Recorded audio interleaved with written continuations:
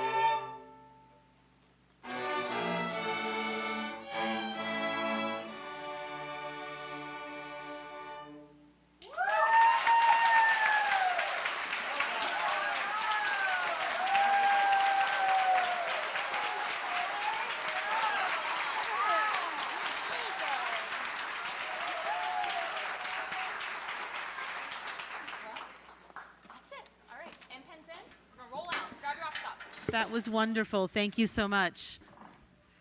Agenda item 2.02, certification of closed meeting.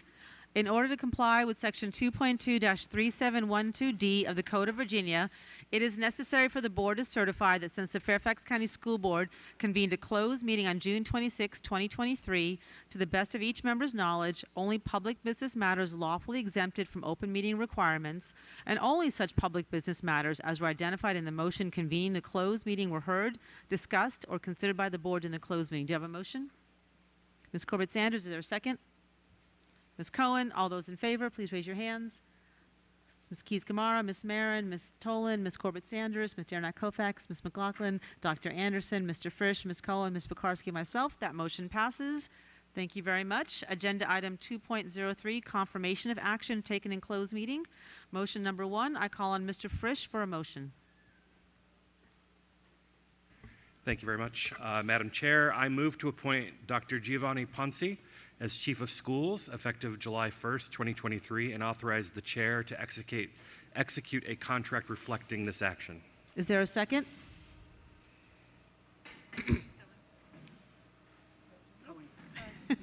Ms. Cohen, all those in favor, please raise your hands.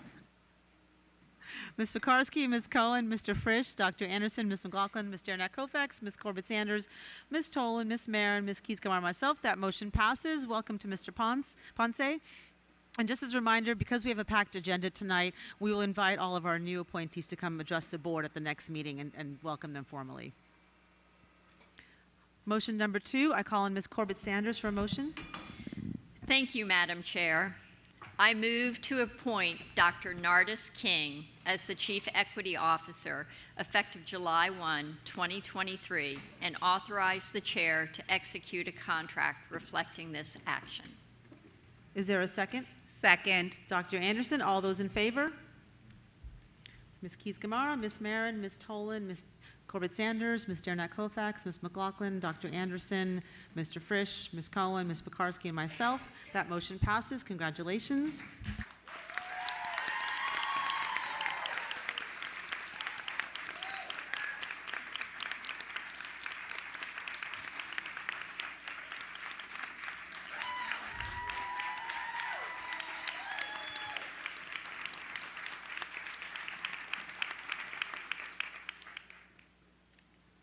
On behalf of the board, I would like to take a moment to congratulate Dr. King and Dr. Ponce on their new roles. Additionally, we would like to congratulate Dr. Michelle Boyd on her new role, Assistant Superintendent of Region 6, effective July 1st, 2023.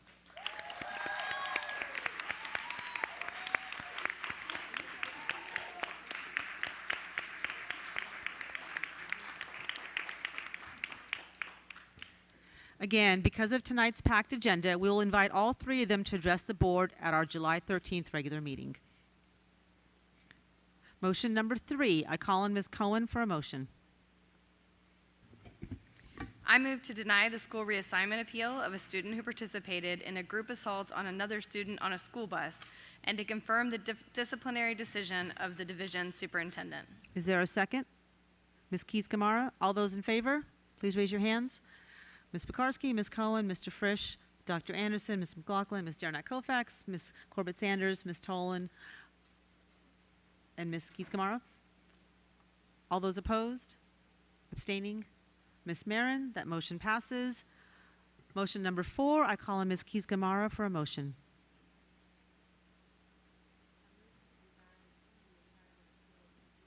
Mike, Ms. I move to deny the school reassignment appeal of a student who participated in a group assault as the question is moot. Is there a second? I'll second. All those in favor, please raise your hands. Ms. Keys-Gamarra, Ms. Marin, Ms. Tolan, Ms. Corbett-Sanders, Ms. Jarnett-Kofax, Ms. McLaughlin, Dr. Anderson, Mr. Frisch, Ms. Cohen, Ms. Pekarsky, and myself. That motion passes. Thank you very much. One last motion before we get to our announcements. Motion number 5, I call on Dr. Anderson for a motion. I move to excuse from attendance at school certain student identified in closed meeting pursuant to Virginia Code, Section 22.1-254B1. Is there a second? Ms. Corbett-Sanders, all those in favor, please raise your hands. Ms. Pekarsky, Dr. Anderson, Ms. McLaughlin, Ms. Jarnett-Kofax, Ms. Corbett-Sanders, Ms. Tolan, Ms. Marin, Ms. Keys-Gamarra, and myself. All those opposing? All those abstaining? Mr. Frisch and Ms. Cohen. That motion passes. Thank you very much. Agenda item 2.04, announcements. Ms. Omesh has submitted a written request to virtually attend this evening's meeting due to a personal conflict.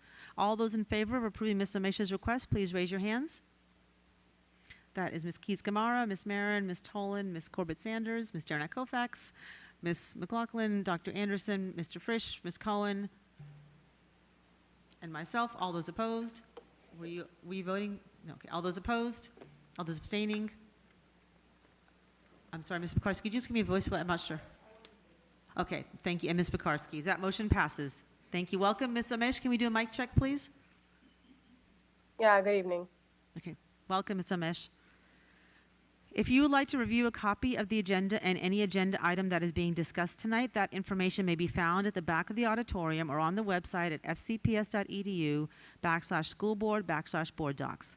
Tonight's meeting is being broadcast on Channel 99 and live streamed on the website at fcps.edu/TV/channel 99. After reading tonight's proclamations, the board would like to invite each recipient and their family and friends to join us for a photo. Agenda item 2.05, proclamation honoring the 2023 Laura Ashley Piper Scholarship recipient. I call on Dr. Anderson for a proclamation.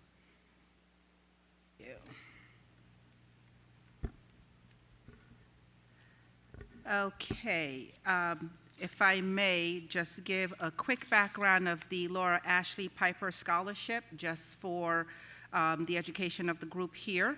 Laura Ashley Piper, a 1987 graduate of Robinson Secondary School, graduated from the U.S. Air Force Academy and was commissioned as a second lieutenant in the U.S. Air Force. Ms. Piper was killed in action over northern Iraq in April 1994. During her high school years at Robinson, she was an outstanding student, talented athlete, and an exceptional leader of other students, approaching all opportunities and responsibilities in school and out with intelligence, determination, and boundless enthusiasm. Her strong commitment to student participation and her willingness to accept new responsibilities culminated in her county-wide election as a student representative to the school board in the 1986-87 school year. In that position, she faithfully served, effectively representing the views of students, articulated their concerns, and communicated issues of governance in discussions before the school board. She continued to maintain her high standards of achievement, involvement, and service through her college years and beyond. And so this scholarship is named in her honor and has been part of the board's work for many years. And I'm very excited this year to share that the recipient is one of our finest in the Mason District. Where are you? Dr. Anderson? Yes. Just Oh, okay, I just want to make sure I see her. Thank you. Okay, whereas Sophia Elmini has remained consistently committed to excellence in academics, community service, athletics, and student leadership. And student leadership responsibilities throughout her years at Justice High School. And whereas she has shown great potential for continued academic success by maintaining a 4.498 grade point average and receiving a score of 1310 on her SATs as she worked towards her IB diploma. And whereas during Sophia's time at Justice High School, she demonstrated maturity, responsibility, and determination, as well as supported and advocated for the environment by promoting sustainability and reducing waste. And whereas Sophia has contributed to her community by being an engaged member of Best Buddies, facilitating friendships, building leadership skills, and promoting acceptance, understanding, and awareness of differences among students. And whereas through Sophia's overall excellence in academics and activities, including athletic success in track and field hockey, and lacrosse, she in every way personifies the characteristics and ideals to which Laura Ashley Piper adhered. Now therefore, be it resolved that the Fairfax County School Board awards the 2023 Laura Ashley Piper Scholarship to Sophia Elmini in memory of Lieutenant Piper and in recognition of the drive, determination, and dedication to excellence of both.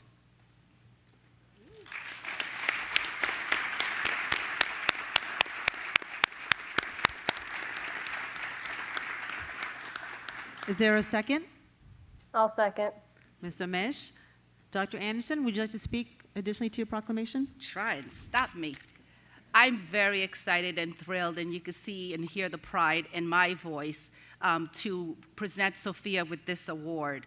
She is an exceptional young lady who beautifully and enthusiastically embodies the spirit of the Laura Ashley Piper recognition. She is a full IB diploma graduate who has taken the most rigorous courses available. She has made straight A's in every single high school course she has taken. She is enrolled in the athletics and sports leadership class at Justice High School, and she also has a long list of accomplishments, some of which I will share with you right now to illustrate her excellence. Sophia has been a member of the Schools of Justice cross-country team and has been a member of field hockey and lacrosse. She's a member of the National Honor Society, Science Honor Society, Spanish Honor, Best Buddies Club, Ecology Club, and Leo Club. She is an involved community member and has participated in events beautifying trails and doing tasks such as painting structures, revegetating landscapes, and removing invasives. Some of her athletic honors and recognitions include varsity field hockey captain during the 22-23 school season, varsity girls lacrosse captain during the 22-23 season, National District Girls Lacrosse Champion during the 2021 season, National District Field Hockey Champion during the 21-22 season, among many others. Academically, she's been all A honor roll all quarters of 9th, 10th, 11th, and 12th grade. She is a 7-time Justice High School Scholar athlete, and she has had perfect attendance every single day of high school. Yeah.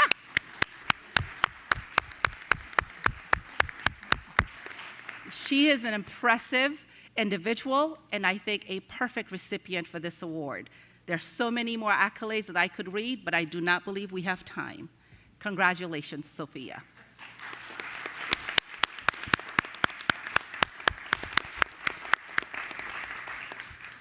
Ms. Omesh, would you like to speak to your second? Yeah, thank you. First of all, congratulations to Sophia and your family. I'm sure everyone's incredibly proud, and I see that they've joined you. As a former IB recipient and daughter of a Justice High School grad myself, I am especially touched to be able to second this tonight.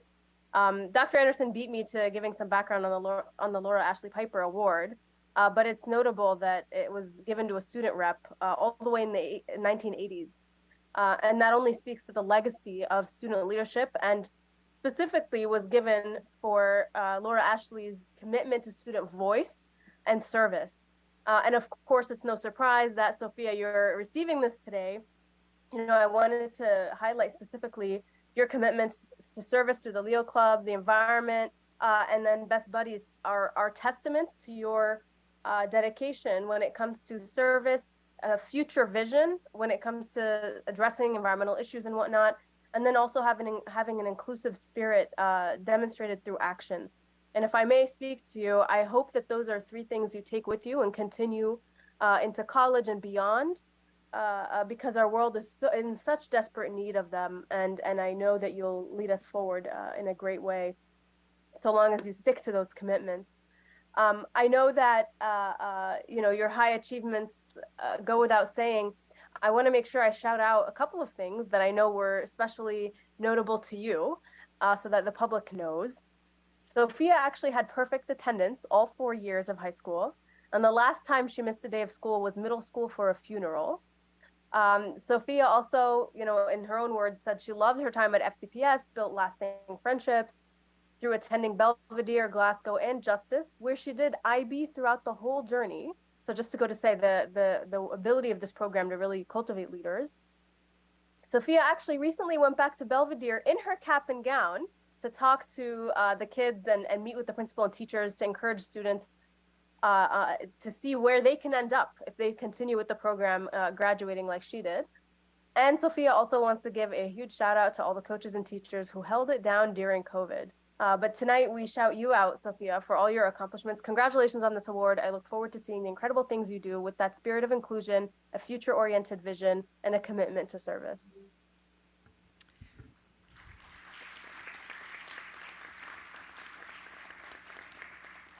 Thank you. Ms. McLaughlin? Sophia, I just want to personally extend my congratulations to you as well. As the Braddock District School Board member, 75% of the families from my district attend Robinson Secondary. And so the Laura Ashley Piper Scholarship is particularly meaningful to me. And I have enjoyed every year seeing the young talent who are winning this award in her honor. Sadly, she was only 2 years younger than I am. And when I think about when her life was cut so short in 1994, she was only 25 years old.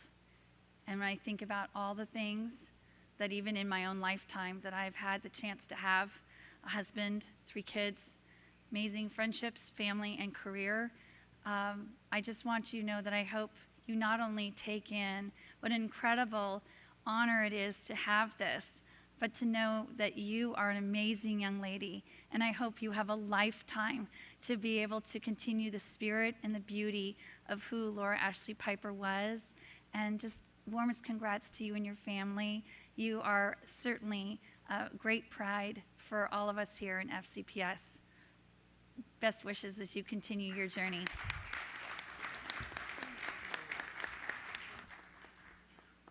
Thank you. And I would just like to say it is amazing to hear of the incredible accomplishments that you've already accomplished at such a young age, and I cannot wait to see what you will do in the future and continue with that spirit of inclusion. I just read about actually a Best Buddies inclusive living situation where there were people with and without intellectual and developmental disabilities living together, and they made a point to say this is not for helpers, this is not to pay people to do it, this is just inclusive roommate situations. So I hope you look at that as you move on to your adulthood, but I just applaud you for all that you've done. I don't know when you sleep, but and I cannot wait to see what you do in the future. So with that, I would like to invite you Miss Sophia Lemony up to the counter to say a few words, up to the dais to say a few words. Come on up to the podium. Okay, I want to say thank you to everyone who has gotten me here, the school board, my teachers, friends, coaches, parents, and everyone else who has, because I could not have done it without anyone. And I'm excited for the future, and I couldn't have done it without you guys. Thank you.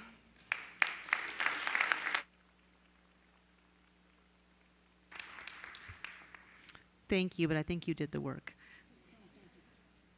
Agenda item 2.06, proclamation honoring student representative Michelle Togby, and I will be honored and proud to read the proclamation. Oh my God, I'm so sorry. I skipped the vote. I apologize.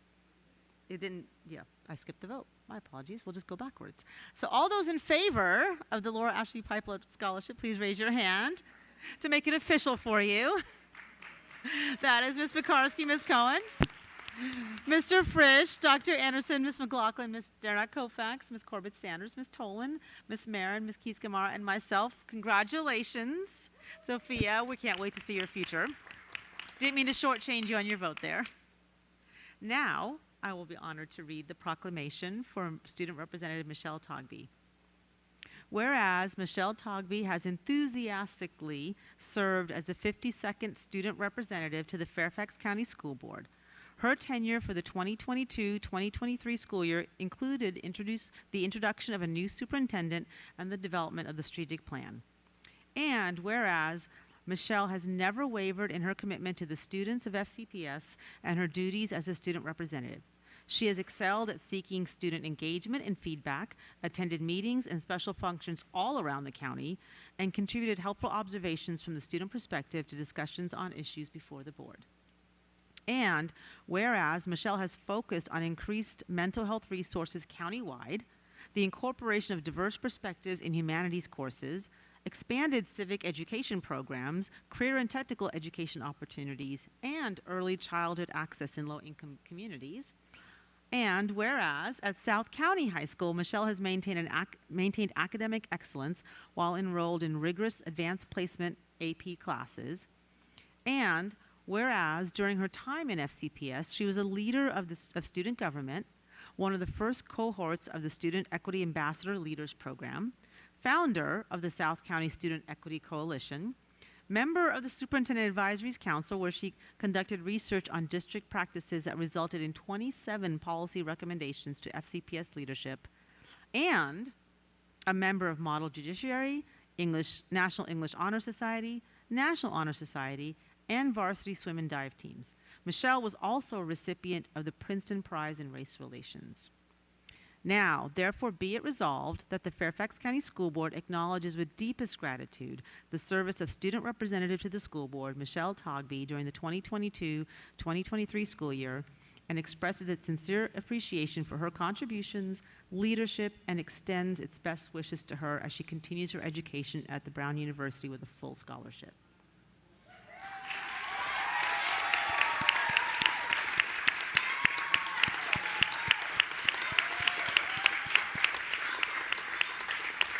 Is there a second? I second it. I will speak briefly.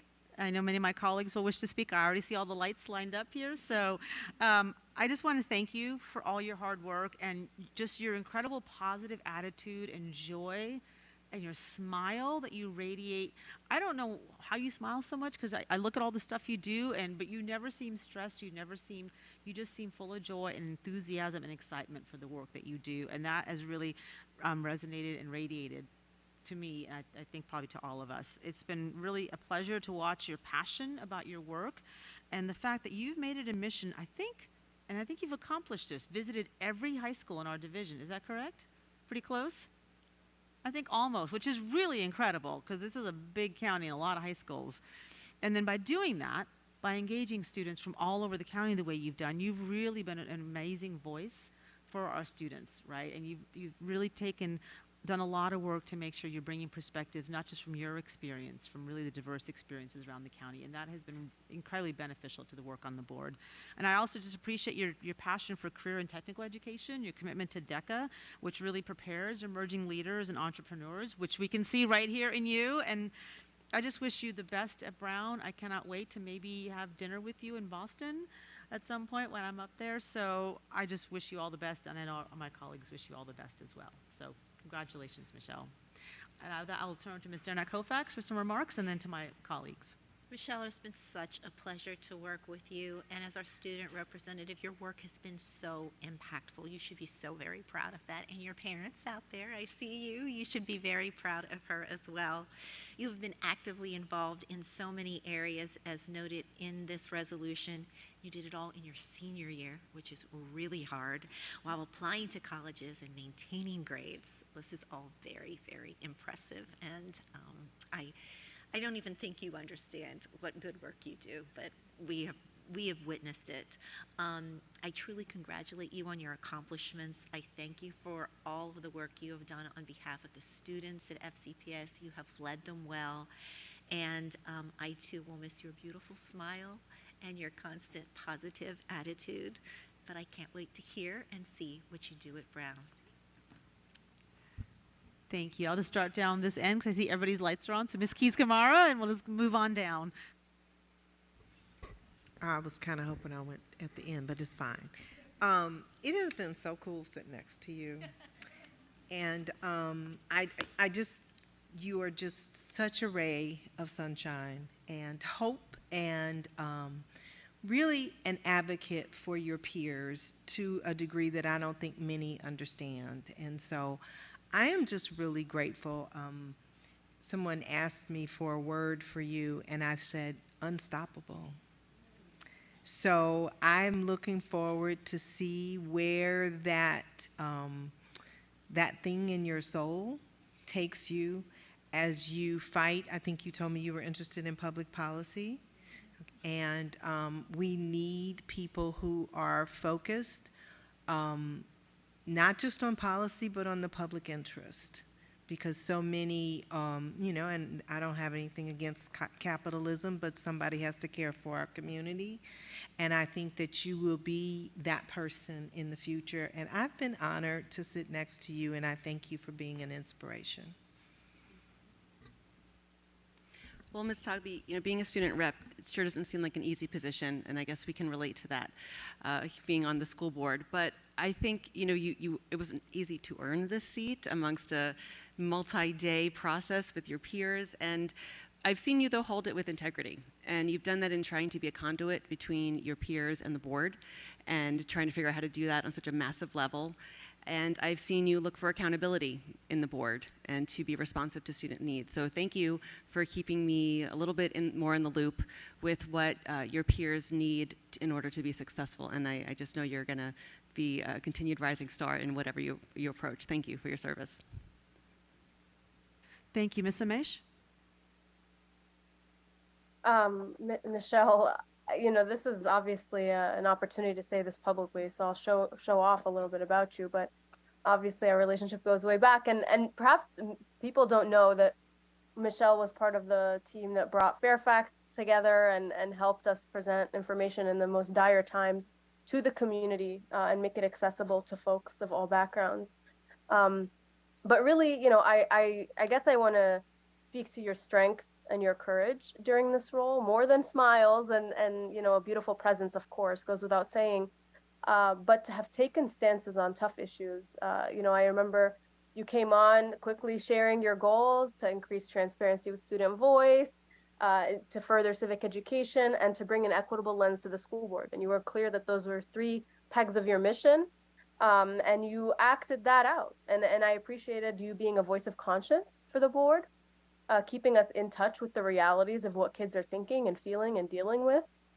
And it especially came out, I think, in the Teaching Truth resolution and many other opportunities. But that I remember you took a stance, and it was, that's not always easy to do from the dais, even for quote unquote adults, to take a moral position and really stick with it. So I really appreciate that. And I don't know that anyone mentioned, you earned the Princeton Prize in Race Relations, no surprise, but really something we've all seen over the course of the past year in what you've done. So, I say that to offer to the community that Michelle has been hard at work in trying to address each one of these mission points, and I've seen tangible outcomes from that work. So thank you for everything you've brought to this board, and all of it just shows that you're going to be an incredible leader in public policy or maybe law or whatever you decide to do. I'm definitely here to be a resource to you in whatever, thought partner and whatever you end up deciding. But look forward to seeing the incredible things you're going to do, because and maybe one day you'll break the record and become the youngest school board member. I look forward to supporting that endeavor. Thank you. Ms. Tolan? Michelle, best of luck to you. You are going places. You approach any opportunity and to make the world a better place with patience and creative problem solving. When I first met you, you dove right in with a whole set of questions about all the Drainsville schools and what was happening. And I really, really appreciated your curiosity and wanting to learn. I've seen you all over the county. We sat in the bleachers together in Herndon for the band competition. You were down in Mount Vernon for the environmental fair. And I've seen you at so many other events. And I really appreciate that you know how important it is to get out and about and around and see firsthand what's happening. I know you will love Brown, and you will be involved in lots of activities and have the chance to learn and grow, and that you will become even more successful. Best of luck to you. You know how to find me when you get back to Northern Virginia. I'd love to hear how you were doing at any time, and if you need help with anything, look me up. Thank you for your service. It has been an absolute pleasure to serve with you. Thank you. Ms. Corbett-Sanders? Yes, thank you, Madam Chair. Michelle, first, we love you. You make our hearts sing with the joy that you bring to all of our work. Your wisdom, creativity, and patience is just so remarkable and amazing. And how exciting a night this is, and so appropriate that we are able to honor you, Michelle, the same night that we adopt the equity policy for this school system. For those of you who don't know Michelle, I'm going to introduce you to her through some words for each of the letters in her name. Michelle is mighty, intelligent, and innovative. She's compassionate and caring, happy, helpful, and hopeful, empathetic, a natural leader, and lovely. Equity and excellence is what drives her. Michelle, we want you to go to Rhode Island and do great things at Brown, but we need you to come back home to Fairfax and to Mount Vernon so that we can vote for you when you're ready to run for public office, because we know you're going to do great things. Thank you. Ms. McLaughlin? Michelle, I not only want to echo all of the well-earned praise from each of my colleagues, but also to personally thank you for once again bringing such a valuable voice for me as one board member to hear the student perspective all along the way. On a little levity, we Penn Quakers like to rival Brown in any sport imaginable, so I will be watching when our two teams match up together, and certainly hope that you will absolutely keep us apprised of how you're doing there up in Rhode Island. But more importantly, I want to reassure you, I remember being a scared 18-year-old going across country to a school I had never visited. I knew nothing about West Philadelphia, and in 1985, that was a heck of a place. So I do hope that when you go off to Brown, the most important thing that you remember is a night like tonight, where we have just reminded you what a remarkable, remarkable person you are, coming from one of the best counties in the country. You are going to shine. You are going to inspire your fellow classmates, and don't you ever doubt for a minute what an incredible, dynamic, loving, caring, and talented young lady you are. It's been a true pleasure to get to serve alongside of you this year. Best wishes. Dr. Anderson? Yes, I had to pass that tissue down, but I had to come back. One of the things that I want to point out, at least since we've been on the board, those of us who this is our first term, we have had, I think, tremendous student representatives, just really stellar young people. And Michelle, you stand right there with all of them. You have been stellar and you're tremendous. I have very few things left to say because all of it has been captured, particularly that acrostic poem. Thank you, Ms. Corbett Sanders.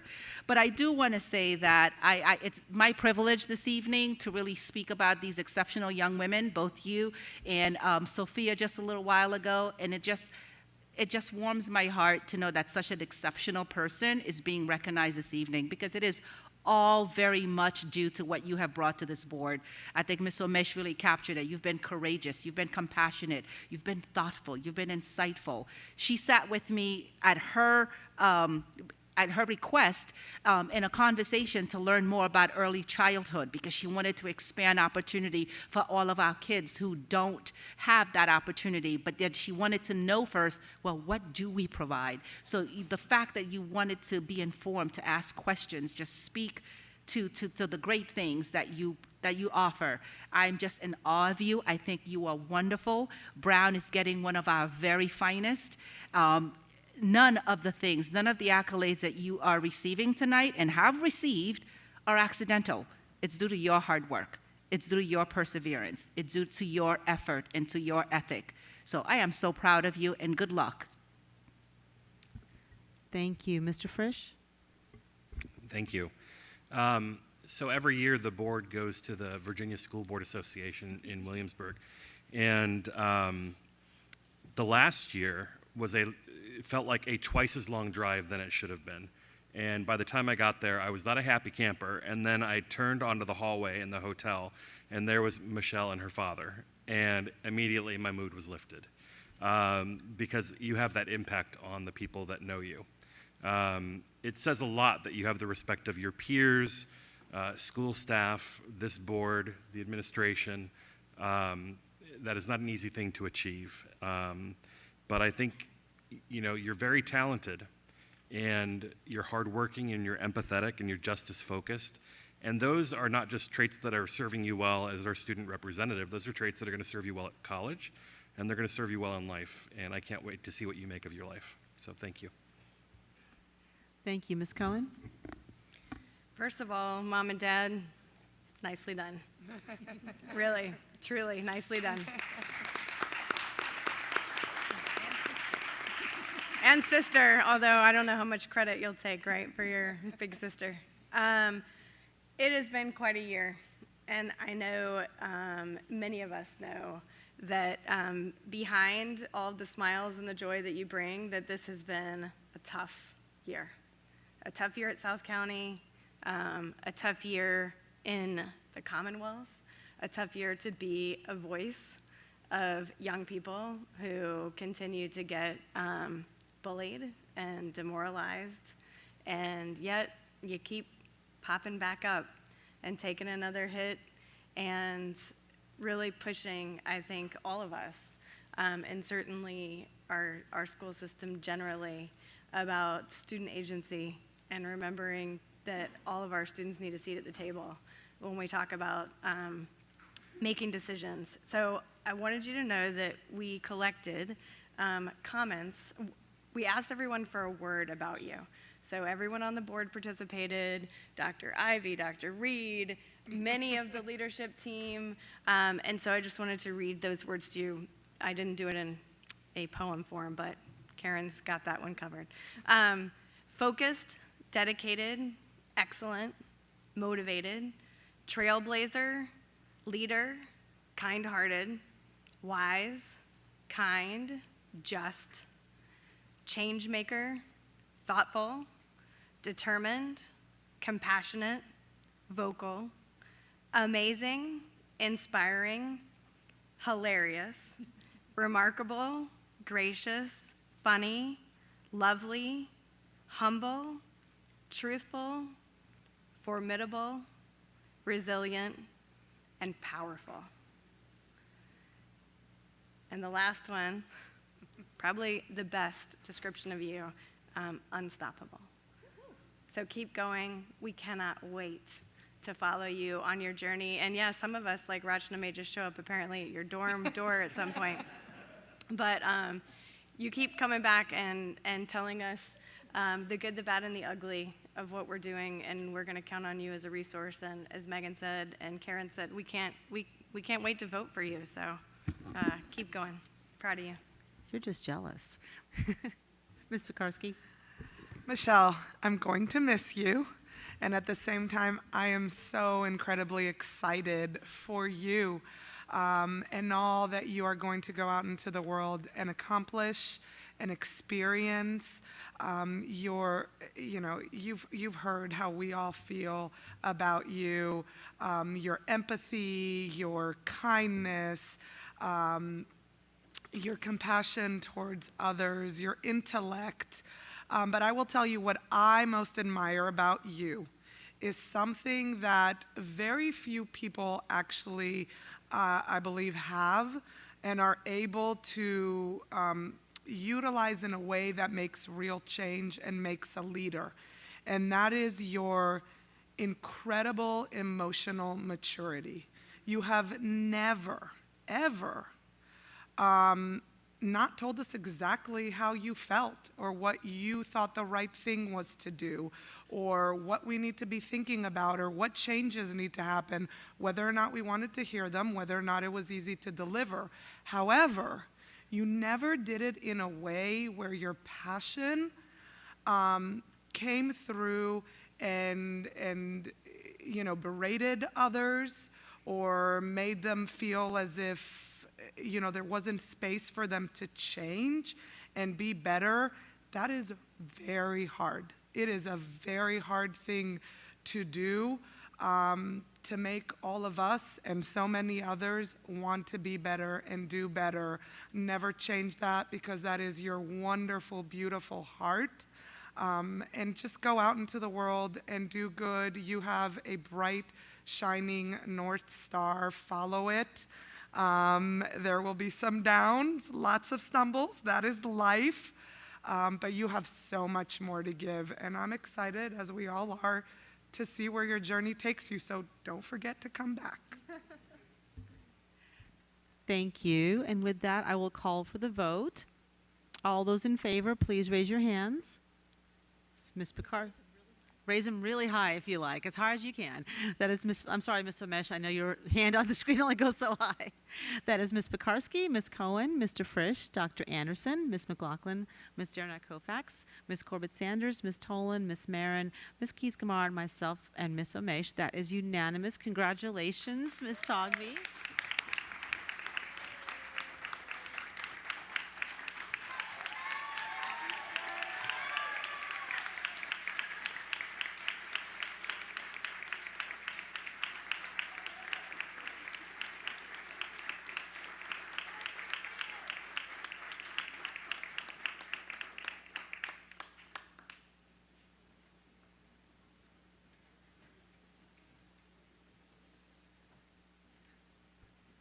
Hang tight, we've got a couple more. Agenda item 2.07, proclamation honoring Dr. Fabio Zuluaga. I call on Dr. Anderson for a proclamation. Whereas Dr. Fabio E. Zuluaga has exemplified outstanding leadership and dedication throughout his esteemed tenure of 14 years as the Assistant Superintendent of Cluster 8 and Region 2 in Fairfax County Public Schools, leaving an indelible mark on FCPS. And whereas Dr. Zuluaga's unwavering commitment to educational excellence and the creation of dignity has contributed to the growth and success of FCPS schools by fostering a culture of inclusivity and collaboration that has positively impacted countless students, classrooms, and staff members. And whereas Dr. Zuluaga's leadership is characterized by an infectious sense of joy and optimism, inspiring and uplifting those around him, fostering an environment where individuals are inspired to reach their full potential. And whereas Dr. Zuluaga's commitment to leadership development in the division has led to numerous principal appointments, his mentorship and belief in recognizing and fostering the potential of individuals within the organization has deeply impacted the leadership journeys of countless leaders. And whereas Dr. Zuluaga's data-driven decision-making, his relentless focus on student achievement, and his student-centered approach to school supervision has led to meaningful academic growth and progress and has served as a model for instructional leadership in FCPS.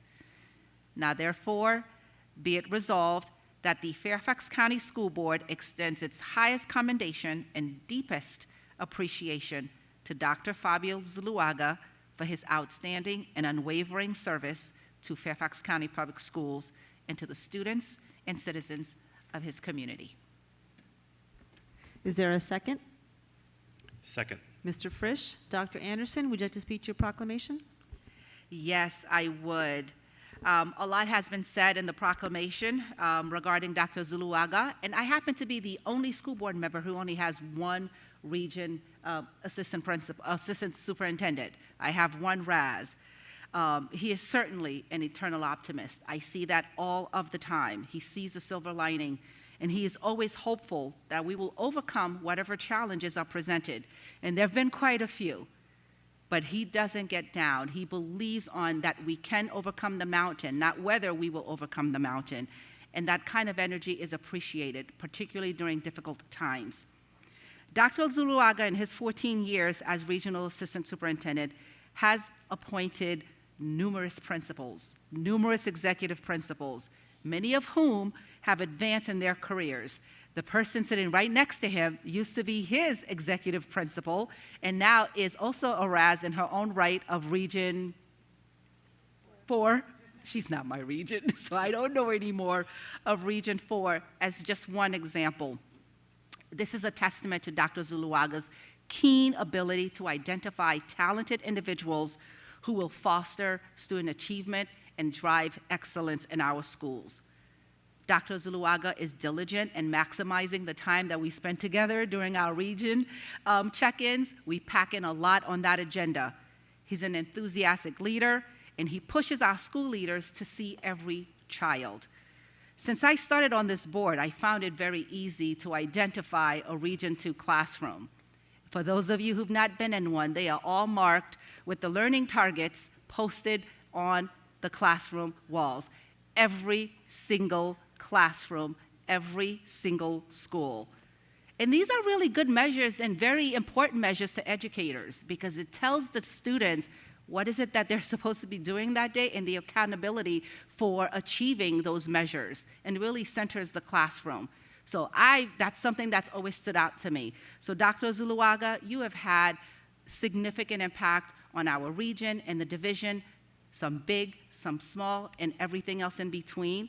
But I will certainly miss all of your efforts. I will miss your enthusiasm, your availability 24 hours a day. Literally, he will text me any time of the day to inform me of what is happening in our division so we can be of support to the schools and to the community. You will be greatly missed, Dr. Zuluaga, but I wish you the very best in the next chapter of your life. I know you deserve this rest, but I also know you will be pulling you back, as we tend to do in FCPS.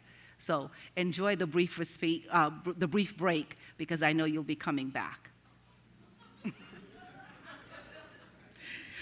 And the last thing that I do want to say is whenever Dr. Zuluaga introduces a new principal or a new leader in our division, he always greets them with flowers. And it's been wonderful to watch just that very small gesture. So I am so thrilled tonight to be able to give you your flowers. I'm going to leave it right there until you can come up. Mr. Frisch, would you like to speak to your second? Yes, thank you. I was disappointed that the parliamentarian is not here tonight because I'm pretty sure that he would tell me that if we don't vote for this, then you're not allowed to retire. So there's no way of checking that since Jason is not here, so you're off the hook. It's been interesting watching the approach of this day as we've seen graduation speaker Dr. Zuluaga, we've seen award recipient after award recipient Dr. Zuluaga, whether it's at the Hispanic Educators Association, annual awards banquet, or elsewhere. And I listened to your graduation remarks intently. And you didn't just tell the story of how you came to teach in Fairfax County. You told the story of Fairfax County, right? People coming here to do their part to make things just a little bit better, and you've made things a lot better. When I was elected, some school board members who were departing told me, hitch your wagon to Dr. Zuluaga because he knows what he's doing and he really cares about the schools in Region 2. And you are the embodiment of a servant leader. It is never about you. It is always about the kids. And you are gifted at helping others figure out solutions to problems. We often get requests from folks around schools that seem insurmountable, but you have a knack for finding a way to the solution that everybody's after. You lead with empathy, you lead with compassion, you center equity in all you do. And Dr. Anderson was right, joy and optimism, that's what I think of when I think of you. And though you will be missed, you are leaving a legacy of others in this school division that runs very, very deep. And your legacy here will be felt for many years. So thank you for all you've done. Thank you. Ms. Tolan? Yes, Dr. Zuluaga, your impact on FCPS certainly is a big one. I thank you for all the hours you have spent with me to discuss McLean pyramid issues. I hope your successor is warned about the amount of time we spend discussing bathrooms, floor tile, boundary changes, and renovation queues. But of course, that is all mixed in with how to best serve our students and parents, and how to staff our schools the best way possible, and how to support our principals. I did a little bit of work to gather quotes from those that have worked with you for years, and here's what they had to say. When Fabio became the assistant superintendent for Region 2, he made his mission clear as we worked through school improvement, strong CLTs, regular use of data, and building relationships, and it worked. We took our school out of state sanctions, and the work has continued since about 2014. He knows how to yield sustainable results and support his principals along the way. Another one. Having worked for Fabio for my years as a classroom teacher in Cluster 8, to him hiring me first as an assistant principal, and finally as a principal in Region 2, I can say his priorities never changed. When Fabio entered my classroom at McNair Elementary in 2003, he looked for learning targets, asked students directly in Spanish and in English what they were learning and why, and asked me outright how he would be assessing the mastery of their understanding before moving on to another classroom in the building. After 5 years as a principal, at each visit, his intentions have never strayed from that. Fabio also has a laser-like focus on learning, student engagement, and discourse. He could quickly assess a classroom, provide quality feedback to a teacher, and help me develop next steps as a leader to move my building forward. Fabio supported me through some of my most challenging times as a school-based leader and has been by my side to celebrate each success along the way. I will miss his consistent priorities, compassion, empathy, and support of family engagement initiatives. Fabio, we all wish you incredible happiness in retirement. Godspeed. May our paths cross again soon. Thank you. Ms. McLaughlin? Fabio, I just want to say what a joy it's been for me to share Annandale Pyramid with you and first Sandy Evans and now Ricardi Anderson. Without question, and the words and the accolades that you are hearing this evening, you've poured your heart and soul into FCPS for so many years. And what I really, truly have appreciated in our time in working together is your remarkable, remarkable diplomacy. You are always so kind, and I know I ask a lot of tough questions, and without a doubt, you've always remained so positive and responsive to the questions I've asked, and your heart and dedication to really making sure that every child in the region could thrive, that every employee in your region could thrive. It's never been in doubt how much you've been very dedicated, devoted, and how much you love the work you've been doing. I am so happy for you that a life is full of wonderful opportunities. You have given us so much here, and I really wish you truly the best as you get to now enjoy the next chapter in your beautiful life. Thank you for giving your time to us. Thank you. Ms. Derenak Kofax? Fabio, Dr. Zuluaga, what a pleasure it has been working with you these past 12 years. What stands out to me in the resolution is what stood out to a lot of my colleagues. Leadership that is characterized by an infectious sense of joy and optimism. And that's how I will always remember you, and I want to share a short story about that. I believe it was 2014, and we at FCPS were seeing more ESOL students coming to our school with greater needs, and we needed some new programming and curriculum enhancements. And one of my colleagues, Ms. McLaughlin, and I, we saw a session at the National School Boards Association conference, and what great strides were being made with ESOL students in Texas.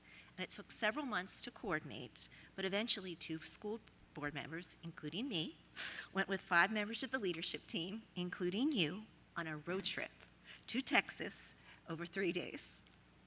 And I could say a lot about that road trip, but the one moment I will share that stands out to me is when we were observing the first classrooms. Now, I really pushed to get this trip to happen, but just as we began observing the classrooms, I started to get nervous because I was like, what if this trip didn't yield what we needed to do? And what if it wasn't what we hoped for? Did I waste other people's times? Well, you were, after the first classroom observation ended, you were the first to speak, and you were exuberant. You praised the teachers, you cheered, and you thanked for the students. You spoke English, you spoke Spanish, you laughed. We almost all cried at your enthusiasm.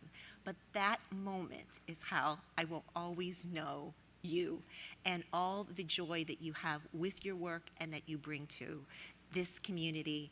And we have made some great strides in that curriculum, in part to what you've done with Jay Pearson and that whole team that went out there with us. So I thank you for that. I thank you for all that you've done, and I wish you much continued joy and optimism on whatever road trips you take in your next journey. Thank you. And just making sure no one else wishes to speak. Ms. Omesh, I saw your hand just go up, so go ahead.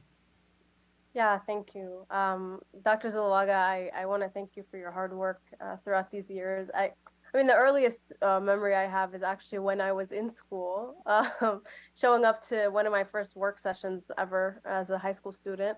And there he was, Dr. Zuluaga, as a part of his 14 years, really the commitment to the school system. And I remember coming back as a board member, recognizing few faces, but yours was one of them. And I say that because I know that your commitment of long years and hours is, you know, of note. Specifically, even your portfolio of what you had to handle, you know, tackling some of the most complex challenges in our school system, managing the only region that has a Title I middle school and so many, in addition to that, an elementary school.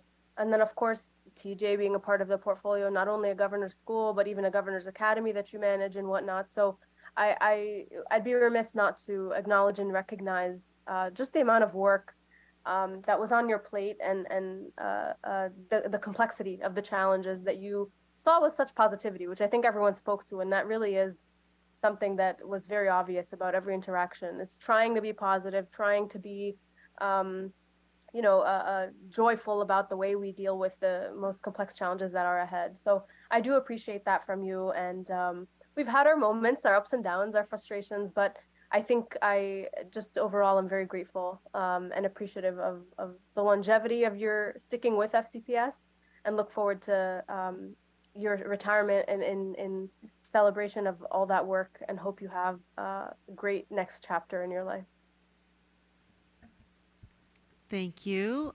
Seeing all the lights that are up, I know Ms. Togby, your light is up. If you want to take a few words before I say my term, please go ahead. Yes, I had to collect myself together for this. I have to say, the first time I ever met Dr. Zuluaga was at the virtual SAC meeting last year where I accidentally joined the wrong region breakout room.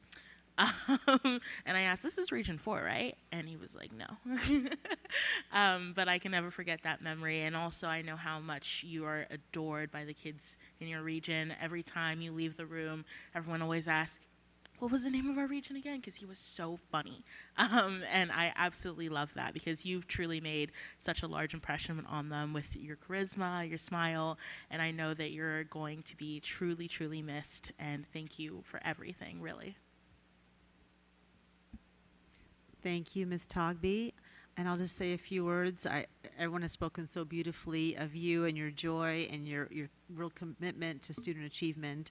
And I just want to say thank you for all of our meetings. Thank you for always bringing your team. Thank you for the great conversations and just what I can say, when I meet with your team, it just makes me smile because you take every question I have, every way I challenge, and just respond with a smile and the truth. And I just really appreciate all of that, and we're going to miss you incredibly. And thank you for all the work you've done to leave us incredible leaders who've come behind you and have been trained by you and watched you work and learn from you. So we know you're leaving us, maybe coming back, as Dr. Anderson alluded to, in some way, but definitely you have left your mark on the leaders who are there that you have trained and you have mentored. And so your passion, your joy, and your knowledge will live on in FCPS. So thank you very much. And with that, I will call for the vote. All those in favor, please raise your hands.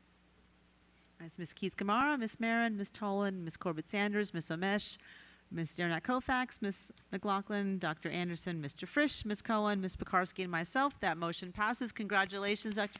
Zulaga, and thank you for all your work.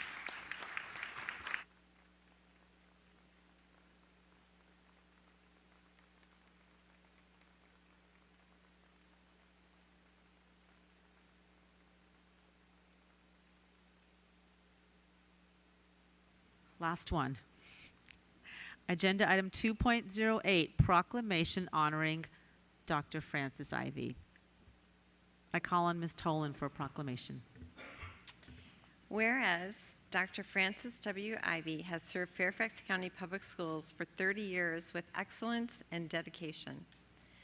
Throughout her career with FCPS, Dr. Ivy has compassionately represented and served the interests of students, teachers, schools, and diverse communities in a variety of positions, including special education department chair at several secondary schools, assistant principal, and principal at Herndon High School, director of pre-K through 12 curriculum and instruction, Cluster 5 and Region 5 assistant superintendent, and most recently as deputy superintendent. And whereas during her role as department chair and member of the inaugural staff of Westfield High School, Dr. Ivy stewarded countywide initiatives such as closing the achievement gap, grading and reporting, and digital transformation. Dr. Ivy forged strong relationships with students by instilling high expectations and developing personal connections with all students. These core values were evident during her tenure as principal of Herndon High School, where she made a difference as a true champion for all students. And whereas during her tenure as director of pre-K through 12 curriculum and instruction, Dr. Ivy stewarded countywide initiatives such as closing the achievement gap, grading and reporting, and digital transformation. Dr. Ivy supported the integration across curriculum and instruction with fluency and expertise. In her work, she was able to fundamentally move the needle, using research-based instructional practices across the school division to positively impact student outcomes. She led with her heart first and was influenced by the mantra that all means all. And whereas, as the Cluster 5 Assistant Superintendent, Dr. Ivy supervised schools represented in the Edison, Lewis, formerly Lee, and South County pyramids. With the reorganization to regions, she continued to improve student achievement and close achievement gaps in Region 5, Chantilly, Fairfax, Westfield, and Woodson pyramids. And whereas, during her tenure as Deputy Superintendent, Dr. Ivy provided oversight for the region offices and staff, promoted collaboration, cohesiveness, and alignment of services between regions and our various departments to better support all schools and students. She has worked tirelessly to collaborate with administrators, staff, and the school board to ensure the continued success of all students. In addition, Dr. Ivy was at the helm as deputy during the COVID pandemic. Dr. Ivy was instrumental in overcoming setbacks and effectively navigating obstacles to ensure the health and safety of our staff and students while preserving continuity to educational programming. And whereas, through her dedicated leadership, Dr. Ivy worked to build strong system-wide relationships while contributing to the quality education of all students. Her caring manner, uncompromising integrity with her strong support, encouragement, and mentoring of administrators and teachers allowed for the continuous improvement of instructional programs and services. Dr. Ivy always remembered that we are in the people business, and people and families come first. Now, therefore, be it resolved that the Fairfax County School Board extends its highest commendation and deepest appreciation to Dr. Frances W. Ivy upon her retirement, and thanks her for her inspirational leadership, outstanding service, and unwavering dedication to the students, teachers, administrators, and communities of Fairfax County Public Schools. Is there a second? Second. Ms. Derenak Kofax. Ms. Tolan, would you like to speak to your proclamation? Yes, I would. Frances, I'm really going to miss you. Not only have you been a tremendous professional colleague, but you have been a trusted friend, even as I've dealt with my own role on the board and within the school district. So I also did a bit of sleuthing to hear from others that have worked with you along the way, even some of your ISD colleagues. Overwhelmingly, you are viewed by anyone you have encountered as the heart and soul of FCPS. One person said, "When I was in the central office, I had the unique opportunity to work closely with Frances. I learned so much from just watching her. She helped me slow down and carefully consider the opinions in front of me before making a decision, or consider the options before making a decision. She always thought about anyone impacted and carefully considered the messaging needed. When I learned I was going to lose my mom, she sat with me and just listened for hours. In a time when we move so quickly, have to make decisions on a dime, and consider endless perspectives, Frances has always been so thoughtful, poised, and measured in her approach. I always valued her opinion." And another colleague said, "Over our 22-year professional relationship, what has always stood out about Frances Ivy is her deep commitment to people. Her genuine care and concern for others can be felt in every interaction. She listens to understand and always seeks to find solutions and to lift people up to become the best version of themselves. Her belief in others is one of the many attributes that make her truly remarkable." And another said, "I enjoyed working under Frances and consider her one of my top supervisors in my education career. Her door was always open, and she was willing to listen to what one had to say, even if it was just to vent. Yet, she was also firm in her encouragement to do what was needed for the best of students in FCPS. On a personal level, I regarded Dr. Ivy as a mentor and a role model. It is that quiet support and encouragement that I admired much in working with Dr. Ivy. I wish her the best in her retirement. To teach is to touch a life forever. Dr. Ivy has indeed touched the lives of many in instructional services and in FCPS for the better." And those are just a few of the people I heard from. Frances, I cannot thank you enough for what you have given to all of us associated with FCPS. Thank you. Thank you. Ms. Derenak Kofax, would you like to speak to your second? Yes, thank you.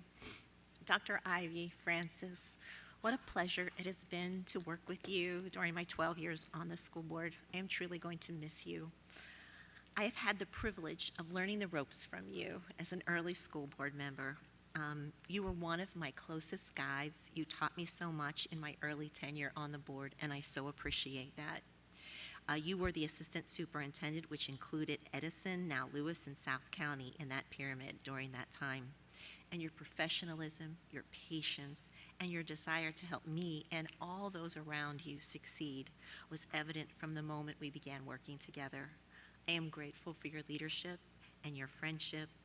We have created many memories together, and I've benefited greatly from working so closely with you during my board tenure, and it's been wonderful to me to watch your career grow. Your grace, your style, along with your passion for teaching and leading our school system will be greatly missed, but all the wonderful contributions that have been noted in your resolution will continue to benefit so many of our students for so many years to come, and you can always keep that in your heart. I know how important family is to you, and Charles and your children and your grandchildren cannot wait to have more Francis time. So enjoy this next journey, Dr. Ivy. I hope it brings you as much joy and happiness as you have brought all to us. So thank you. You will be missed. Thank you. Ms. McLaughlin? Francis, our journey began almost exactly 15 years ago, 3 years before I was on the board, where we met and I was a community advocate. And one of the first things that I really appreciated is that when I did come to the board 3 years later, you welcomed me as a voice, not as the community advocate, but just a member of this board, and how we could partner and strengthen this system together. We've had this journey through 4 different superintendents. We shared our love, passion, and support for the Woodson High School Pyramid.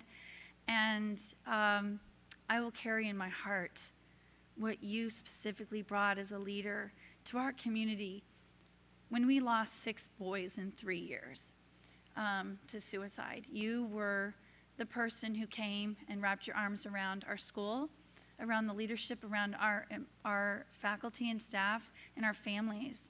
And that type of compassion that people are talking about, and all the different ways you've served our institution, but nothing was felt more deeply than what you brought at that moment in time. And I just want you to know that I personally am going to miss our time together. I'm going to miss having you here. And while you'll beat me out the door by about 6 months, I will be honored to maintain the special friendship that we've built over the years. And I just want to thank you so much for every year, every moment, every sacrifice that you have given to this division. It's truly remarkable, and I'm deeply grateful as both a parent and a board member for all that you've given us. Best wishes to you and your family in the next chapter. Thank you. Dr. Anderson? Yes, it's kind of refreshing to hear the relationship that you have developed with all these school board members, and I thought I was the only one. I am not as special as I thought, but it definitely speaks to your very generous heart that you've been able to develop these relationships with each and every one of us, because we're all very different folk. You're the consummate professional, and I am in awe of you. What I've written here is that Dr. Ivy walks softly, but she carries a big stick. And you have been ingrained in the fabric of FCPS. You're kind, you're compassionate, a problem solver, and you're a historian of all things FCPS. You have all of that information that I hope you've downloaded somewhere so it doesn't exit the doors as you go. I will miss you so terribly. I've just been grateful at our time that we've spent together. When I first got on the board, we were on the phone or in your office weekly, and now it continues monthly. I'm in your office trying to move this division forward. And I've created my own little poem, Ms. Corbett-Sanders, for Dr. Francis W. Ivy. So all of those letters will be shared shortly. Dedicated, relatable, that's the doctor part. Frank, respectful. I couldn't decide between accomplished and authentic. Nimble. Also couldn't decide between courageous and collaborative. Encouraging. Selfless. that was Frances. Her middle name, W, warm, and I think Carl and I agreed, a woman of substance. Ivy, insightful, couldn't decide between valued and visionary.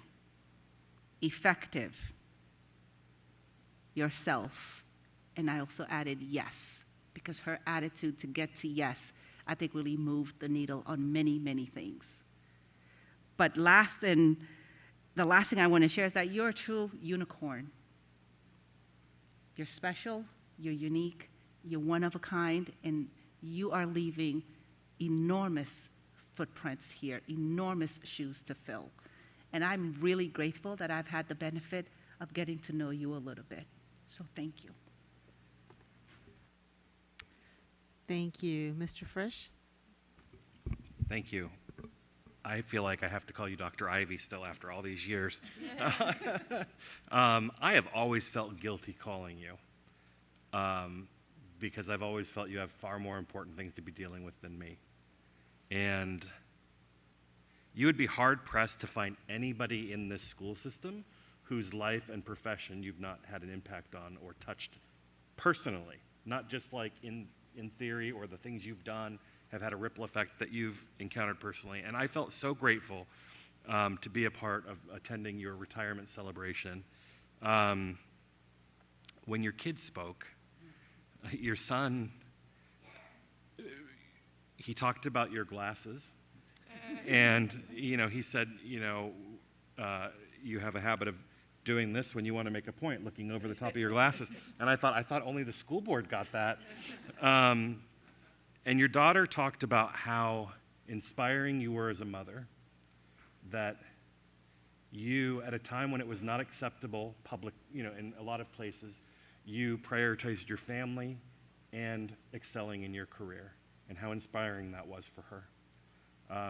You've had that kind of an impact on thousands and thousands and thousands of kids through your work, and many adults. When somebody throws a stone into a pond, it like drops in one spot, but those ripples touch every single part of the periphery of the pond. And that's like your career in the system.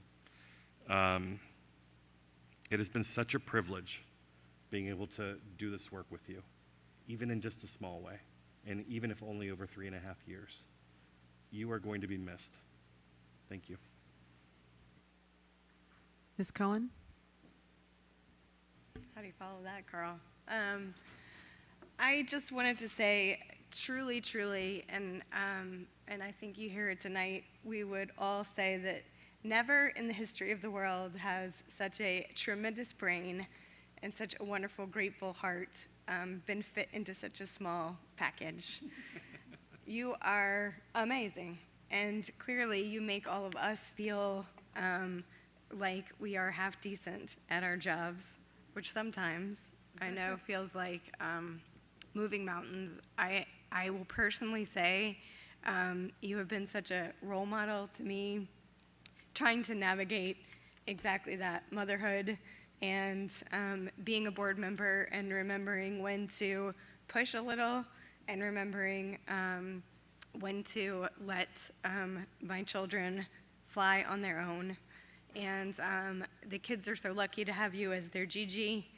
Charles, we still want to borrow her every once in a while. Charles, this is a true story, almost chased me out of a restaurant one time when I asked if Dr. Ivy would consider staying an additional 6 months. So I've learned not to ask permission.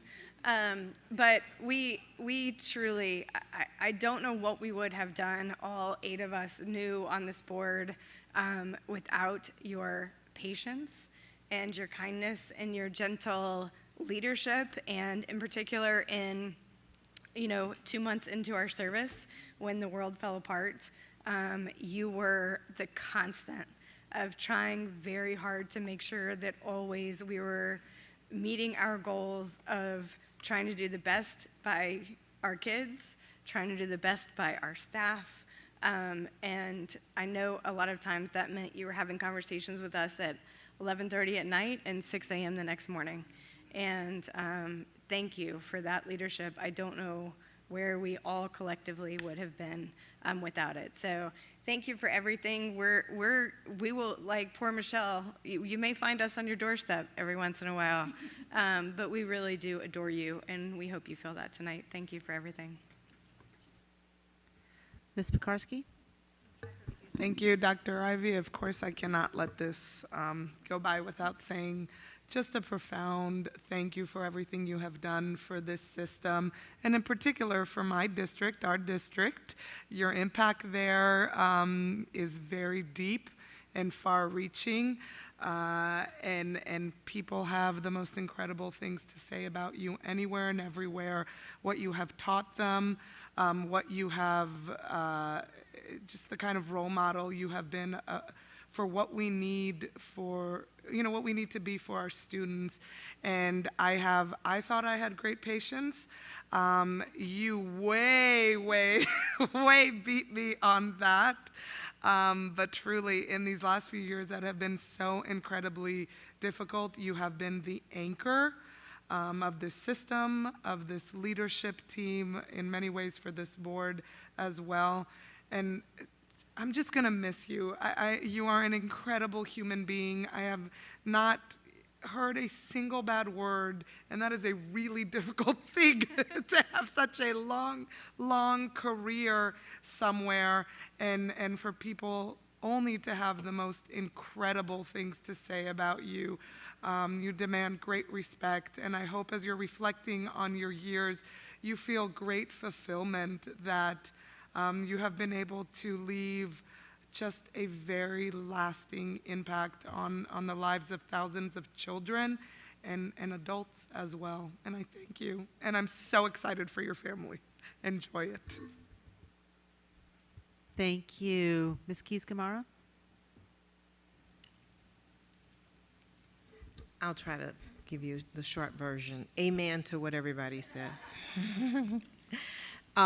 You were here when I got here, and I'm so grateful. I know I came on the board very concerned about how we handle discipline and improving restorative justice. I joined other colleagues in that concern, and you were so gracious to hear me out and to try to develop processes to make sure that the system was being more responsive.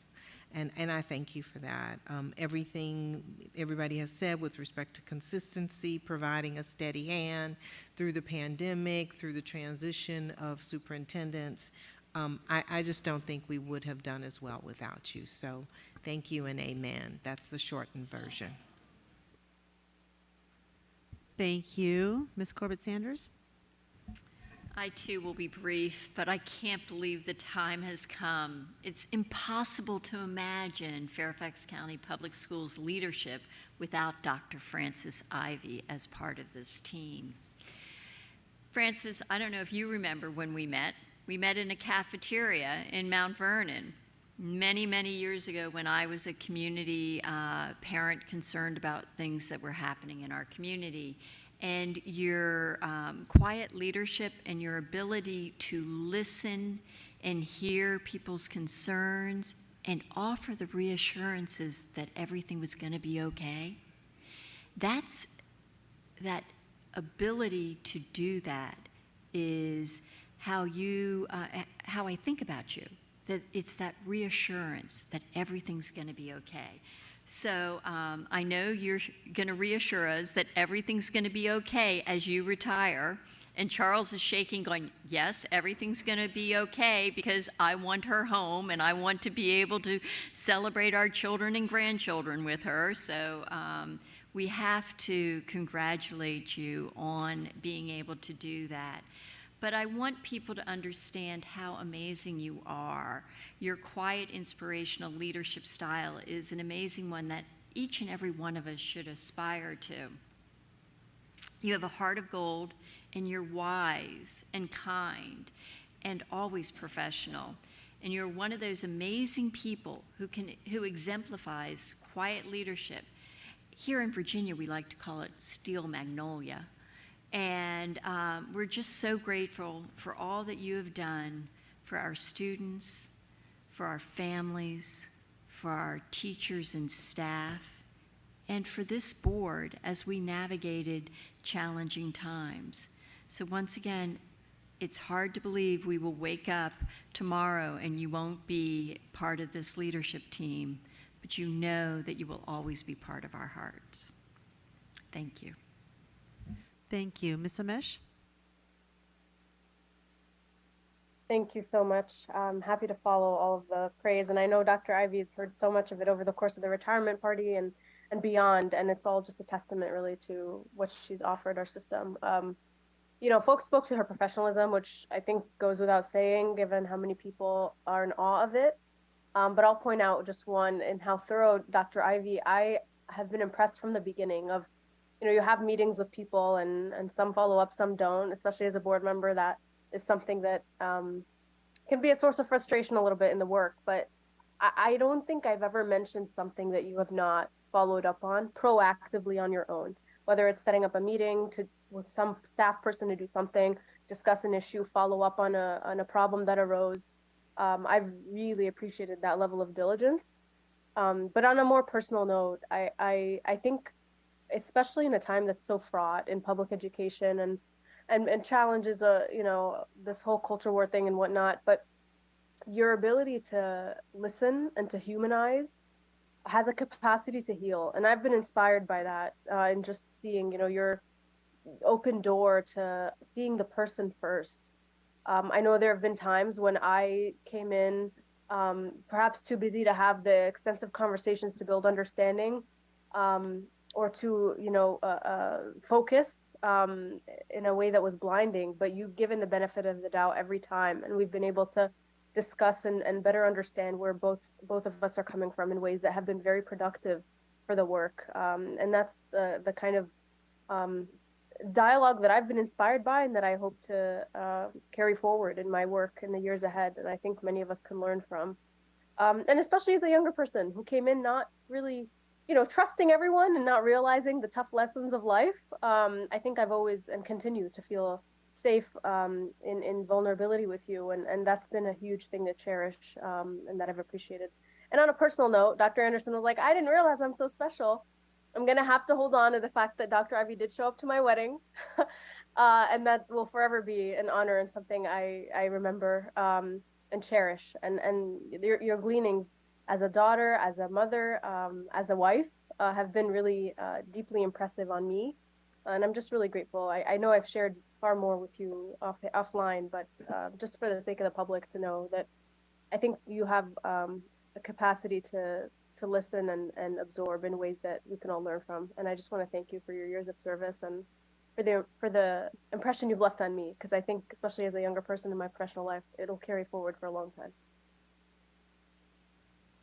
Thank you. And seeing no other board members who wish to speak, I know Ms. Togby, you have your light up, so I'll let you speak before I take my turn. Go ahead, Ms. Togby. Thank you. Dr. Ivy, thank you for everything. You've been a mentor. You've been somebody I can call right before the bell rings for school. And you've just constantly supported me in ways, whether it's should I leave this board meeting because I have a statistics quiz the next morning, or just simply asking questions about the function of this whole division. So I appreciate everything you've done, and just echoing the words of my colleagues, you really are a gem to us all, and I don't know what I would do without you. Thank you, and I know the hour is late, and I echo all the sentiments of my colleagues, and I was really blessed to be able to speak on behalf of the board at your retirement ceremony, so or your retirement lunch, so I won't share too long. Just a couple of things I really need to lift up. As a new board member in 2020, you know, when COVID hit, you know, 3 months into our term, 2.5 months into our term, it was amazing to have you there, because you're calm and you're authentic listening, but your calm was just was so needed. Of, I know this is tough, we'll make it through, we got this, we got you. And that was just really, really incredible. And you know, as much as we figured out our way, just that calm helped us, or helped me, I should say, right? And throughout the years, I've just really appreciated your office is kind of a safe space to let us be vulnerable. And sometimes as board members, it's hard to really be able to be fully open and have these dialogues in the way we need to. And I've always felt like your office is a place that we could do that and really help us think through some very difficult topics, again, for me when I visited you. And just, I can't imagine the sheer amount of work that you manage, but you always have time to listen to us, not just in terms of our roles as board members, but in terms of us as human beings. And you generally seem to want to care so much about what's happening in our lives. And I just very recently, I mentioned about the death in my family, my recent death, and you genuinely seemed so sad that you didn't know. And that was really, not just that you cared about it, but you were so sad that you didn't know. And that shows how big of a heart you have in the middle of all the work you're trying to do. So I just personally wanted to say you will be missed, and know that there are hundreds of thousands of students out there who are better people because of your influence, and hundreds, if not thousands, of staff members who are better at their job because of your influence. And so when you're having your date night with Charles or your Gigi time with your grandchildren, know that your influence and your soul, your energy is still here with us. So if I know the hour is late, I would like to ask my board members if they don't mind to let Dr. Zulalaga and Dr. Ivy say a few words before we move on to the next agenda item. So if that's okay, I'll start with Dr. Zulalaga and then Dr. Ivy. But first, a round of applause for Dr. Ivy. I need to take the vote. I got to take the vote. So before you go, Dr. Zulalaga, I will take the vote. I didn't vote yet. Sit down. All those, sorry, a little exercise to keep us awake. All those in favor of the proclamation for Dr. Ivy, please raise your hands. That is Ms. Omish, Ms. Pekarsky, I know I have to read them out loud, unfortunately. Ms. Cohen, Mr. Fraser, I'll say real fast. Dr. Anderson, Ms. McLaughlin, Ms. Derenak Kofax, Ms. Corbett Sanders, Ms. Tolan, Ms. Marin, Ms. Keith Gamara, and myself. And Charles, apparently. Charles. That is unanimous. Congratulations. Now let's give you a round of applause.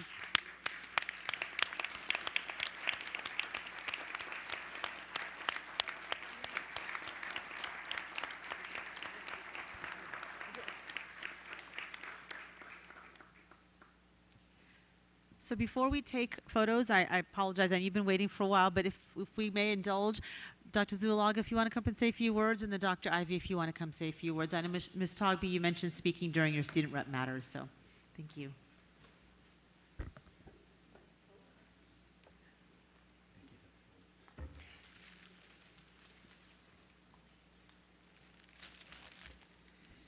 I'm going to be very, very briefly. Members of the school board, Madam Superintendent, leadership colleagues, principals, staff members, students, and families, good evening, and thank you for allowing me the opportunity to make some very few remarks. Serving this great community for the last 14 years has been an honor and a privilege. In my wildest dream, I never thought I would land the best job of my educational career that began 35 years ago in Kansas City, Missouri as a secondary science teacher. As some of you know, I grew up in a rural town of Colombia, South America, in a large but lovely family of 10 brothers and sisters. I come from a very, very humble background. The currency in my family was faith, hope, and optimism. I was lucky since I was able to attend a fantastic high school and a great college in South America. This is where my passion for quality public education comes from. Strong schools are transformational and can completely change the trajectory for hundreds of students in a school division. And this is what happened to me. I believe Fairfax County Public Schools is one of the school divisions where the trajectory of our students is being changed every single day. Fairfax County Public Schools has and will continue to set the tone and be the lighthouse for other school divisions in America. During my last 14 years, I visited hundreds of classrooms, witnessed teachers' passion for teaching, observed the patience and the decisiveness of our principals and their leadership teams. I saw the tenacity of our central office people and central office personnel and departments doing whatever it takes or whatever it took to help our schools. And last but not least, I was able to observe the joy for learning from our students. I am very optimistic about the future of our children. They will help us build a more inclusive and tolerant society where different views are respected and meaningful dialogue is encouraged and respected. I am eternally grateful to my mentors, colleagues, previous superintendents, and our current superintendent, Dr. Reed. I'm also grateful to previous deputies and our current deputy, our beloved Dr. Francis Ivey. Thank you for all your leadership and support. And thank you to my regional assistant superintendents, to my wonderful Region 2 team, the leadership team members, central office personnel, and school-based leaders. I could not have done this without you. Gratitude to my wonderful family in South America and in San Francisco. The distance has not diminished the love we have for each other. Special recognition goes to my beloved husband and partner for 30 years. His patience and understanding of the nature of this crazy job. His willingness to always help me improve my English has been my cornerstone. I owe you to you big time, Mark. I know you are not here in person this evening, but you're watching me from New York. I love you, man. Thank you to our distinguished school board members for your faith in me, continuing to model respectful and open conversations around complex issues of the 21st century. School boards are the heart of a school division. They set the tone, and they are the thermostat of an organization. Thank you for all you do for our schools and for our wonderful community. Thank you, and God bless you.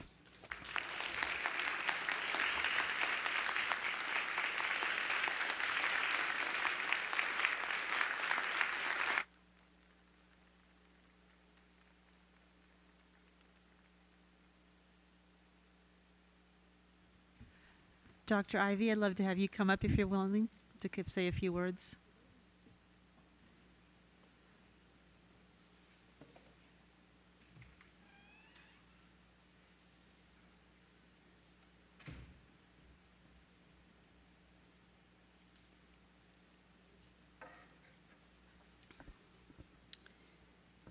Madam Chair Sizemore Heiser, Vice Chair Darrenette Koufax, members of the board, Dr. Reed, and my esteemed leadership team colleagues. Thank you for your kind words and acknowledgement of my career tonight.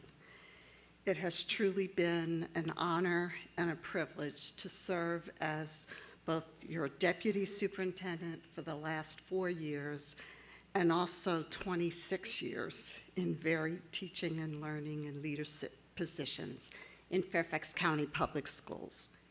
Each position gave me the opportunity to grow and to learn and to blossom into the leader that I am today. I stand here tonight with a heart full of gratitude for all of the experiences I have had and the opportunity to work with truly amazing people. And it includes all of you and all of our staff and families and students in Fairfax County Public Schools. I can't help but think of all the mentors, the leaders, the colleagues, the friends, and the family members who have supported my leadership journey, and I'm thankful for their love and guidance and support. I want to thank my husband, Charles, who is here tonight, for being my biggest supporter, my partner, my best friend, my soulmate, and my rock. Jobs like this are certainly more than the average 8-hour gig and are pretty much so 24/7. And Charles, you have been so very patient as I have worked long hours and been on call day and night. I also want to thank my children, Kristen and Chuck, who are watching tonight, who have been patient as they watched me try to balance being a mom and also the work that I was required to do. And with the help of so many in Fairfax County Public Schools, They have grown into successful adults that I am just so proud of, and that they just bring me so much joy.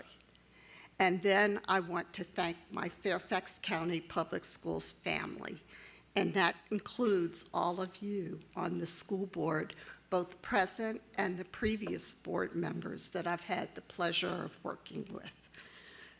I want to thank you for your dedication, your support, your vision, and your passion for the work and the future of our school system, and for believing in me. While some moments were easy and others were very, very, very challenging, I will always cherish the most. What I will cherish the most is our shared passion that we have shared for what is best for each and every student. And yes, all definitely means all. And Michelle, I want to congratulate you on a successful year and your recent graduation. And it has been an absolute joy watching you elevate student voice and all of their perspectives, and with the courage and grace and joy that you've shown in each and every situation as you've represented students for this entire year across our county. Dr. Reed, thank you for your steady leadership, your strong conviction to equity and what is right for students, and for your courage during this tumultuous time as a public education is being challenged every day. You have dealt with some incredibly challenging issues in your first year, and I've seen it firsthand. And you have done so with unflappable determination and grace. I leave knowing that our district is in very good hands, and I am very excited for the future of FCPS with the development and passing of the new strategic plan, and for the historic vote tonight for our new equity policy. And I'm just so excited, and for my last meeting, for this vote to be taken, I've come full circle in all that I have wanted to do in making a difference for all students. I have just a little bit more. I know I'm going on, but I just have a lot to say. You have earned all your time, Dr. Ivy. Okay, I would be remiss if I did not thank and recognize Dr. Braybrand, who hired me as the deputy superintendent and the second in command. I will cherish our time of working together. I watched him day after day make courageous decisions, and I want to thank him for being that lighthouse, especially during that pandemic times, and bravely facing the challenges during that time with hope and courage. His optimism gave our team the strength to carry on in what some days seemed very impossible, and I'm forever grateful. My gratitude extends to my colleagues on the leadership team. Thank you for 14 years of collaboration, hard work, and trust, and our exceptional region office team. You are an amazing team and group of individuals who shared a focus, vision, and commitment to Fairfax County Public Schools. I have learned so much and truly enjoyed working with each of you as we strive for the success of our students, our staff, and our families. To all of our departments and employees who truly make our schools division a premier school district, both school-based in our principals and school-based administrators, our teachers, our faculty and staff, and central office employees across all departments, I want to say, together, we have built an extraordinary legacy called FCPS. I have watched you show up and lean in during the best of times and some of the extremely difficult times, and you have all worked incredibly long and hard to do whatever it takes to make a difference for every student. From a very early age, my parents taught me two very important lessons that have carried and lifted me up no matter what my position or what my circumstance. The first and foremost was that education unlocks the doors of opportunity to make a difference and change the world. And second, to whom much is given, much is required. If we are blessed with talents, wealth, knowledge, time, and the like, it is expected that we will use these gifts well to benefit others. These two lessons have been my foundation as I have strived to make a difference, one student, one employee, one parent, and yes, one school board member at a time. I can't wait to see what's next for our students as you continue to create opportunities and possibilities for each and every one of them. I will be cheering you on every step at a time. And just a sincere thank you for all the wonderful memories that I will carry in my heart forever as I retire from Fairfax County Public Schools. And thank you very much.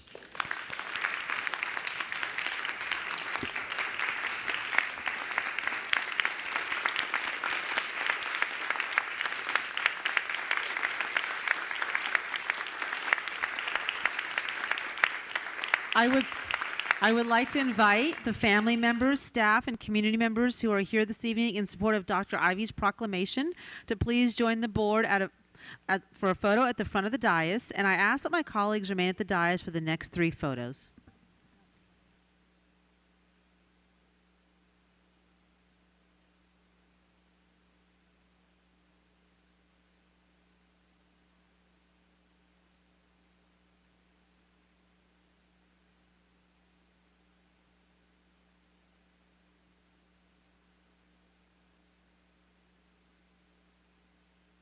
Recording in progress.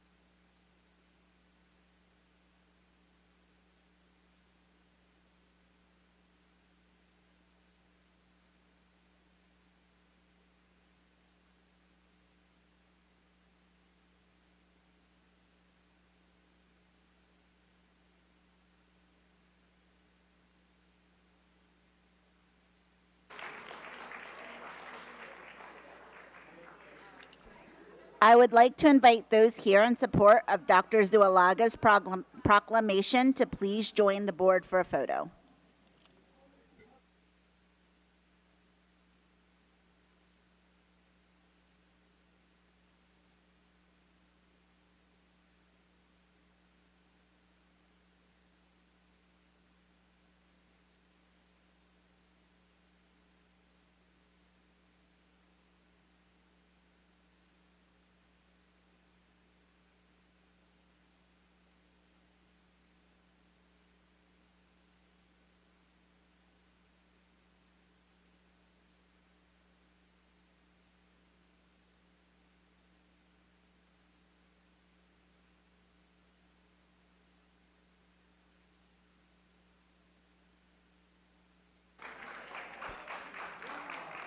I would like to invite those here in support of the Laura Ashley Piper Scholarship Proclamation to please join the board for a photo.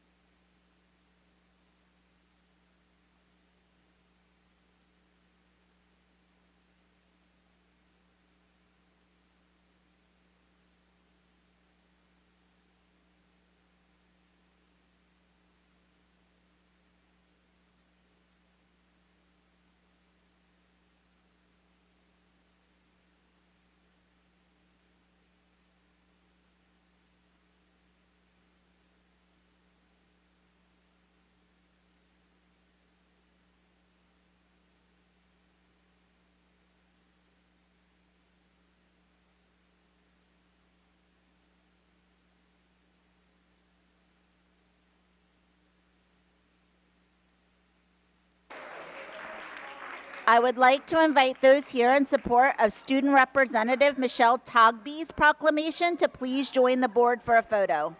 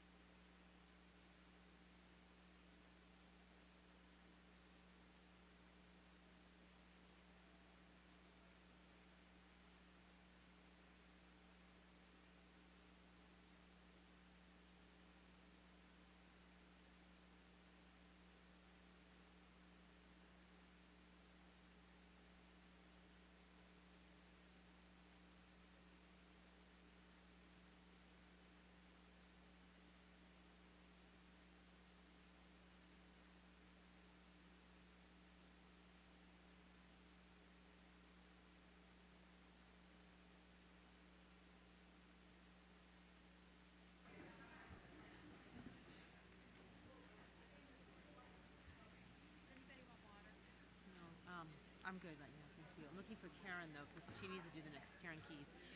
Yeah.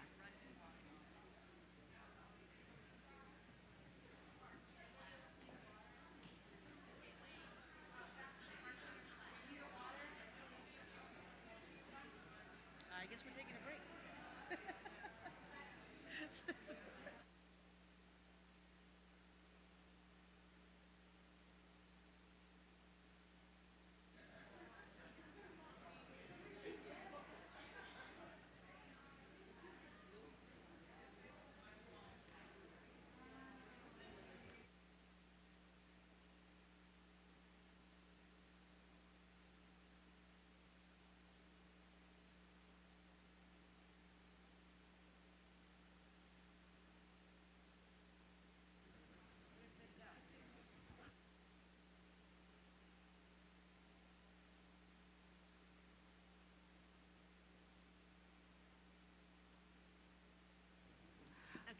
We appreciate your patience. I believe the board members will be taking a quick 5-minute break and we'll come back to it. It is once a year we have retirement, so we really appreciate and indulge your patience as we celebrate our retiring staff. We'll be back in 5 minutes.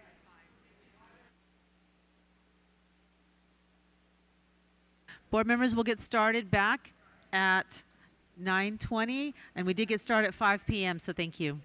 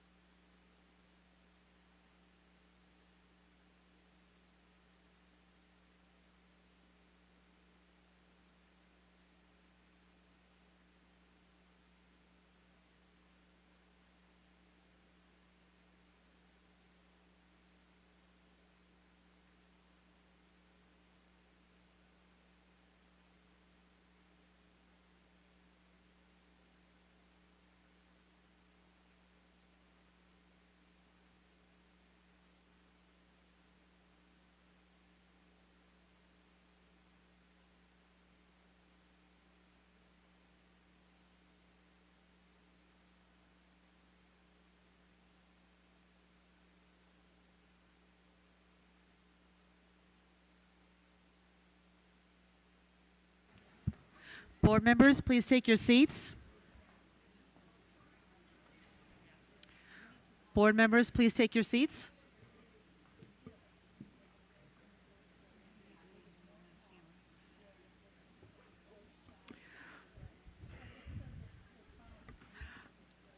Thank you. Thank you, everybody. And again, thank you for your patience as the board's been going since 5, and we wanted to celebrate our outgoing leadership team members. So thank you for your patience. We're going to move on to agenda item 2.03, confirmation of action taken in closed meeting. For technical reasons, we're going to read this motion again. So I will call on Ms. Keys-Gamarra for a motion. I move to deny the school reassignment appeal of a student because it is moot. Is there a second? Ms. Cohen? Second. All those in favor, please raise your hands.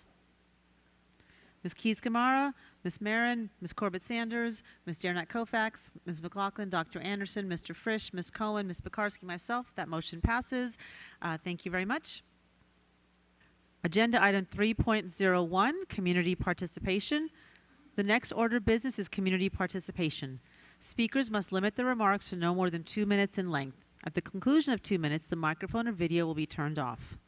The school board will not hear statements involving issues that have been scheduled for public hearings, such as the capital improvement program, budget, and boundaries. Comments targeting, criticizing, or attacking individual students are not permitted during public meetings. Complaints regarding school-based employees should be directed to the appropriate school principal or other school officials. Speakers should refrain from using personally identifiable information in connection with an individual student or school-based employee. Additionally, speakers should be respectful and observe proper decorum in their statements, avoiding profanity, inappropriate gestures, shouting, and comments that run counter to the spirit and letter of the school division's non-discrimination policy. The school board welcomes community members to provide comments at its regular business meetings and public hearings on school board deliberations, school-related issues, or particular topics. All statements should be directed to the school board, and speakers should remain at the podium until concluding their remarks. As a reminder, speaker substitutions are not permitted. A speaker may not yield their time to another individual before or during their remarks. Shouting and outbursts from the audience will not be tolerated. We are grateful for those who have come to speak to us today, and thank you for your cooperation. Madam Clerk, please call the first speaker. Student number 1.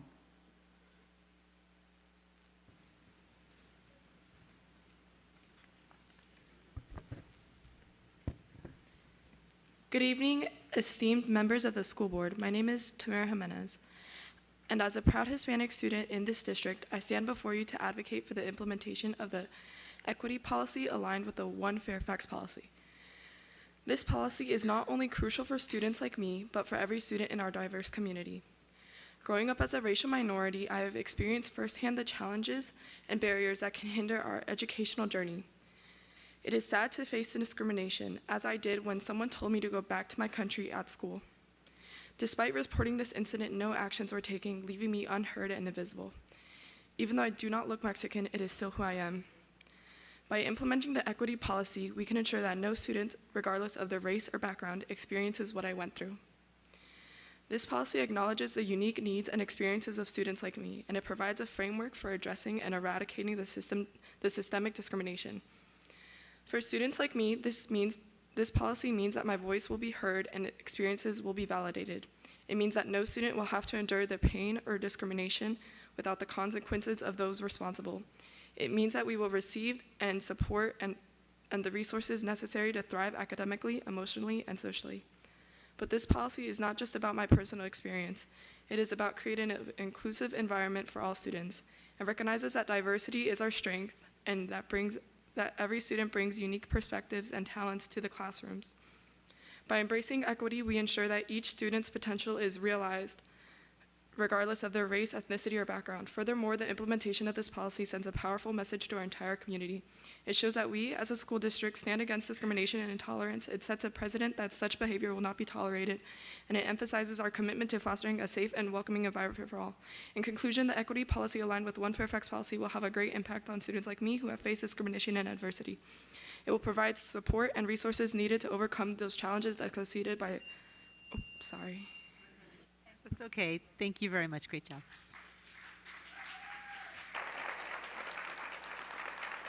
Student number 2.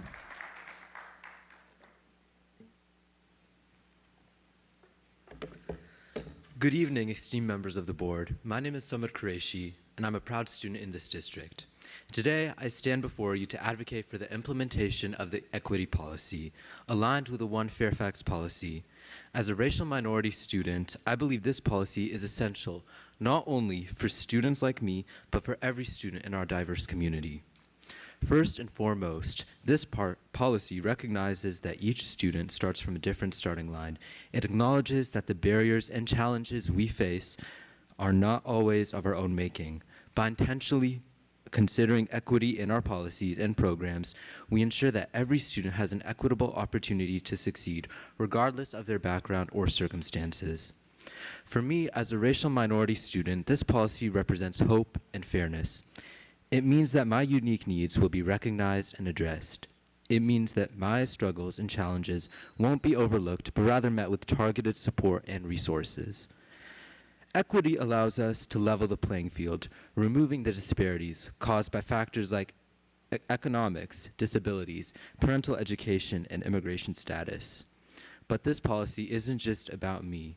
It recognizes that a one-size-fits-all approach does not work for every student in this diverse community. By embracing equity, we can provide individualized support and accommodations to meet the diverse needs of all students.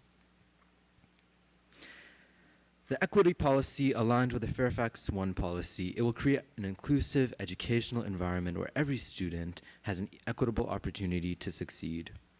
By embracing equity, we empower students to reach their full potential and ensure a brighter future for all. Let's seize this opportunity to make a lasting positive impact on the lives of students in our district. Thank you and good night.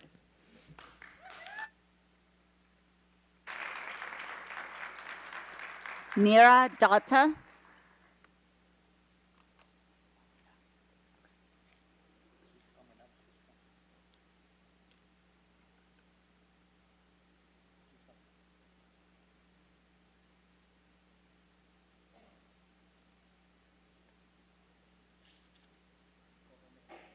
Neera Datta.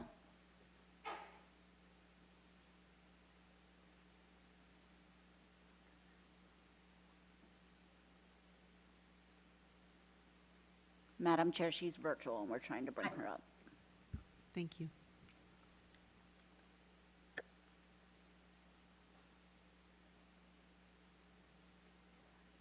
Okay, we seem to be having technical difficulties, so we'll come back. Robert Rigby.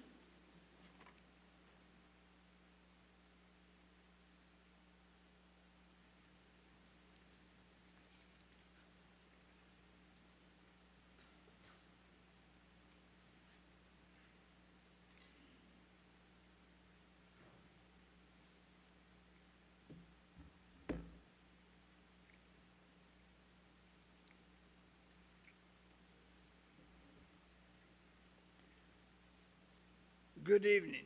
My name is Robert Rigby. I am co-president of FCPS Pride, which is an LGBTQIA2S+ employees and families group in FCPS. I'll put this first. As far as the students' rights and responsibilities goes, students with intellectual and developmental disabilities are among our most vulnerable students. I urge you to protect their rights and pass the possible amendment requiring that parent consent be required before they are asked to provide statements that can be used against them. Now you're really in for it because I'm winging it. I'm going to speak to policies. People spoke earlier to people. Michelle, as Ms. O'May said, you held the board accountable. As Ms. Cohen said, you stood up for kids that were being bullied, in particular LGBTQI kids, and you lifted my spirits in desperate moments, and I really think some scars and children were rescued. For my friend Francis, you also For you, your all means all, really means all, and it includes me and my folk, and I thank you for that. And for myself, I will miss you. You'll love retirement. Godspeed.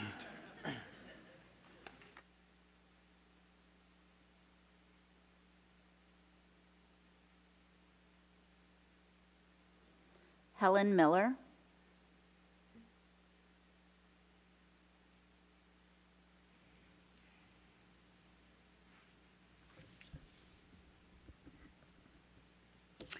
My name is Helen Miller, and I'm a longtime FCPS parent. I'm pleased that the new strategic plan specifically mentions partnering with families, both in the equity commitments as well as in Pillar B, vibrant home, school, and community partnerships. But wait, the family and community partnerships is now the second priority in the equity draft policy, below facilities. It was moved down after the equity policy work group session last week, when it was stated that things that we can work on should be higher on the list. Wow. Here are some suggestions about how FCPS can work on this relationship. It starts by taking meaningful steps every day, beginning today. It starts by treating parents with respect rather than as an inconvenience. It starts with actions that demonstrate that you do value parents and their viewpoints, and not just the same few groups of activists. And by not scheduling meetings like the SR&R changes right after spring break holiday. And by giving the community adequate time to comment, such as with the school year calendar options.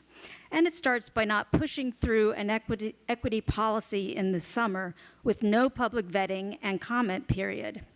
However, while many parents believe this key policy deserves a wider review and conversation, we now know it will pass tonight.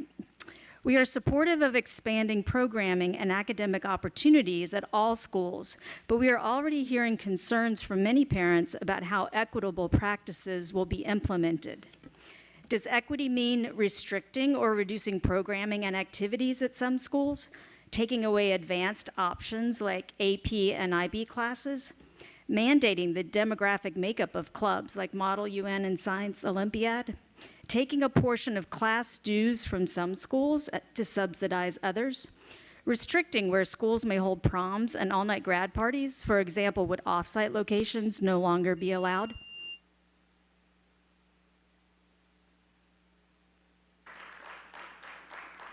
Neera Datta.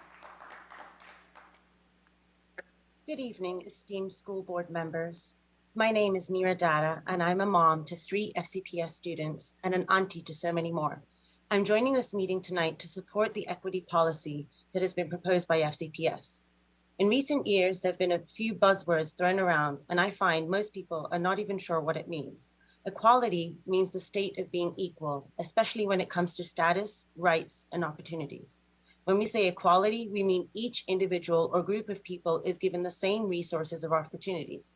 When we talk about equity, we are ensuring that everyone has access to the same opportunities and that individual factors do not hold any student back from reaching their full, unique, and limitless potential, while also responding to and addressing the barriers that result in marginalized groups to be underserved disproportionately within our system.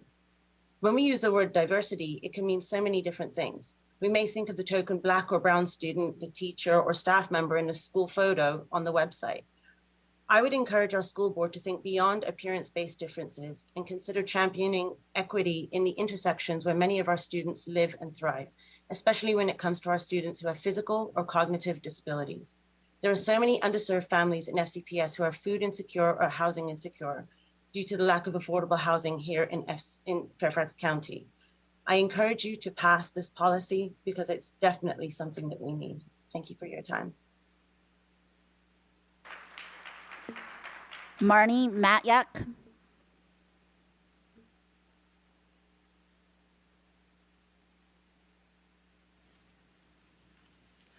Good evening. My name is Marnie Matyak, and I am the president of Fairfax Education Association, retired. When language immersion programs were first initiated in FCPS, I was a young teacher at Herndon Elementary. On paper, the French immersion program was an excellent idea. In practice, it caused the school to lose its Title I status as more middle-class students transferred into the program. The differences between the gen ed and the immersion students were never more striking than when we took our classes to assembly. The gen ed classes included white, black, brown students, many of whom accessed free and reduced lunch. The immersion students were white. Herndon eventually became a two-way Spanish immersion program and regained its Title I status.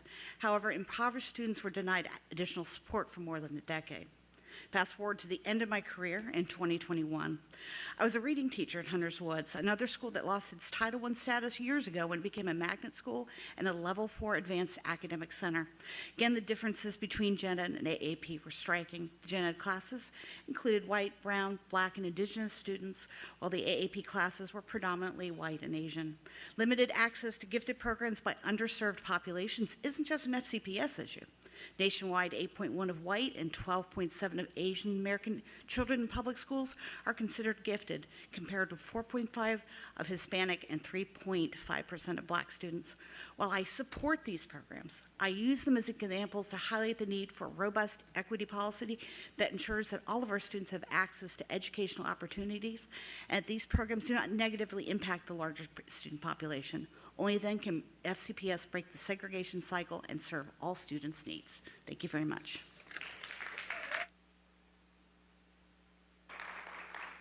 Sujatha Hampton.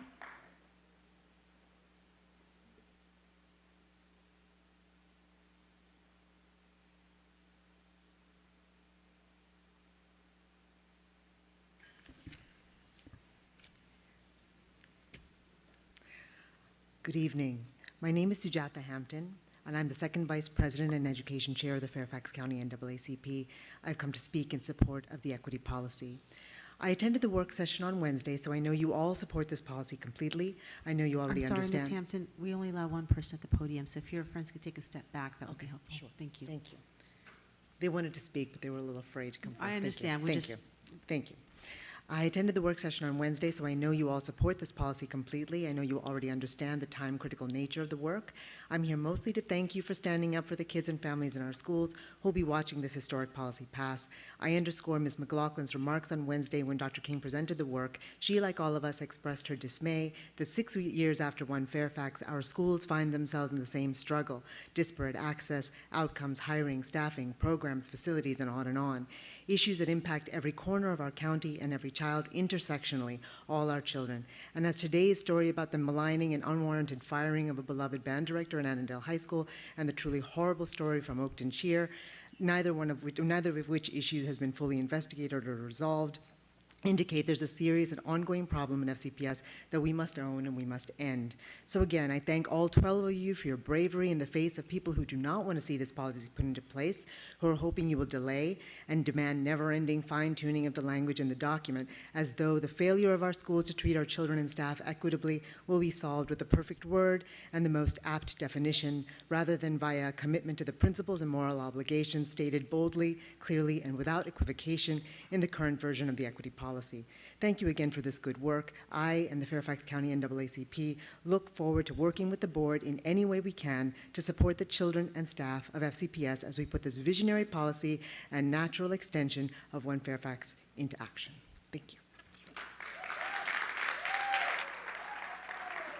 Toby Latham.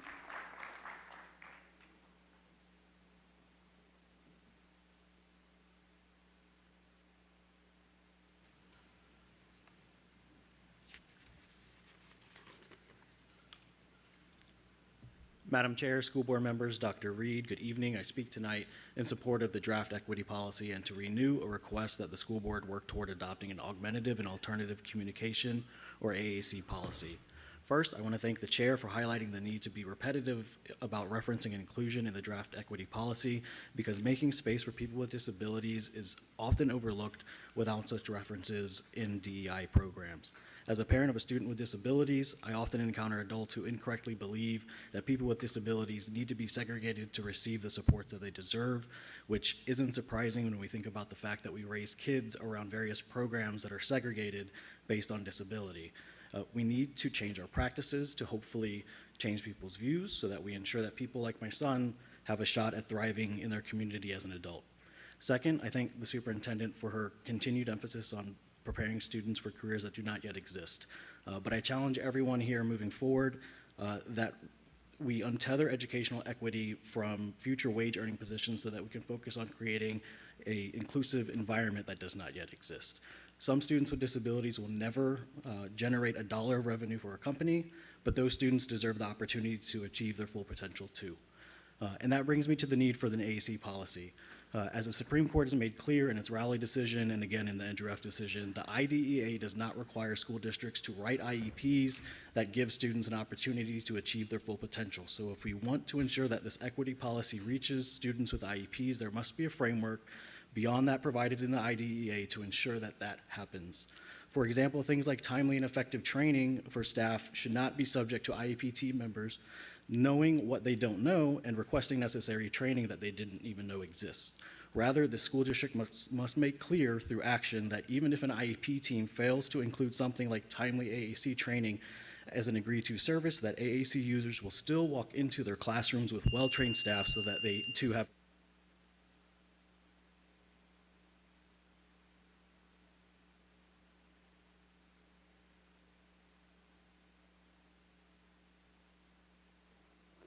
Paul Biron.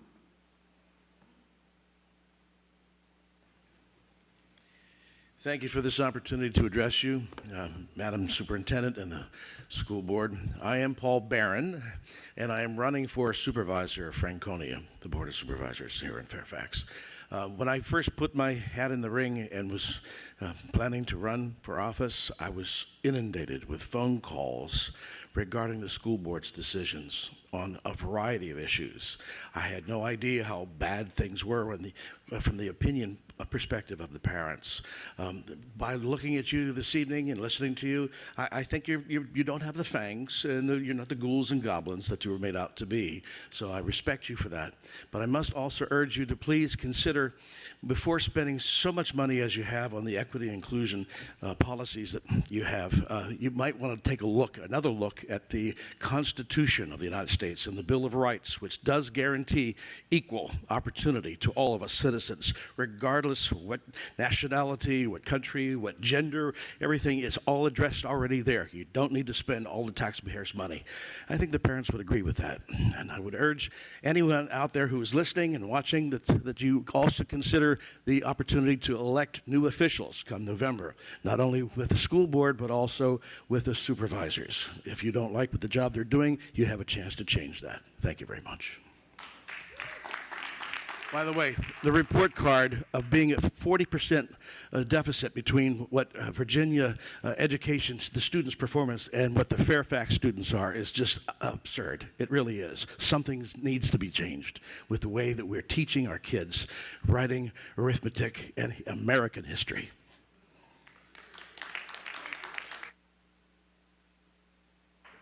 David Walrod.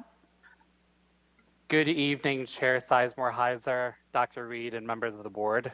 Thank you for allowing me to address you this evening. Like many others this evening, I'm speaking to you on the equity policy. Our country has long touted its social and economic mobility. In the United States, the financial status of your parents should be less important to your future success than your own abilities, professional goals, and work ethic.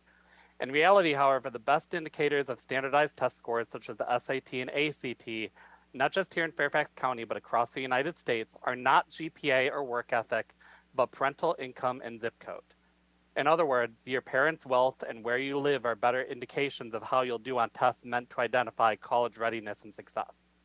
This proposed equity policy has brought together stakeholders from across the country and across the county and across the political spectrum. This policy has been created with the goal of creating a school system where the best indicators of future success are a student's ability and work ethic, which is exactly what we should all strive to see. Moving to another topic, this school board is proposing a significant raise for themselves today. The proposal will be to specifically tie the pay of school board members to that of the budgeted price for a new teaching position. More specifically, the proposed salary exactly matches the rate of a new teacher with a master's degree. I wholeheartedly support creating this precedent as long as it is a precedent. I hope that when this board reconvenes in spring of 2027 to consider their own future salaries, they begin and end at the current rate of a new teacher with a master's degree. Thank you and have a good evening.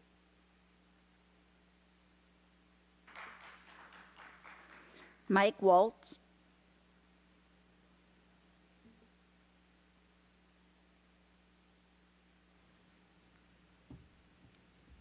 Good evening again. I am a parent, but also I wear many hats in this county, one of which has allowed me to hear many cases of discrimination, racism, and mistreatment of students, not the least of which my own kids, and heaven help you if you're on the other side of me messing with my kids, but for the other 180,000+, what do you have? What we really have is a system that was not designed for many of the kids who are here now, despite the Constitution and all these other laws, massive resistance, racism, segregation, shutting down schools because non-white kids were going there as part of this country's, this state's history, which needs to be taught. Hasn't been yet. Wonder when it's going to happen, and we'll have to get that outside until we have what you all have before you tonight, this equity policy. It's actually really easy. These students wouldn't go through what they dealt with if we had something like this. The difficulty is going to be implementing it. Implementing any policy is a challenge. This is actually easy. For those who are opposed to it, I would say the difference is they want things for some children. This policy is for all children. I never see those opponents when children are subjected to racism. They never speak up, they never say anything. They come out times like this to speak against what we know needs to happen. So I want you to keep that in mind as you make the decision tonight. This is for all children, not just some, not just few. Thank you. I guess I got 20 more seconds. So I'll add to that. This policy, again, it is really just the beginning. It's a commitment that has not yet been made. And we will work arm in arm with you to make sure that even those who succeed you get it done the right way. Thank you. Air Queen.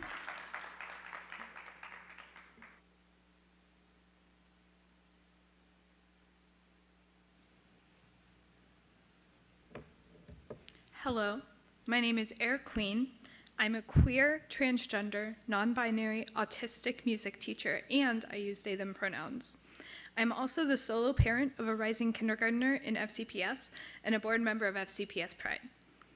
Over the past 2 years, I've had the opportunity to present on gender equity in 20 states and on both national and international levels.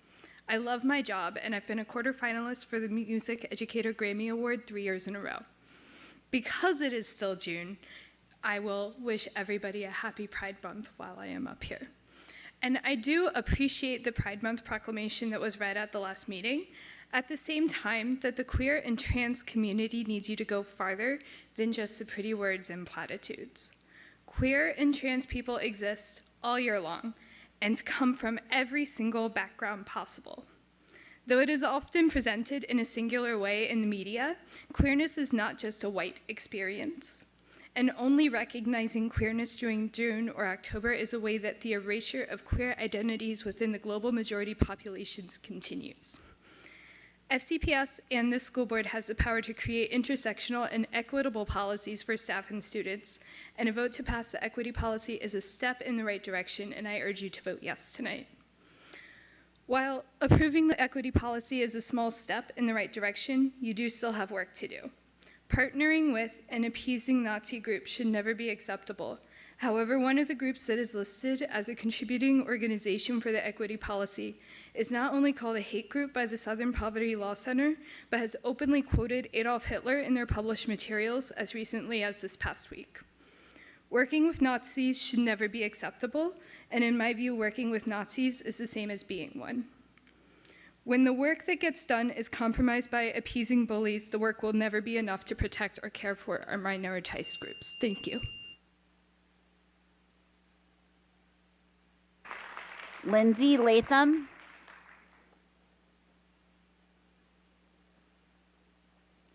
Jennifer Bond.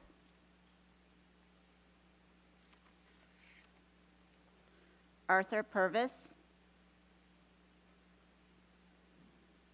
Christine Bearden.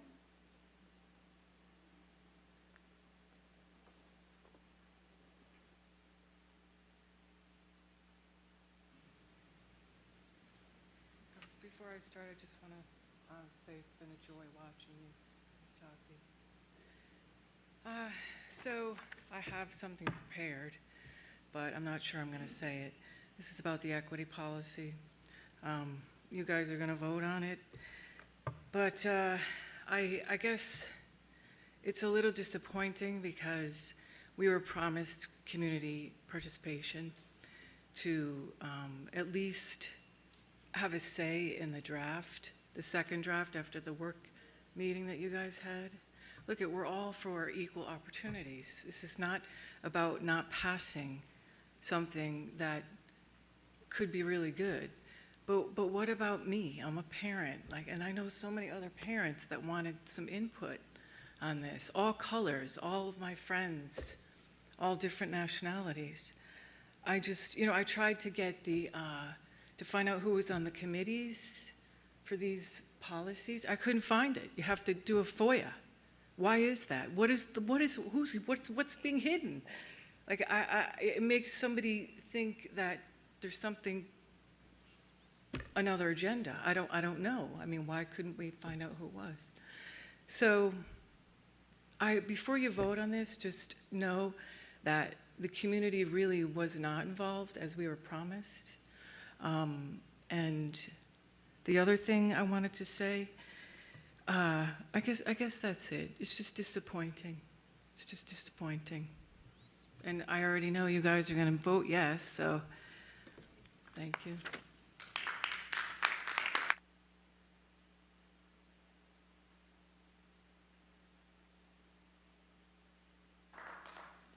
Next, we're moving on to our video testimonies. Please play the first video submitted by Leslie Houston.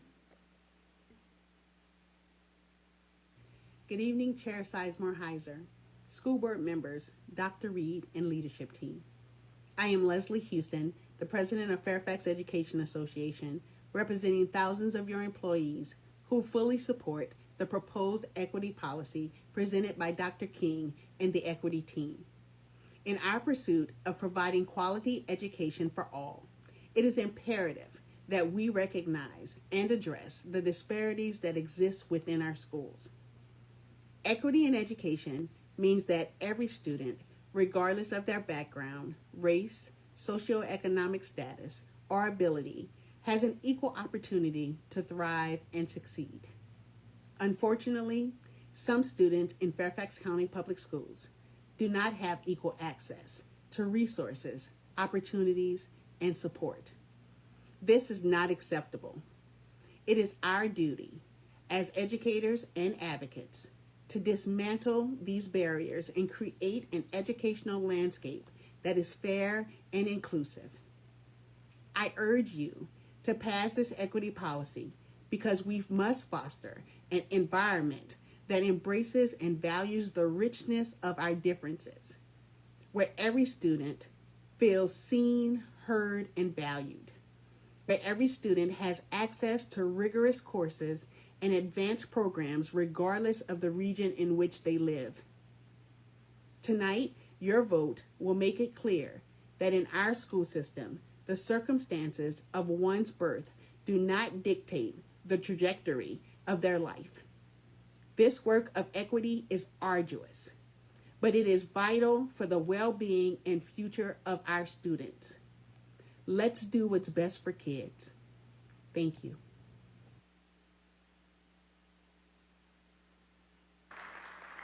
Please play the second video submitted by Nicole Sabatani.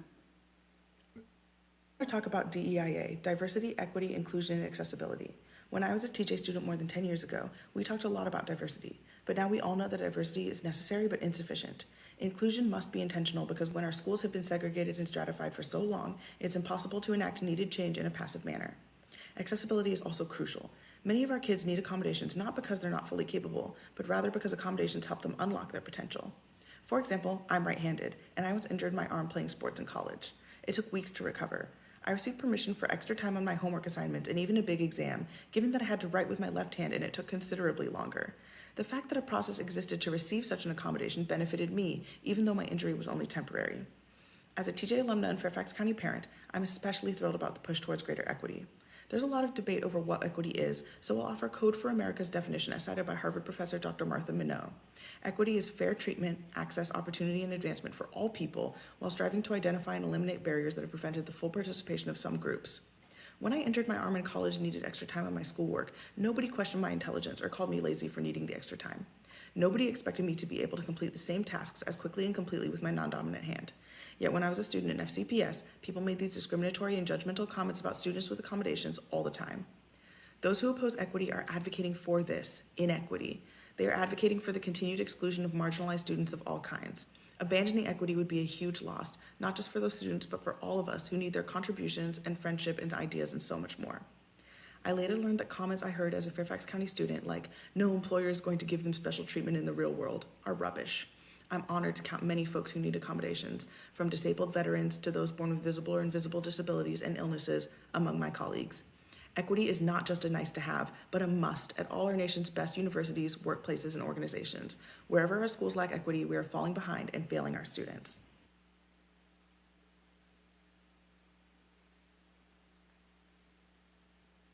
Madam Chair, that was our last public speaker. Thank you. We'll move on to agenda item 3.02, academic matters. I'll call on Dr. Reed to share academic matters.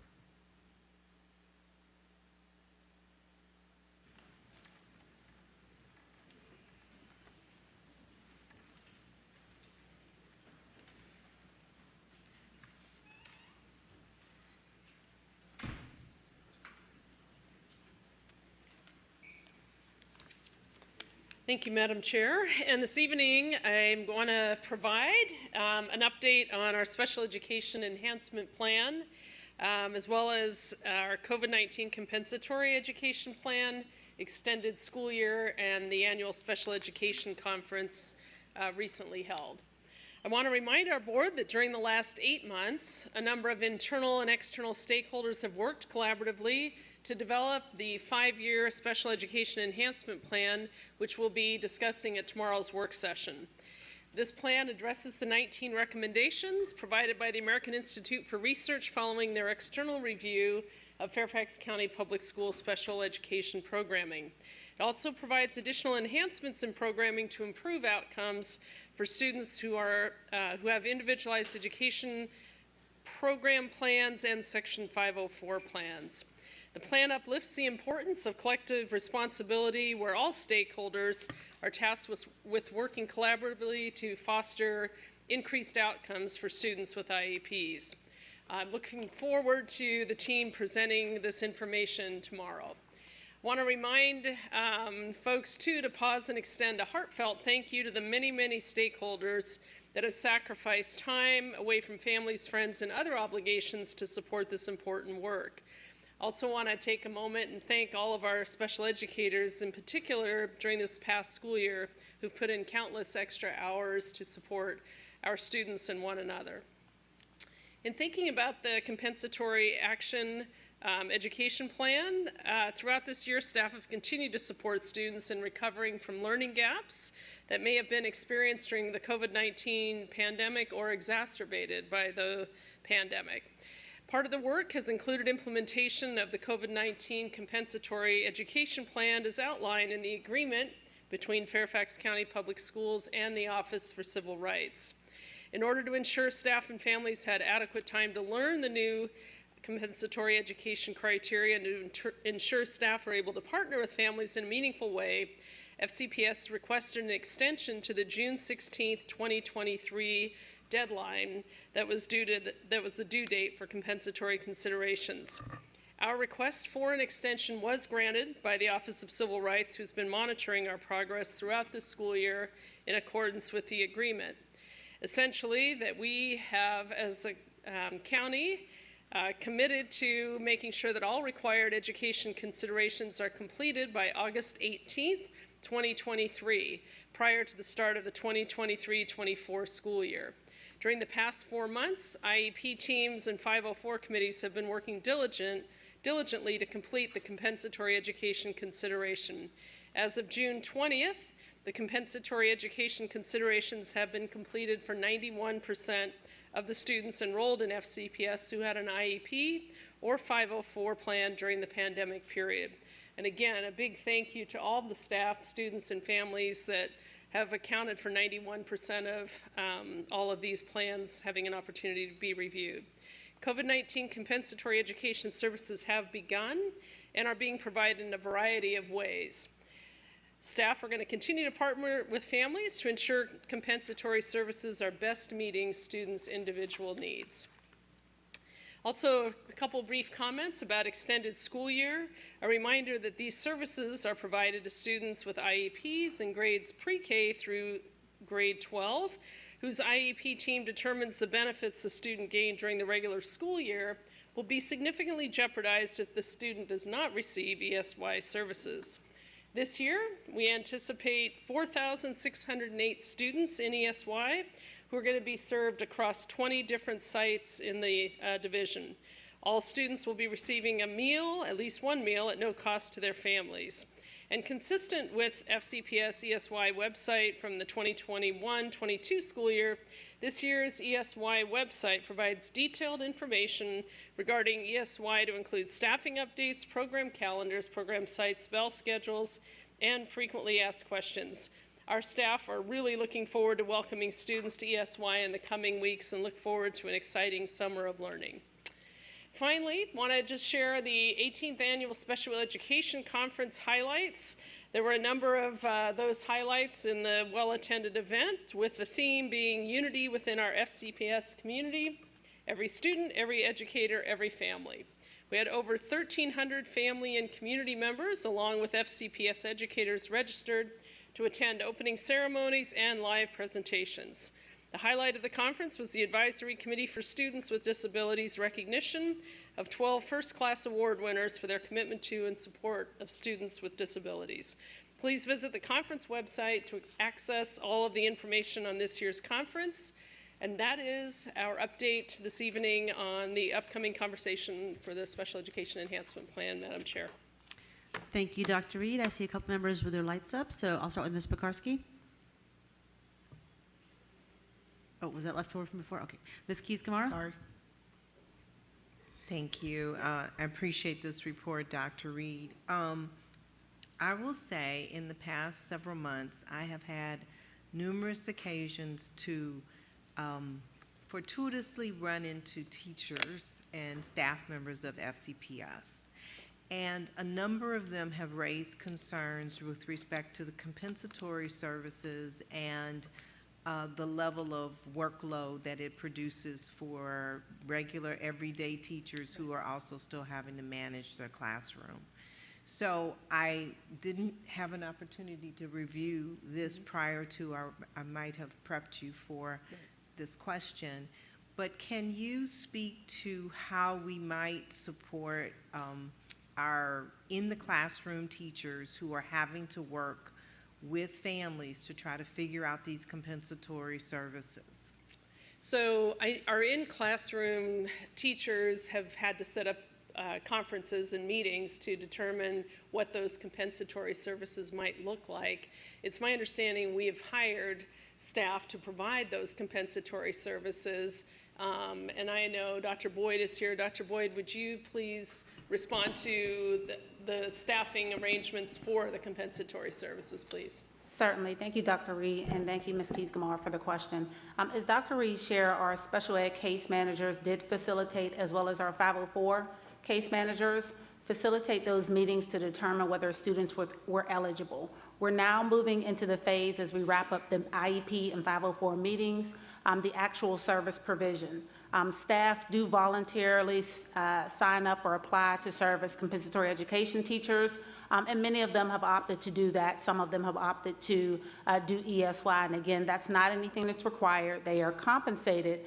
We're having some summer academies. Some of that service provision is provided after school, and also during the summer on Saturday academies as well. And so we are compensating those persons, and again, it's for those persons who are interested. And there's other mechanisms where services are being provided as well by third-party providers to, again, relieve some of that obligation directly on FCPS, and again, in accordance and collaboration with families.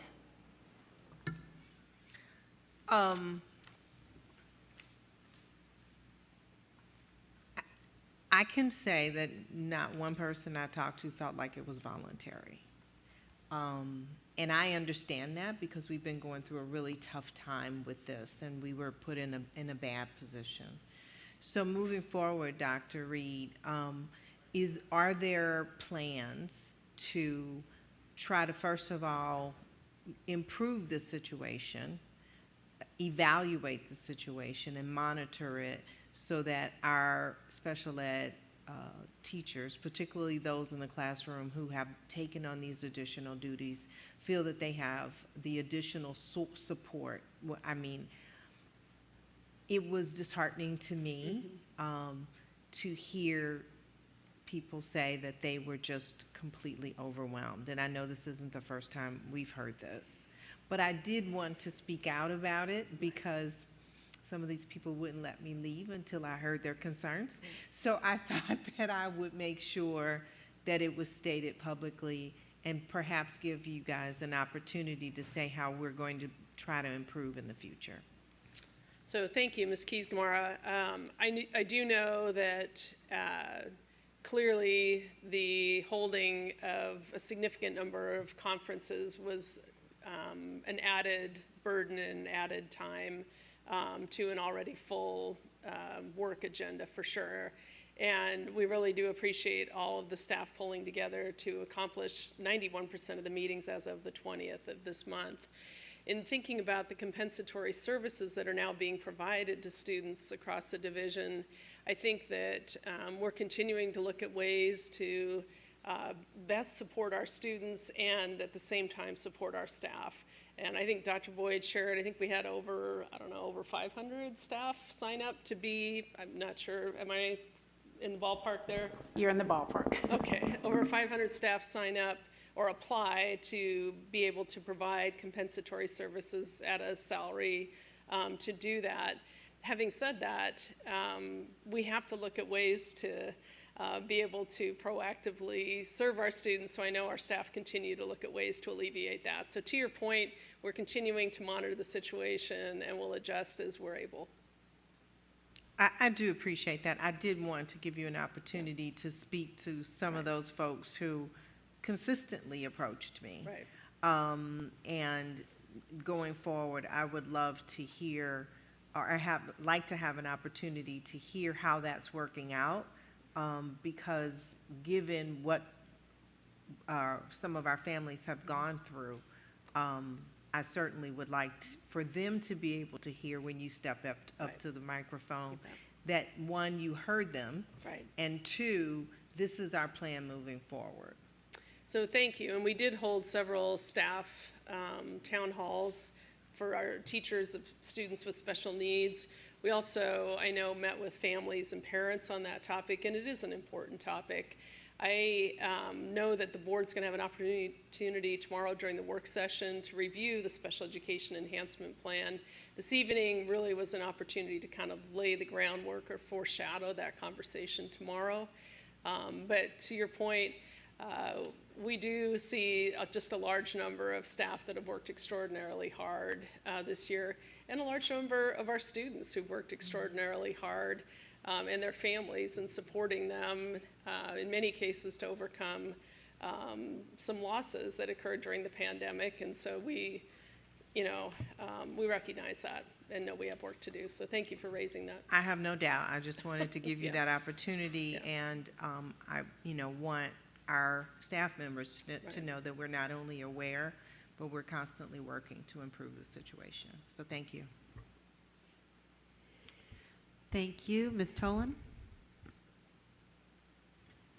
I'm just curious, when you say that 91% of, I think it's of the meetings are done to determine those compensatory services, do you have any insight as to, what the budget looks like for actually giving those services, whether it's, additional staff and paying our staff, or some of that I think is reimbursement for services that, parents provided for their children during COVID when we were not open. I would just be curious to know how that is looking. Well, thank you, Ms. Tolan. And I want to start by saying, if you recall, this decision from OCR happened after the budget had been done for this year. So there wasn't a budget item per se to cover the expenditures. So we've been continuing to, as would be expected, meet with individual IEP teams to determine what's best for each and every student in those individual settings. I do know that our Office of Student Support and obviously our Department of Special Education Services has been collecting this data as we make sure that we are finding the funds we need to make these plans and be able to engage students, staff, and families. Dr. Boyd, do you have any kind of a figure or guess of where we are right now? Because, again, we're still working through quite a large number of these meetings. Correct. We're actually in the process of calculating what we anticipate being our total need based on the meetings that we have had provided, and so we're actually working in special services and with financial services to get that information. So we should be able to have that information available for you next week. Thank you. Thank you. Ms. Corbett-Sanders?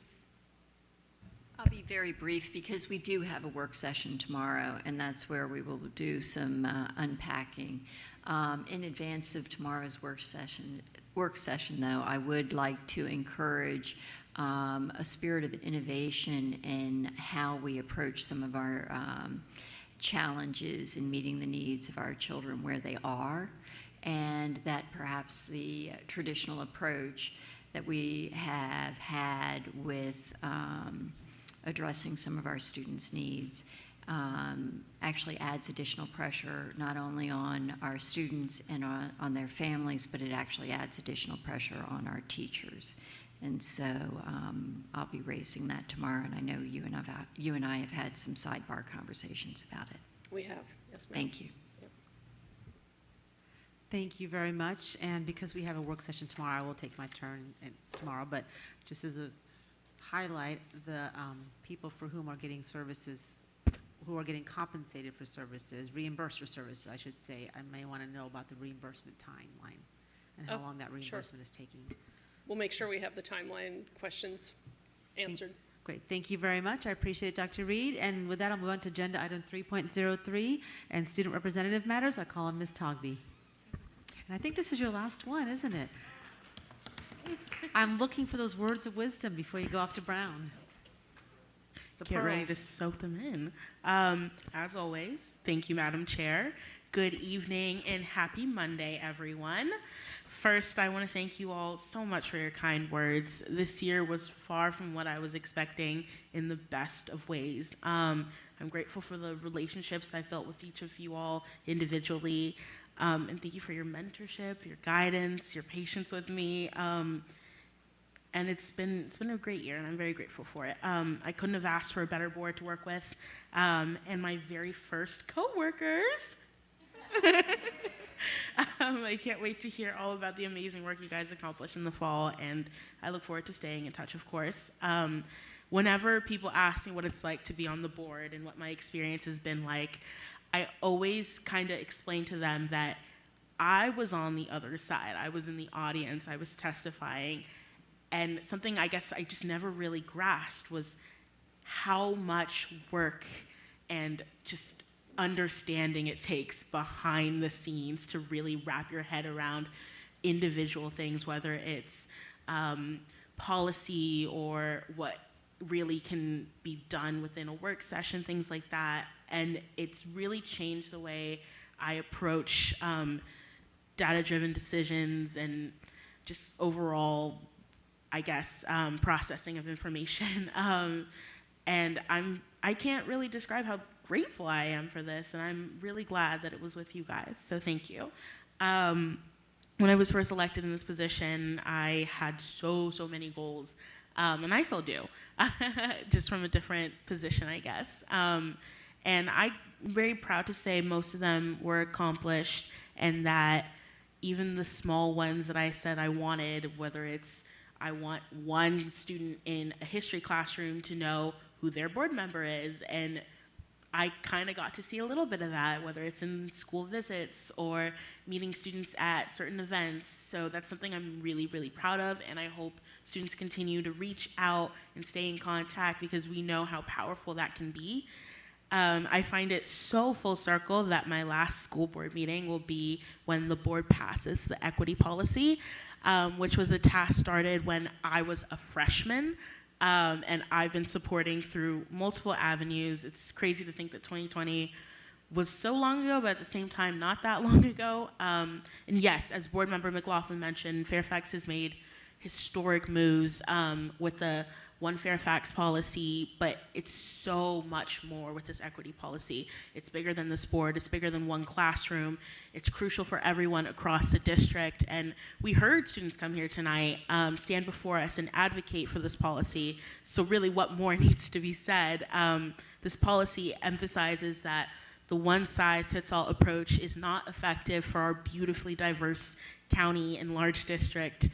And you've listened to me talk all year about student voice, and if there's one thing I really want you all to remember, is that student voice can be both a catalyst and a byproduct of educational reform, whether it's countywide or on a school-by-school basis. Student voice in the decision-making process can help inspire and inform new approaches to learning and understanding, but student voice can also be the result of learning experiences that help build students a sense of belonging and elevate their opinions. When you actively value the voice and experiences of your student body, they're being validated and affirmed, and in turn, your students come to believe that they matter, and they do, and I know you all believe that they do. So when school leaders make equity an explicit and visible priority, it permeates through the school culture and offers a clear path forward towards hope, towards healing, towards understanding, and it leads to transformational results in the student experience and what it's like in the classroom. So I have to emphasize that equity work at the end of the day is everyone's work, and we see that with this policy. Equal access to all the resources and support is crucial to having an environment where all students are affirmed in their classroom. So let's meet students where they are. Let's do it tonight, and I can't wait to watch FCPS make history again. So I urge you all to vote yes. And lastly, I wanted to leave you all with a reminder from one of my very first events that I got to attend. If you're not actively valuing student voice, then who are you serving? So for the last time, thank you so much for everything, FCPS, for all the years inside classrooms to this amazing experience. Thank you to the board, to the leadership team, to the amazing people that supported me through and through. My amazing support team that has ranged from school staff, former SoCo teachers, and of course my amazing family. I don't know what I would do without you guys, so. And of course it would be a crime for me to not mention, we should pay our teachers more. Just kind of going out there. I wish you all the very best, and be sure to take the time to enjoy your family and your friends this summer. Thank you so much for your time, patience, and support forever and always.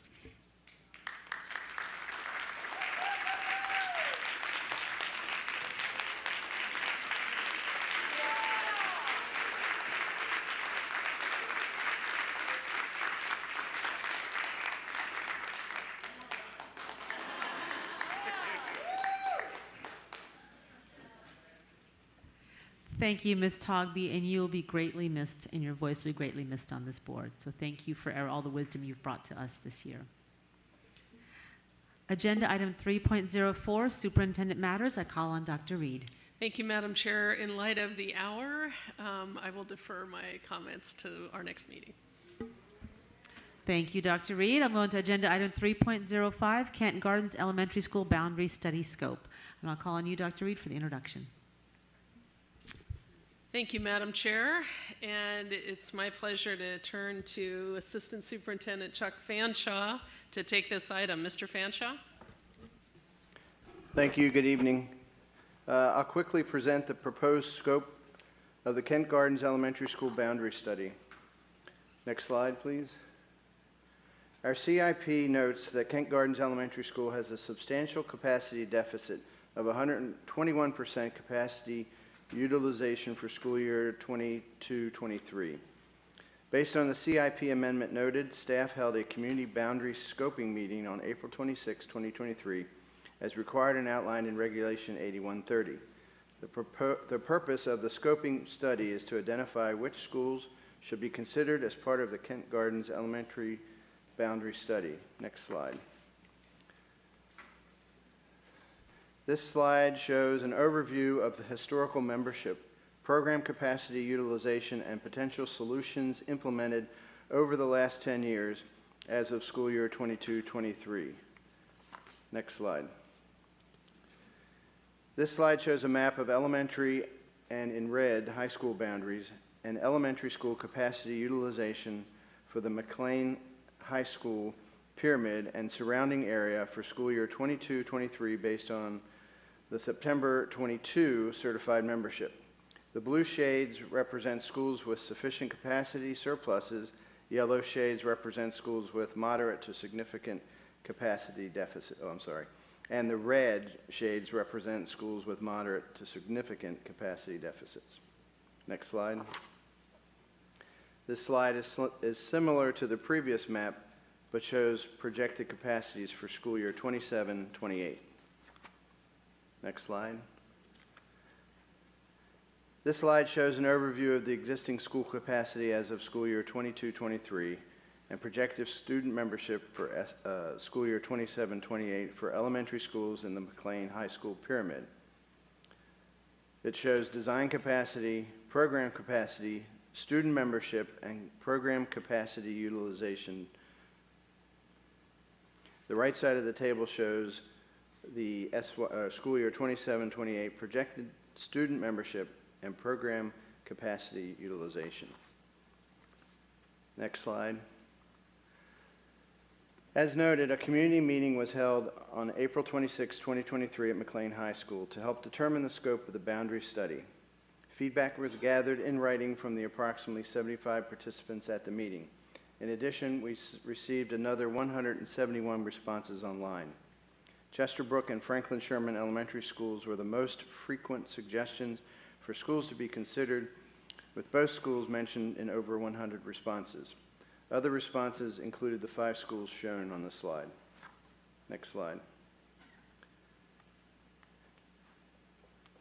This slide contains a summary of comments from beyond schools to be considered. The other major themes that arose from the community's feedback are listed here. Next slide, please. As per Regulation 8130, the boundary adjustment process is currently at stage 2 of the process, where the scope of the study for schools is presented to the school board, following feedback from the boundary scoping community meeting. Following approval of the scope, another community meeting will be held to present and discuss possible boundary change options as prepared by staff. After this, there will be a series of school board meetings where recommendations will be presented to the school board and put forward to be voted on.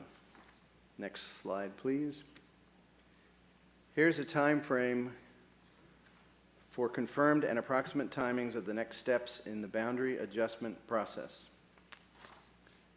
Next slide, please. Based on community feedback, our analysis, and current school boundaries, we present the following to be considered in this boundary study scope. Elementary school boundary adjustments for Chesterbrook, Churchill Road, Franklin Sherman, Kent Gardens, and Spring Hill Elementary Schools. As a consequence of the potential elementary school boundary adjustments considered, the following AAP boundaries will be considered: Haycock Elementary AAP and Churchill Road Elementary AAP. As a consequence of the potential elementary school boundary adjustments considered, middle and high schools may need to be considered for options which involve a split feeder. Next slide, please. Haycock, Lemon Road, and Westgate Elementary Schools were not recommended for the boundary study scope because adding students may require capacity relief. Additionally, Haycock Elementary School is currently approaching a capacity deficit. If these 3 schools were to be added to the scope, schools adjacent to these school boundaries would need to be considered as well. And this concludes my presentation.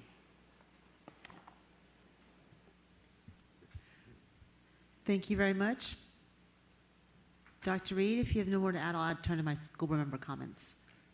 So I'll start with Ms. Tolan and then Ms. McLaughlin. First of all, just a huge thank you to our FCPS team that has been working on this for months and months and months. We had people from ISD, facilities, OCCR, just all putting our heads together, first of all, to figure out whether we should even bring this forward in the CIP, which we did early in the year. And then, working with our community and talking with our community, and then, bringing forth this step tonight. And also a huge, huge thank you to the Kent Gardens community and the McLean community for all of the input and for really coming forward and understanding that, we have a school, a beloved school that is overcrowded. And as a community, we're going to have to make some tough decisions. And, people are coming to the table and giving us input on what makes sense. So basically, as Mr. Fanshawe mentioned, tonight we're just at step 2 in that boundary change, looking at possibilities for Kent Gardens. And basically, we, as a board, will vote on, this list of schools at our next meeting. This is on new business tonight.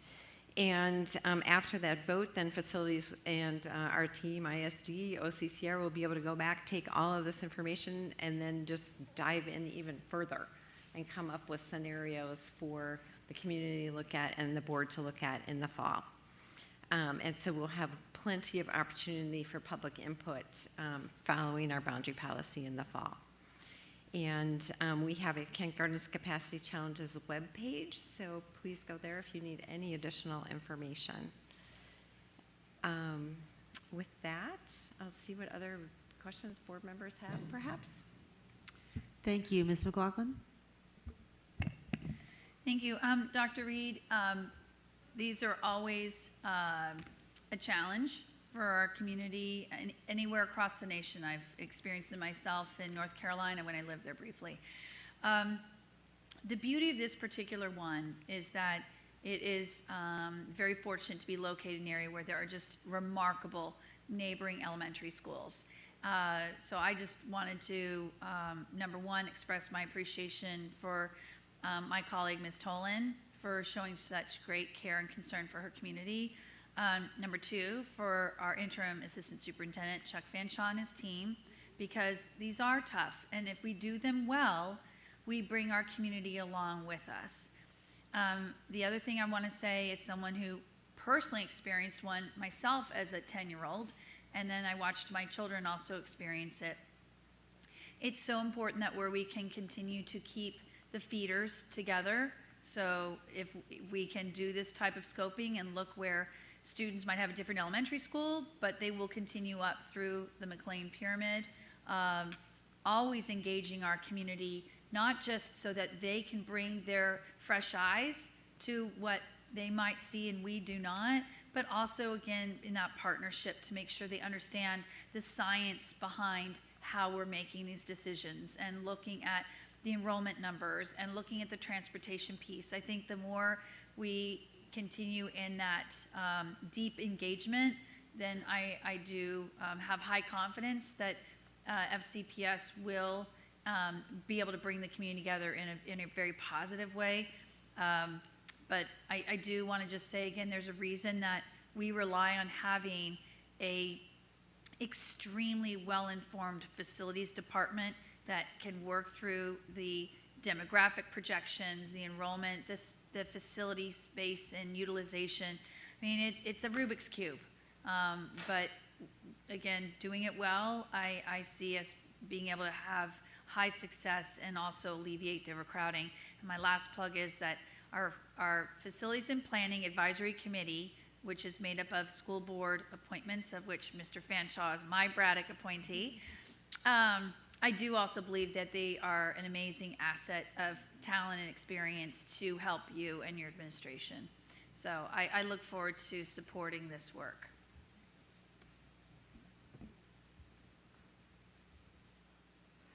Thank you very much. Dr. Reed, did you want to respond? Just thank you, and I appreciate that this is a complex process, and I know that staff have been working really hard with Ms. Tolan as well as members of the Kent Garden community, so really appreciate the collaborative work. Thank you, and I just also want to thank staff and Ms. Tolan for the sheer amount of work and time. And I know when I've called Ms. Tolan with questions and called staff with questions, I get quite a lengthy and detailed and very well researched and engaged the community answer. So I really appreciate all the hard work as well. So, and I look forward to further information coming from staff as they do the work. So thank you, Mr. Fanshawe, thank you, Ms. Tolan, and more to come. So we'll move on to agenda item 4.01, Students' Rights and Responsibilities. I will call on Ms. Marin for a motion.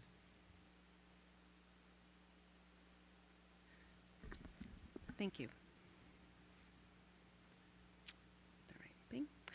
I move that the Fairfax County School Board adopt Regulation 2601.37P, Student Rights and Responsibilities, Regulation 2613, Dress Code, and Policy 2613, Dress Code, as detailed in the documents attached on board docs. Is there a second? Ms. Tolan, Ms. Marin, would you like to speak to your motion? Just briefly, I'll share for the public that the SR&R regulation is something that the school board reviews annually. It is governed by a policy, and later on this evening, I'll be bringing forth a follow-on motion to see that when we do review the regulation regularly, that we also ensure that our policy is up to date. But it is something that we ask all families and parents and students to read every year. This spells out the discipline code. This year, we are updating the dress code. So it's a pretty big deal, and you will see this in written format, in paper, in electronics, in video. Your students will see this presented to them at the start of the new year, and it is a guiding document that I hope that families and, of course, staff and students will refer to when it comes to expectations and rights for our students. Thank you. Thank you. Ms. Tolan, would you speak to your second? Thank you. Just briefly, Ms. Marin, thanks for listing some of the new things that are in the policy. So we do have a dress code, but I do want to assure everyone that pajama pants are acceptable. That was a point of contention early on. I actually, looking through the revisions that were made, one of the things that we added was a belief statement and values in the beginning of the SR&R, which I think is worth reading. I won't read through it tonight in the essence of time, but it really does express what we are trying to do as far as having students really be aware of what their rights are, but then also what they need to bring to the table too, to make sure that our learning environments are as safe and as supportive for everyone as possible. I do understand that we will have an amendment related to inclusivity added to our work this evening, which I will be fully supporting as well. Thank you. Ms. Cohen? Thank you. I am bringing an amendment this evening, so I would just like to go ahead and put that up. I move to amend the following language: when a disciplinary incident involving a student with an intellectual or developmental disability may result in a suspension of any kind, school staff shall not request a verbal or written statement from the student until a parent/guardian has been provided notice. I'd like that to be changed to when a disciplinary incident involving a student with an intellectual or developmental disability may result in a suspension of any kind, school staff shall not request a verbal or written statement from the student until a parent/guardian has provided consent.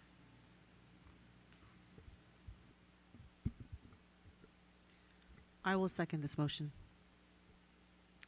Ms. Cohen, would you like to speak to your amendment? I would. I know this has been a conversation that's been happening for a few years, and as the liaison to ACSD, I feel like I would be remiss not to try to address it in this way.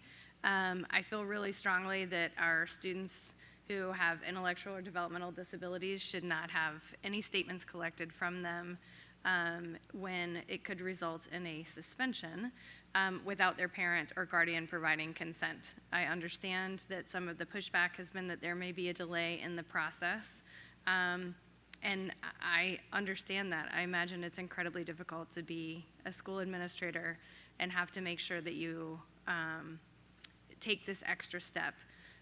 I also would posit that I am hopeful that the number of our students with intellectual and developmental disabilities that are ever sitting down and being interviewed about a suspendable offense, that we would want to make sure that when any kid comes to the table, that they fully understand and can take in the gravity of the questions that are being answered, that we're ensuring that they're being communicated to in a way that they can understand, and that they have the ability to communicate in the way that they are best able to communicate. And so I feel strongly as one member of this board that instead of just providing notice, that parents must be able to provide consent before a statement is collected.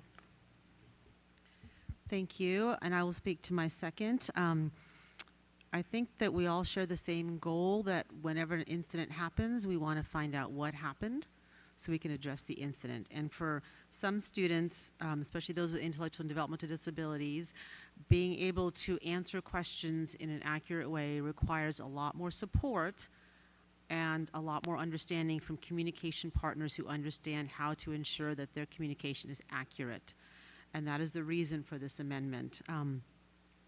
I recently sent a 14-page document on neurodiversity, chock full of links to research, blogs, articles to Dr. King, Dr. Reed, Dr. Boyd, and many other members of the leadership team staff. And this article is filled with links about the communication challenges of those with intellectual and developmental disabilities and the discipline disproportionality and that results if we do not provide the appropriate supports and ensure the appropriate supports are provided in these extremely stressful moments when anxiety can exacerbate ineffective and inaccurate communication. For those with intellectual and developmental disabilities, it is really, really important that we provide them the atmosphere and the trusted adults that will help them communicate effectively, and parents are a huge part of that. No one wants to get this communication wrong. And we're simply ensuring that the parents can provide consent before a statement is collected, so the parents can ensure that the right safeguards are there for their students. No one is trying to stop the students from speaking. We're just trying to make sure that they have the support so they can speak accurately, so the accurate information is found, and that we are not collecting statements that are inaccurate and relying on those for suspensions. Because we already know that the gaps in learning are huge for these students, and suspensions will just make that worse, as well as exacerbate chronic absenteeism. So this is an amendment that essentially assures that students who have significant intellectual or have developmental disabilities and significant issues in maybe being able to communicate are provided the supports, and the parents can ensure that before they're collecting statements that will be used against them for suspension. It is not for all discipline, it is for suspension, which is pretty serious. So we want to make sure that we protect our students while we find out the accurate information, because I think that is the goal for everybody. So I see quite a few hands up, so I'm assuming this is speak to this amendment, so I'll start with Karen Corbett Sanders and then move on from there. And Karen Gieskamar, you're next. Actually, I was going to speak to both the amendment as well as to the overall motion. I fully support the amendment. I had spoken about it with Ms. Cohen ahead of time, and it's something that is just so important for our students. And when we talk about ensuring that we have safe, supportive schools, this amendment helps us realize that we have safe, supportive schools and communities, and that our students are able to have the supports they need at a time when they are probably the most vulnerable in those. So thank you for that. I also wanted to bring the attention of the community to the modifications to the SR&R about creating safe supporting safe school communities, because that is something that really focuses on our shared responsibility and accountability for behaviors and for encouraging students to seek assistance when things are happening in the community, rather than just pulling out a phone and videotaping it. Get help, because oftentimes a person who a fight may occur, and rather than seeking help, so everybody becomes part of the crowd watching, and we want to encourage people to know that as a bystander in a community, you have a responsibility for creating a safe community. The other thing that I would suggest, Dr. Reed, is that the belief and value statement at the beginning of this is really important. And it's something that I think would, our schools and our students would benefit from having it hanging in the front hallway as they enter, so that they know what they can expect, and also the values of our communities in creating those safe, supportive school communities. And with that, I just thank you to the makers of the motion. I will be supporting both the amendment and the overall one. Thank you. Ms. Keys-Gamarra? Yes. As one who works with young people, when I hear this, I fully support the sentiment behind it, in the sense that certainly there may be some developmental concerns and the ability to respond that raises flags.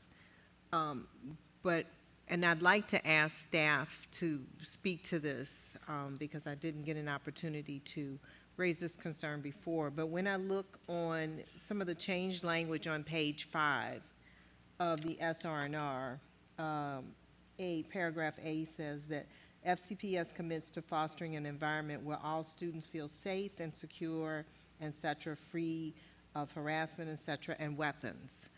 And what I don't hear in this language is an exception when there may be a safety concern.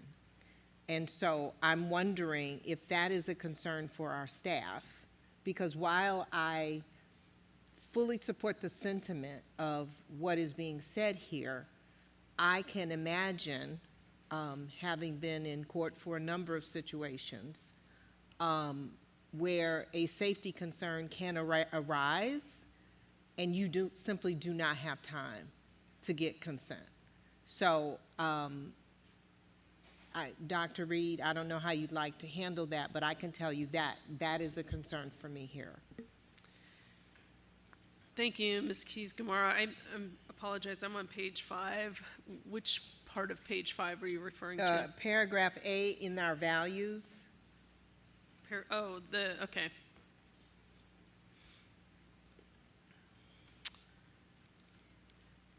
Well, again, I think that in a situation where it's a fast-moving situation, I think what we would clearly need to do would be to likely detain a student until we were able to get that notice. So I think there would perhaps, given the administrative staff and/or safety and security staff that might be necessary to be responding on page 5A circumstances, I think it would simply be a matter of detaining the student until we're able to get a hold of the parent. I think it may, in some cases, be challenging, but if that's a value piece that the board, votes on, then that's what we'll need to do. So, Dr. Reed, in the event, say, for example, we're dealing with a weapon. Correct. And we don't know where that weapon is, but we're dealing with a student that may have a disability. The longer we don't know where that weapon is, the longer we have a concern, at least I would have a concern regarding safety. I realize this is an exception, and it is not going against the principle of what is being said. Right. But I can imagine that our staff members may find themselves in a situation where they feel they have to violate this in order to protect students. And that is ultimately my concern. In most situations, we can wait. Right.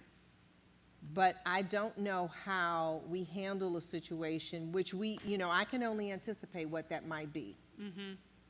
But I think if it involves a weapon, if it is to such an extent that it might impact the safety and security of the school, and let's say the parent simply isn't available, Mm-hmm. I'm uncomfortable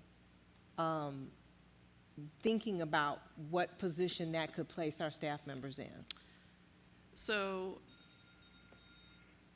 let me be clear, right? We don't want to have any circumstance that's going to place either our students or staff members in danger. And I think all of you would agree on that, right? So what you're asking is, what would the practical application of this amendment potentially have students or staff in danger?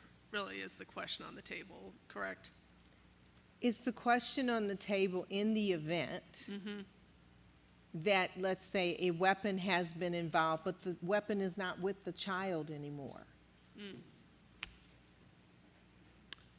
I want the makers of the motion, I'm sorry I didn't get to talk to you guys prior to this, but when this language was read, this is the alarm that raised up in me. So I think let me step out of this for a moment. I think there's some board members that have a response, and then I'll step back into it to make sure I'm responsive to your question, if that's all right, Madam Chair. No. Absolutely. And Ms. Keys-Gamarra, okay. Ms. Cohen, did you want to?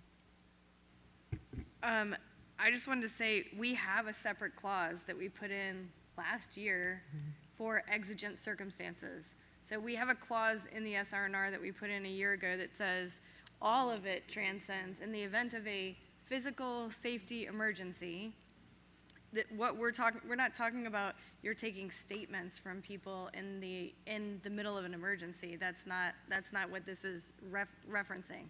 So anytime there are any sort of emergency situations, and we put this in specifically when we changed the language last year. Last year, this language that currently is existing, we added last year because there was no carve out for kids with intellectual and developmental disabilities. This is just to be clear to the public, not about every child who has, my child who has dyslexia or whatever, not being allowed to be questioned. This is kids with very significant communication issues, who I would argue in our world of equality, sorry, that's not answering the question. I apologize. The question is, no, that should never apply because we have a clause specifically in here that in the event of any kind of emergency like that, that supersedes any of this language, any of the following language about questioning.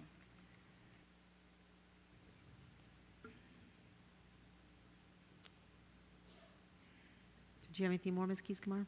I do. I didn't know whether I could speak or not. Dr. Boyd, would you like to speak? Thank you. I too want to share that I am in full agreement with this sentiment, and I've been corresponding with some board members, excuse me, while we were having this conversation, that I fully agree with the sentiment and that we want to make sure that students fully understand what's being asked of them so that they don't inadvertently agree with something that they don't fully understand that could result in adverse consequences for them, or really just the assessment of the situation. So I want to lead with that. And I do have concerns about the word consent, and I'll share why. When we say consent, that means that the parent or guardian has the option to provide consent or withhold consent. If I'm a parent and I decide to withhold consent, that might impede the administrator's ability to conduct a full investigation, and as a result could inhibit or limit the ability to implement due process. As we talked here, when we're talking about some of the earlier examples, when we talked about serious situations and potentially needing to keep a student after school, in those situations, it seems like we're still talking about notice, but making sure that we actually get a hold of little Sloan's parent so that we're speaking with them before we talk. But if I get a hold of little Sloan's parent and they say, you may not question, Little Sloan, I withhold consent, then I won't have that information that Little Sloan may be able to add relative to the whatever allegation has taken place. And so again, trying to figure out the balance between, again, wanting to make sure that our students have all the accommodations, supports, making sure that they're not, again, making statements without fully understanding them, and also making sure that we can implement that safe learning environment and actually give all of our students due process at the same time. Thank you, Dr. Boyd.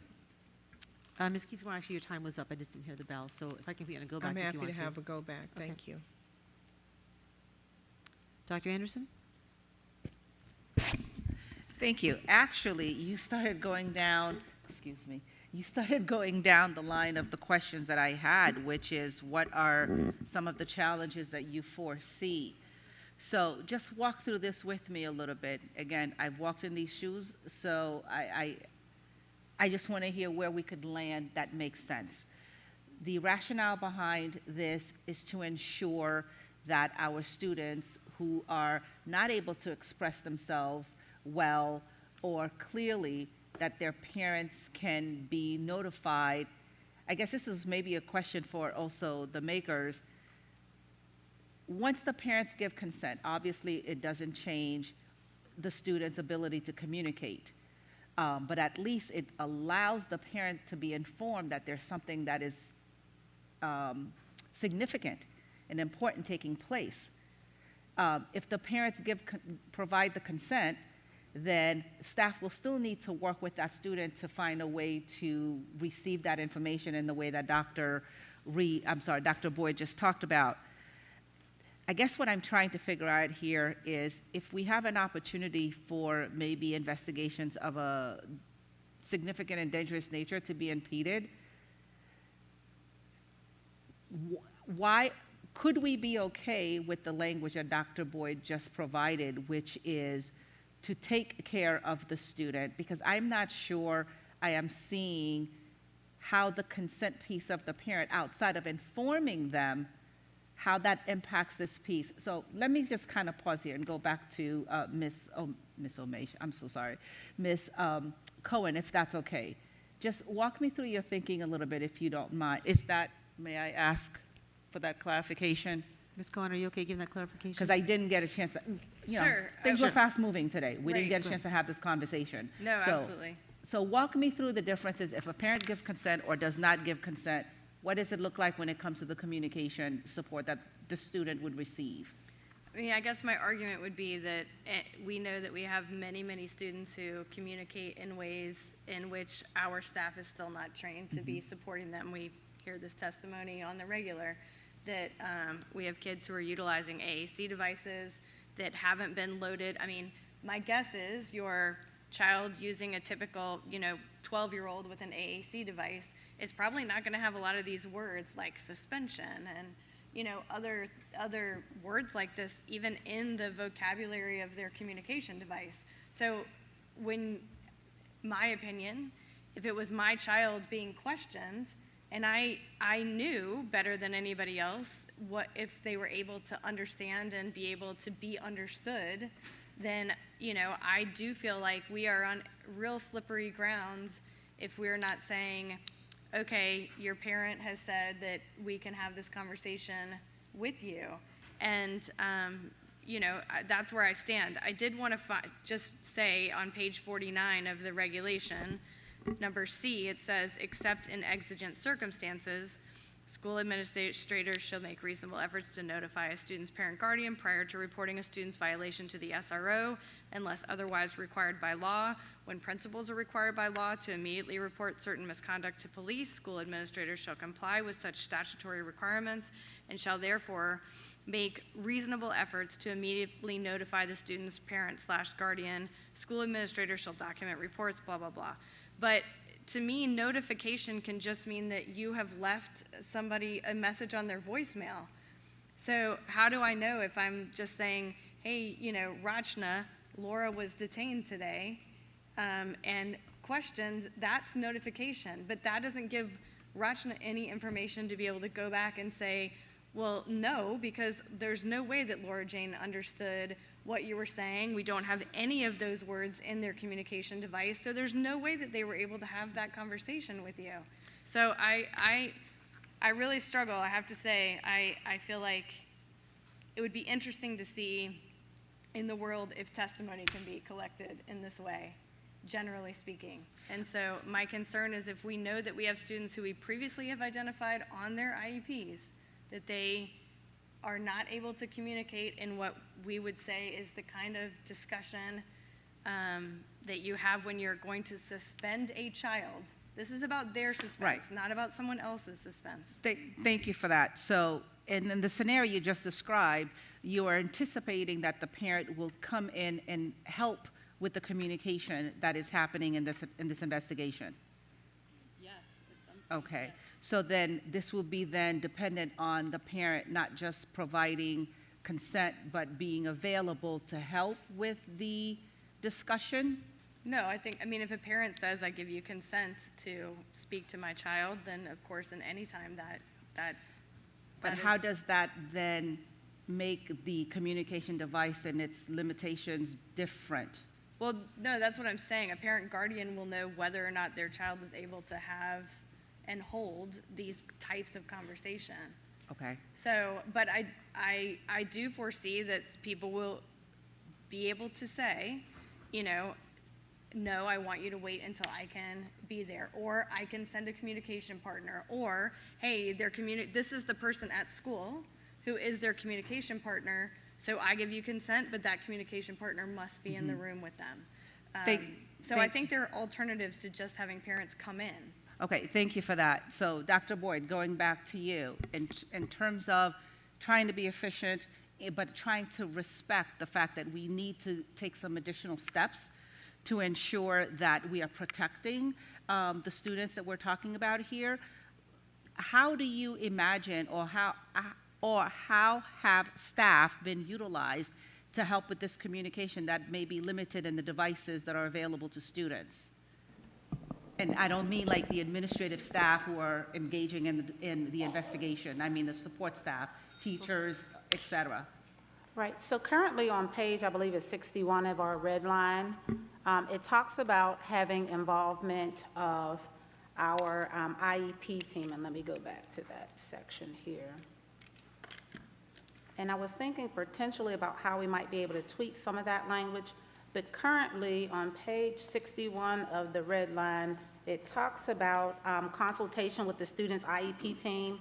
And it says, if any written or verbal statement concerning disciplinary incident is requested of a student with a disability, school staff shall consult with the student's case manager or another key member of the IEP team or 504 committee. If the case manager is not available, review the IEP or 504 plan and ensure accommodations documented in the student's IEP or 504 plan is provided. And so those supports are involved.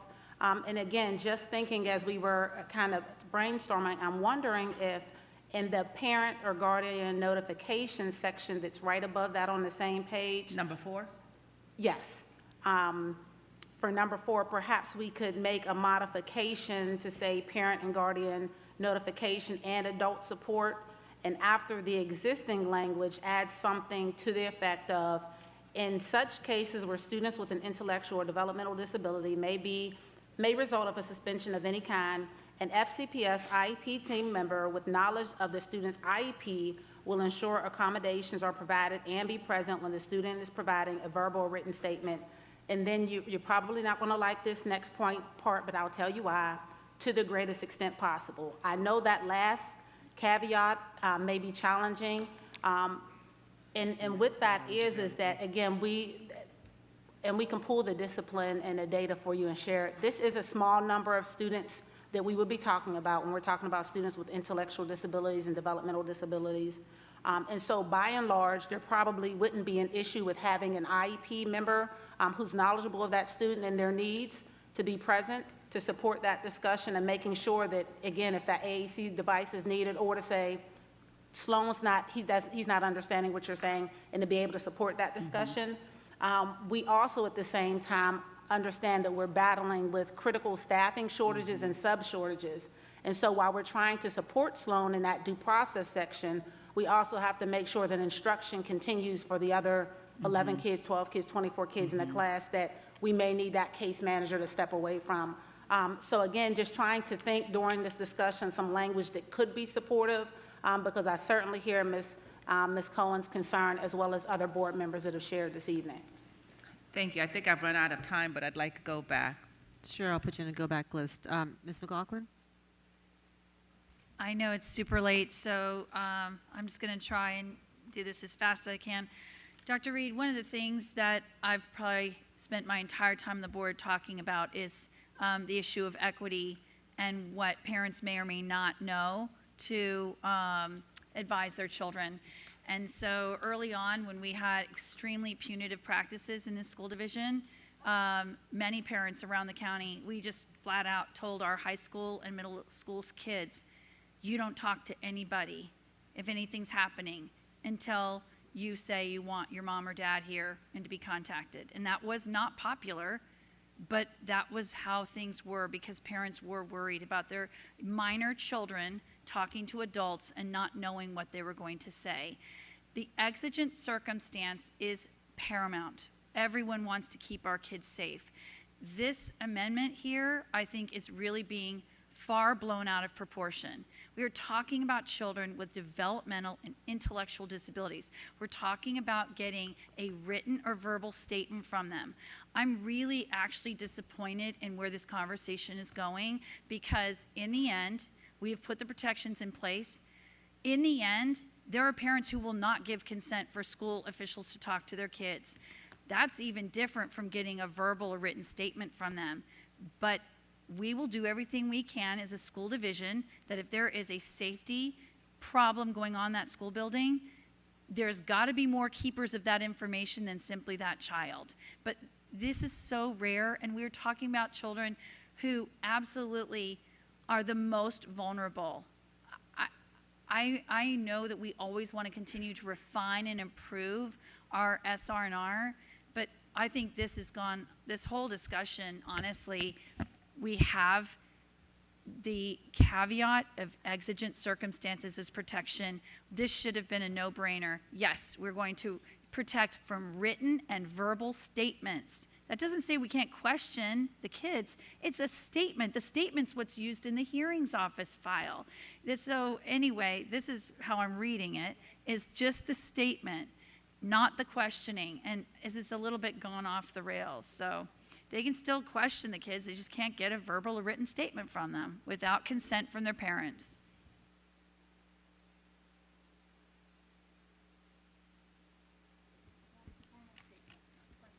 Thank you. Ms. Marin?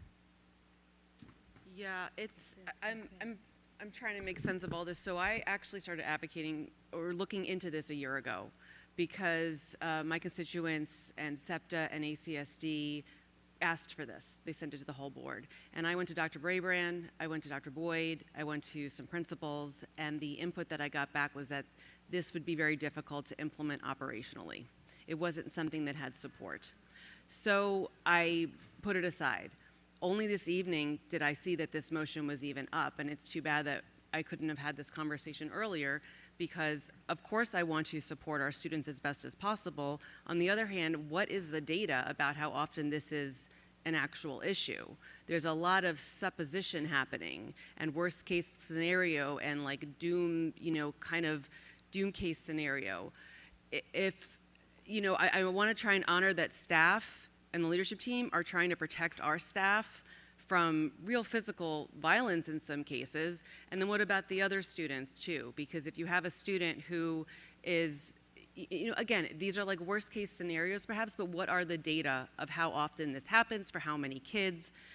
So Dr. Boyd did suggest other language. I've sent it to a few school board members who I've been able to sidebar with, but it's about parent guardian notification and adult support.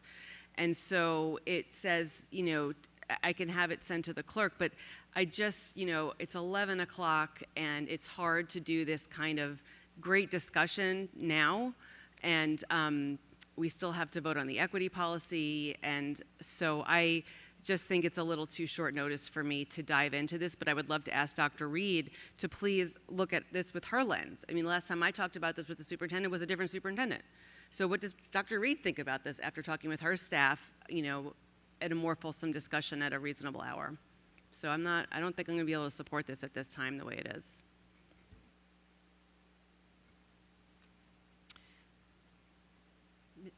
Ms. Amesh?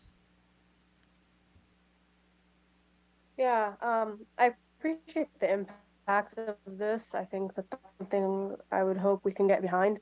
I am happy to follow Ms. Marin though, only because I mean I kind of, I feel inauthentic not saying that this has come up in the work sessions and discussion, was posted on the next steps. I mean, I posted 2 different next steps.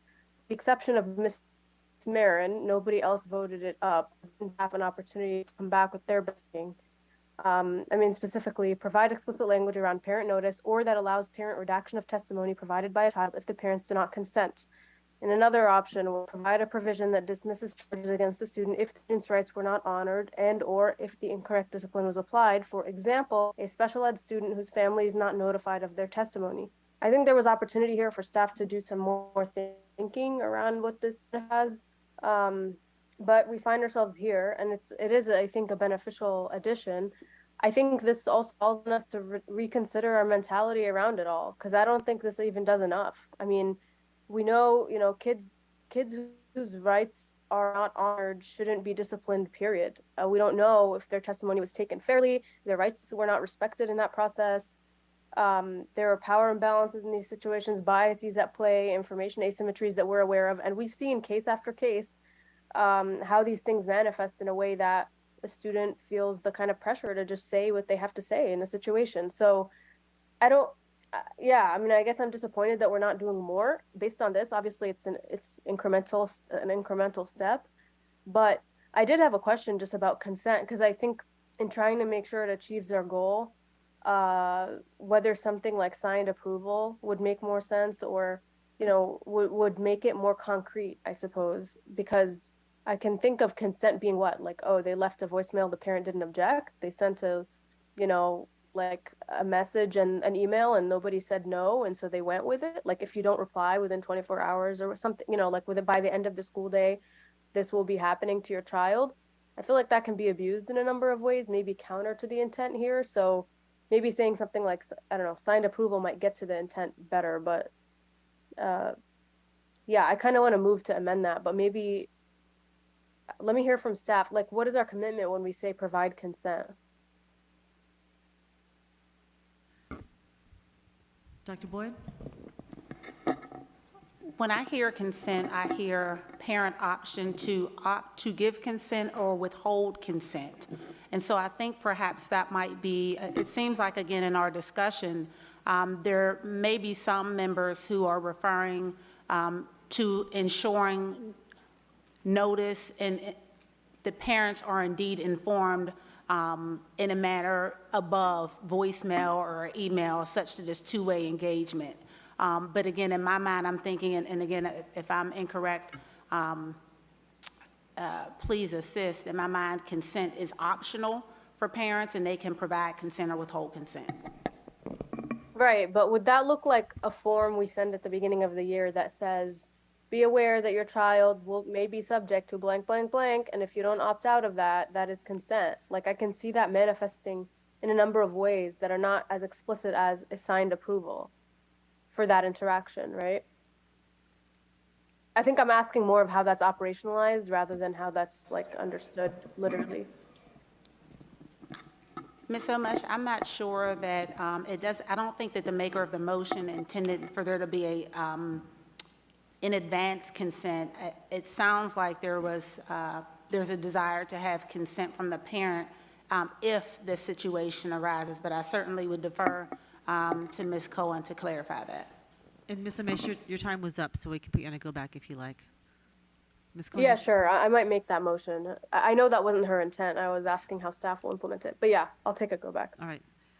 Mr. Frisch?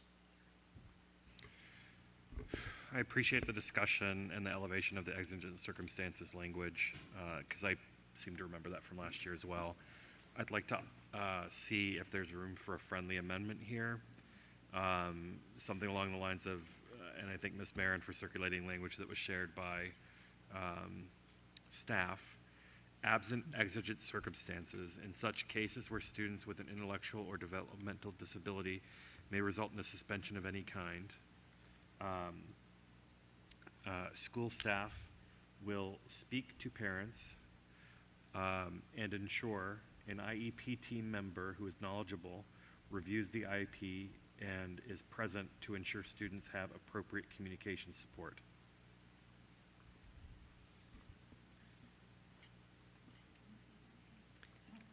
Yes. Can we maybe type that up on the screen and then we can see if there's a second? I will, if you give me a second, I will send it over to the clerk.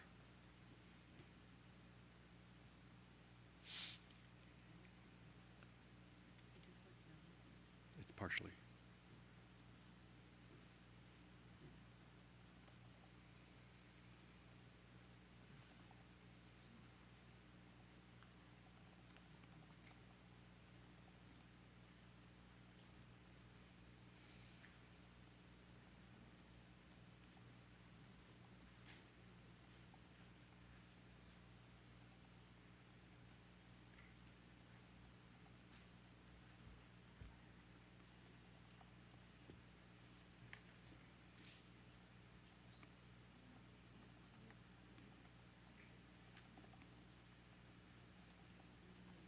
All right. All right, so let's see what, I'm having a little technical issue, but it's resolved, and I'm sending it to the clerk. I'm using my NPR voice.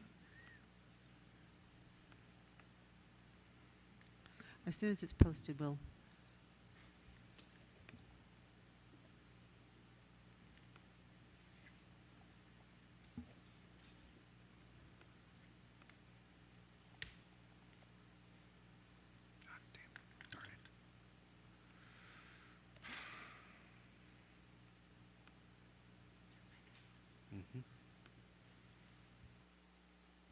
They should have it.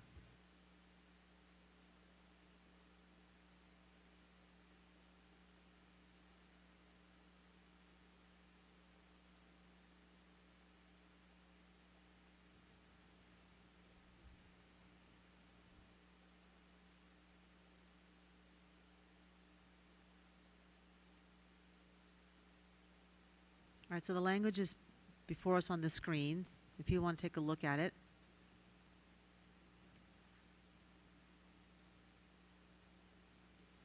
Can we scroll it in place so the whole language is, yeah, there we go. There we go.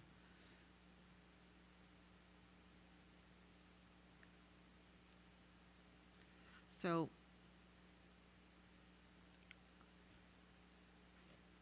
is there objection to just substituting the amendment with this language? Okay, so do we have a second? Okay. Yeah. What's your point of order? Given the late hour, Madam Chair, may I suggest that we postpone the adoption of the SRNR until the 13th of July, which is our next regular board meeting, and we can work out the language, utilize, and have the people work with staff and work with legal to make sure we get the right language. Is there any objection to postponing the SRNR? I have an objection that I could speak to. And I have a counter motion. Well, let me, Ms. Pekarsky, you'd raise your hand first. I'll do that. Yeah, And I'll get to you. I was just going to ask, I know in prior years it's been an issue of getting this printed and starting PD, so Dr. Reed. It's my understanding that to adequately provide the translation support for the translations and provide the printing and PD, that it really needs to be approved tonight. Can I reclaim my time? Yes, well, hold on. We're going to kind of veer it off a little bit, so we'll let Mr. Frisch finish. We had the amendment on the screen. Food for thought. We departed from the process that usually brings us to the SRNR this year. There were no 2x2s. We had less formal discussions and thoughtful deliberations on the SRNR, and so here we are trying to make sense of it at the table. So I would support having more time, and I would also support a return to the efforts that have produced a more consensus-driven SR&R at the dais at a regular meeting so that we're not in this position again next year. Thank you, Mr. Frisch. I'm going to go back to my list that we have here because I don't see the support for this friendly amendment because we don't have a second. May I be recognized to make a motion? Yes, Ms. Marin? May I make a motion? I'd like to make a motion to set on the table, to lay on the table this motion about this language only, to lay that on the table to the next meeting. Is there a second to lay this language on the table for the next meeting and continue the main motion on the SR&R? Ms. Corbett Sanders? Ms. Marin, would you like to speak to your motion? No, thank you. Wait, hang on. Just 1 second. For the parliamentarian, if you're here, can you please let me know if this motion is in order? I just want to confirm. He's virtual. Mr. Morgan, can you speak on the microphone? I don't know if Madam Clerk, if he can be heard. I know he was on virtually earlier. I apologize. Can you hear me now? We can hear you. Okay, yes, I actually was typing my response. I didn't realize you wanted me to speak to it. No, you can't lay on the table a pending motion to amend a main motion. You can postpone the main motion and the motion to amend. You can postpone those together. You can lay them on the table together, although that's only for temporarily putting them aside while you deal with other business. But otherwise, you need to dispose of the motion to amend before disposing of the motion to the main motion, either by adopting or not adopting it.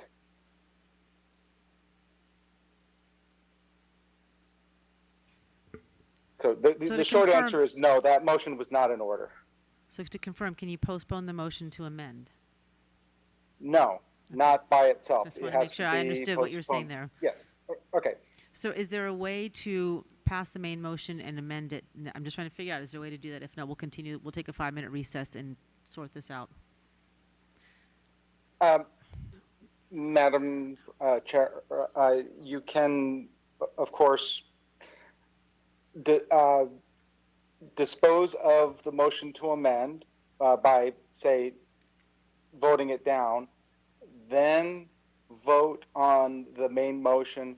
At the next meeting, there could be a motion to post or to amend something previously adopted to go ahead and amend what was adopted tonight. So that is one way of accomplishing what's been discussed. All right, so my understanding is I'm going to call Ms. Pekarsky for Madam Chair, I wonder, can we just call the question? the motion to call the question. Is there, on which one, Ms. Pekarsky? The amendment. I want to make sure I'm correct. Okay. Yeah. All right, so second.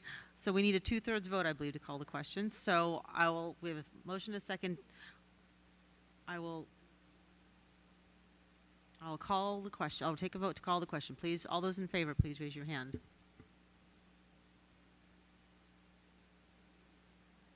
All right, so that motion passes to call the question. So on the amendment. Now, Mr. Morgan, can we postpone this, or do we need to vote on this now? Can we postpone this amendment and then vote on the main motion? Or do we need to vote it down now and try to amend it again next time? Yeah, vote it down and try to amend it again next time. But okay. As the board has just voted to call the question on the amendment, you do need to vote on the amendment now. Okay. All right. So I will call for the vote on the amendment since the question's been called. All those in favor, please raise your hand. Point of order. Okay. Can we make sure the clerk puts the correct motion on the screen? Yeah, please put the correct, the original language. Because this friendly amendment did not pass, did not get a second. So the original language.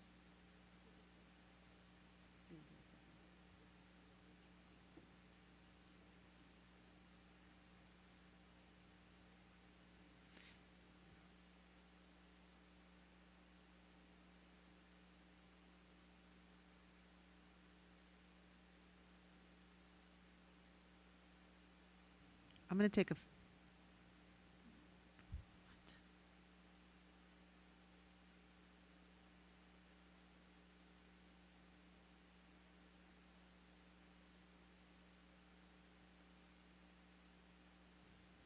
All right, well, I'm going to call, unless you want to call for recess, we're going to call for the vote.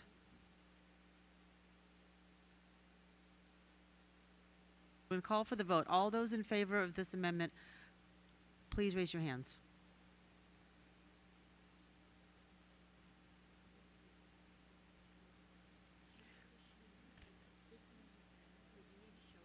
All right, the amendment is on the screen. Hold on, can you show the, this is the original language is on the screen. All those in favor, please raise your hands. That is Ms. Pekarsky, Ms. Cohen, Mr. Frisch, Ms. McLaughlin, Ms. Darnat-Kofax, and myself. And Mr. Mesh, are you voting? I don't see, I can't see. I was trying to amend the amendment, so. Well, we called the question, so we can't amend the amendment. Yeah, I know. So I'm going to abstain until this is in the main motion. Oh, well, hold on. So we have 6 for the, for all those opposed, please raise your hand. That is Ms. Keys-Gamarra, Ms. Marin, Ms. Tolan, Ms. Corbett-Sanders, and and Dr. Anderson. All those abstaining? Are you abstaining, Ms. Amish? I'm going to oppose it. All right, so that motion fails. Well, that amendment fails. Now we'll vote on the main motion. No, Madam Chair, Yes, Ms. Amish? I'd like to amend the main motion What is your amendment, Ms. Amish? to have this exact phrasing, except to change provided signed approval. Can you read it, Ms. Amish? Sure. I move to amend the following language: when a disciplinary incident involving a student with an intellectual or developmental, it just got moved. Can you scroll down so she can see? Disability may result in a suspension of any kind. School staff shall not request a verbal or written statement from the student until a parent guardian has been provided notice, to be changed to, quote, when a disciplinary incident involving a student with an intellectual or developmental disability may result in a suspension of any kind. School staff shall not request a verbal or written statement from the student until a parent or guardian has provided signed approval.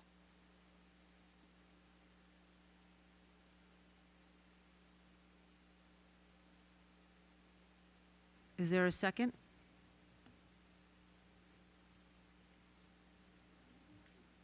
Ms. Cohen? Ms. Amish, want to speak to your motion? Yeah, I mean, I think this just addresses the vagueness issue. My genuine concern was consent will end up being vague enough that administrators can basically get around the intention that is behind, the good intention that is behind this protection. So I hope that, I mean, I think at this point we have 7 who believe in this protection, so I hope that we can get it passed.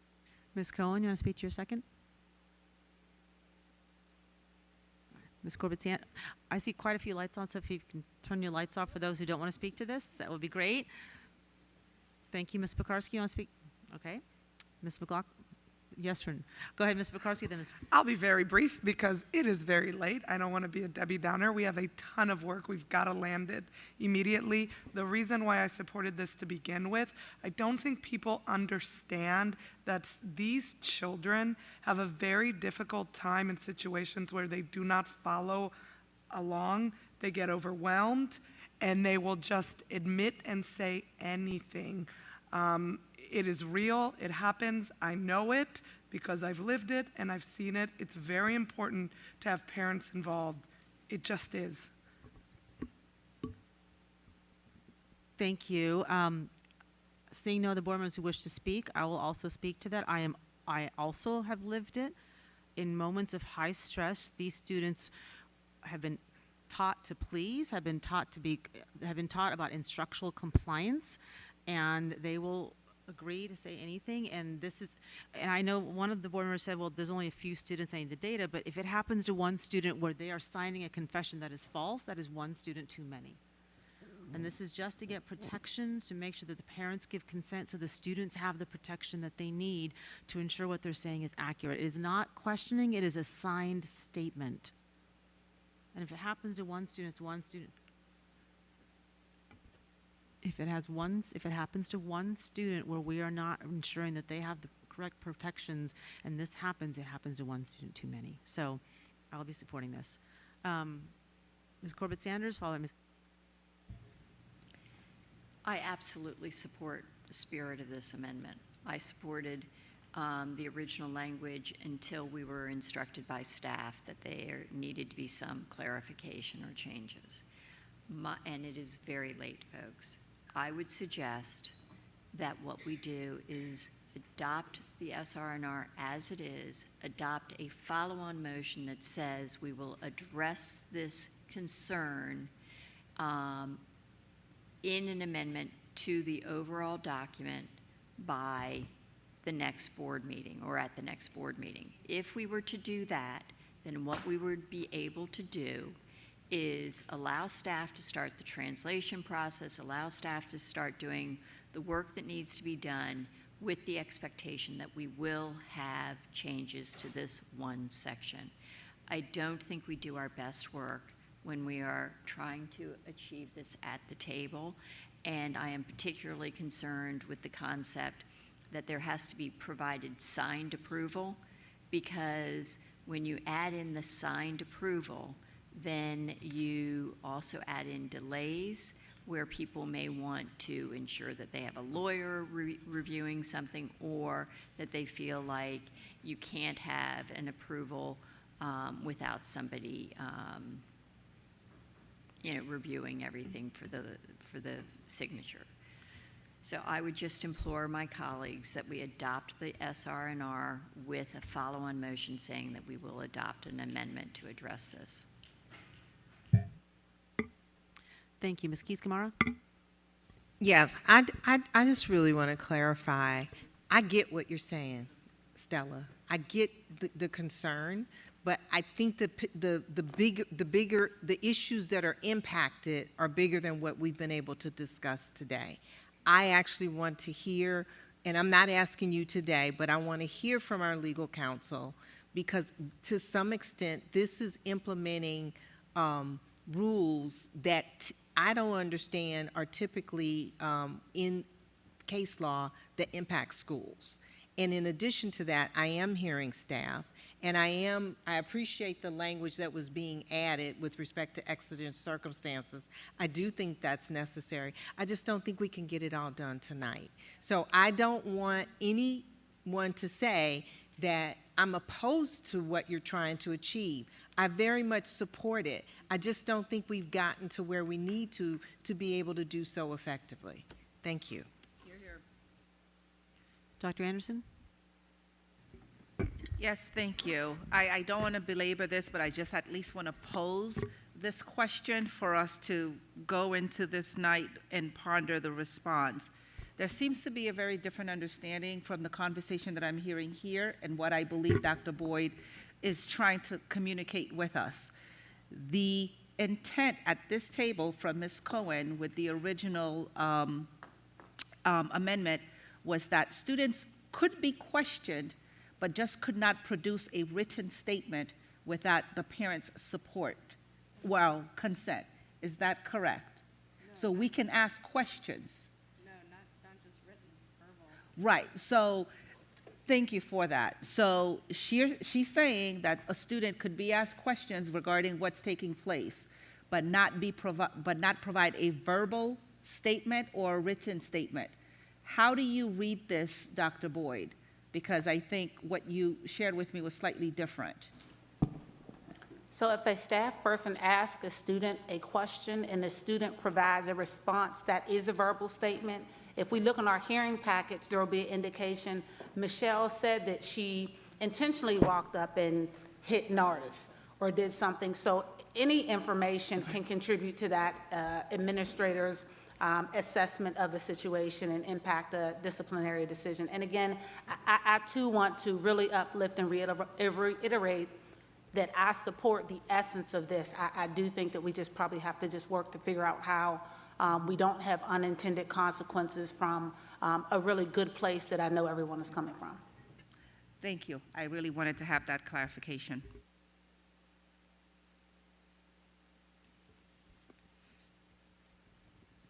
Thank you. Ms. McLaughlin?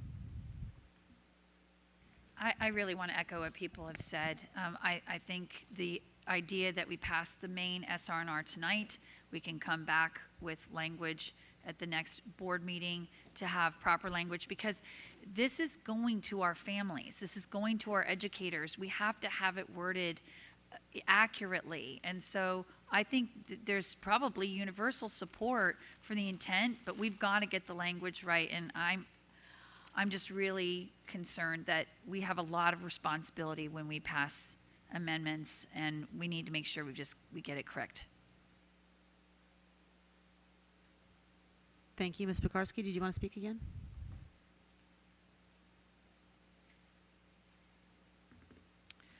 All right, then I will call for the vote. The amendment is on the screen. What? I'm sorry? This is is on the screen. All those in favor, please raise your hands.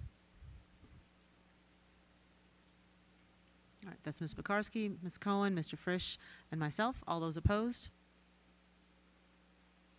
Oh, and Ms. Amish, I apologize. I can't see you on the screen, so I don't know which way, and I apologize. I was trying to speak earlier, but I mean. Oh, I'm sorry. It's not on the screen. So if the clerks could help me know when her hand is up, that would be helpful, because it's literally not in front of me. Before I apologize. Before I take the vote, Ms. Amish, did you want to speak? Yeah, I mean, I actually was just going to say that I don't want us to obfuscate this in the idea that, like, we need more time, more thinking. That's going to actually take away from the potential of what we have here. This is well researched. We know that false confessions are a thing that happen with kids, let alone kids with intellectual disabilities. I think that not doing this might, cause more harm long term than potential tweaks of the language. So at this point, and I recognize I'm saying this having tried to correct the language, but if we're at a point where people are saying because of the language, let's just not do the whole thing, I urge us to reconsider. This is important. Let's vote on it and move forward. If we postpone, we're going to end up having this hour to 2 hour long conversation again at a different meeting over the same stuff. So I think we've culminated in a place where we know this research supports this. I think we should move forward. And all it does is enhance student and parent rights anyway. And I think we're all behind that. So the exigent circumstances piece has been covered. Staff mentioned it's included somewhere. Thank you, Ms. Amish. Having said that, I'll call for the vote. All those in favor, and if the clerks let me know what Ms. Amish voted, that would be helpful. All those in favor, please raise your hands. Of the amendment on the screen. The amendment is before us on the screen. All those in favor, please raise your hands.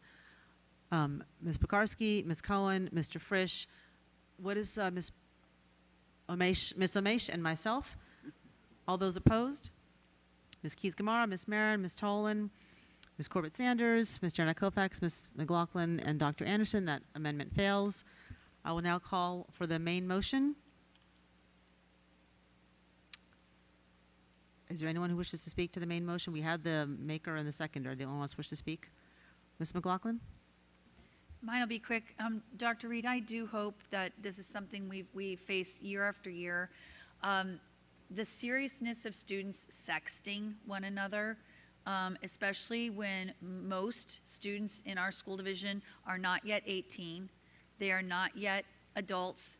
And so I've been aware that even students who take a sexting photo of themselves, and the way that the law is written, if they send a sexting photo of themselves, they have actually possessed and distributed child porn, even of themselves.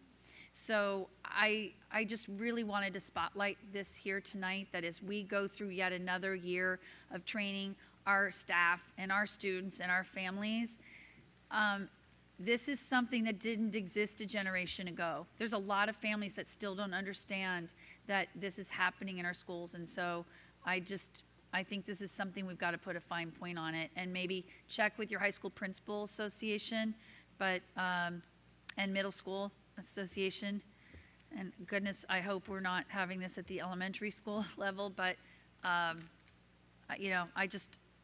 it's very concerning to me, and it's something that pops up. And I'm not sure everybody really realizes what we're still dealing with. All right. With that, I will call for the vote. All those in favor, please raise your hands. The main motion. All those in favor of the main motion, please raise your hands. That is Ms. Keys-Gamarra, Ms. Marin, Ms. Tolan, Ms. Corbett-Sanders, Ms. Derenak Kofax, Ms. McLaughlin, Dr. Anderson, and Ms. Pekarsky. Ms. Amesh, what is your vote? It's an unfortunate place to be. I mean, I'll abstain. All right, hold on. I'm going to call for the vote again. Thank you. All those in favor of the main motion, please raise your hands. Ms. Pekarsky, Ms. Cohen, Mr. Frisch, Ms. McLaughlin, Ms. Derenak Kofax, Ms. Corbett-Sanders, Ms. Marin, Ms. Tolan, Ms. Keys-Gamarra. All those opposed? Apologies, Ms. Sizemore-Heiser. I'll correct that. I'm sorry, Ms. Mesh, can you say that again? I'll There's a lot of correct people that. My speaking here. understanding is there's going to be, can I just clarify? There's going to be future action from staff to somehow address what we just discussed, right? No, we didn't direct them that way. Point of order. Yes? Is there?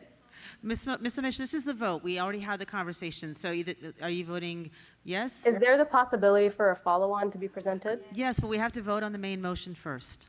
Okay, that's fine. I was just asking. Point of order. Yes, Mr. Frisch.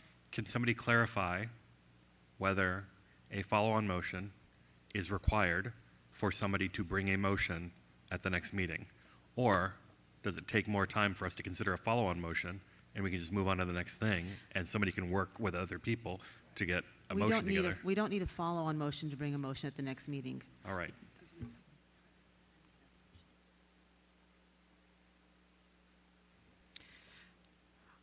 All right, so Mr. Morgan, can you clarify, if someone votes against the main motion, can they bring an amendment to the main motion? That's a question I've been asked at the next meeting.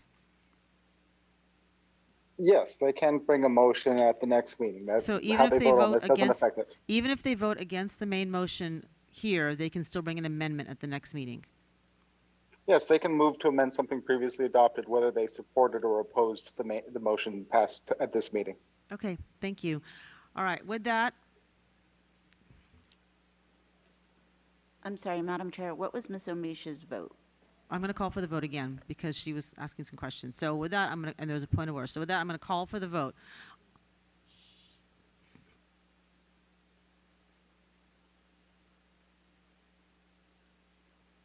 With that, I'm going to call for the vote. All those in favor, please raise your hands.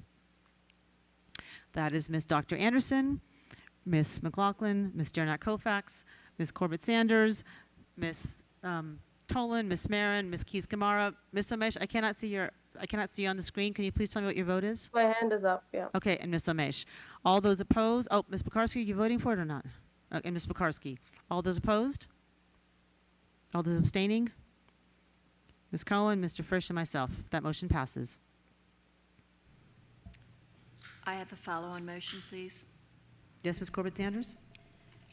I direct the superintendent to work with staff and board members to address the concerns regarding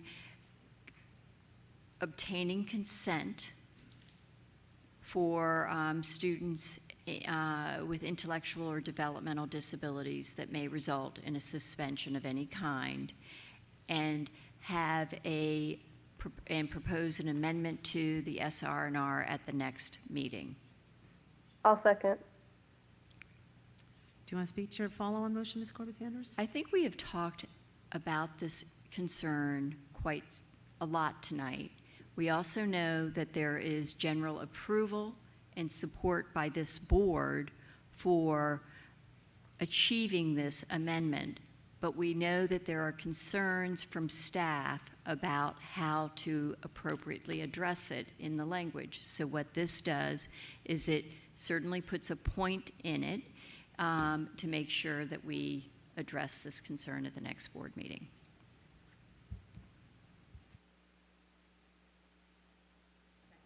Ms. Omesh, you want to speak to your second? I mean, I think it's been covered. I don't think when we say all means all, equity, inclusion, all this stuff, we're clearly left behind a piece here. So hopefully staff can bring us their best thinking around the language that we all support the sentiment behind. so that we can move forward in a way that protects all our kids.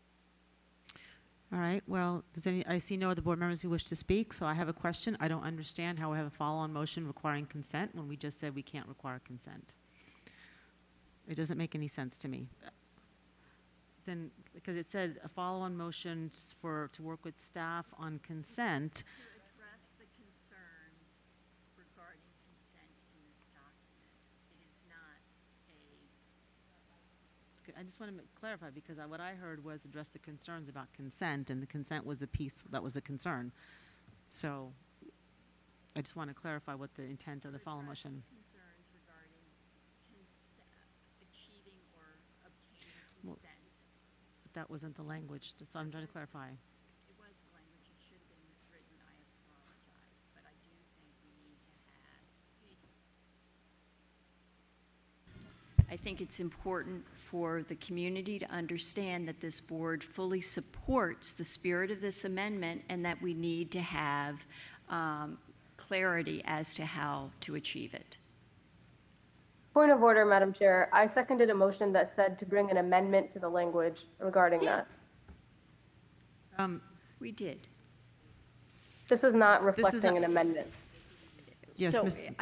it was correct. I think, if we can take a 2-minute break, I will type it up myself and send it to you. We can take a 5-minute recess.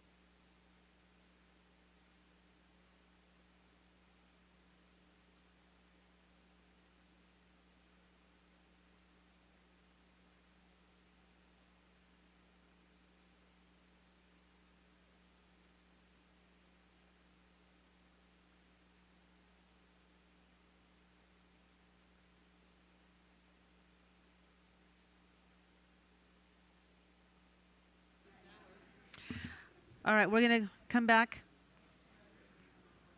to the table. Let me pull them.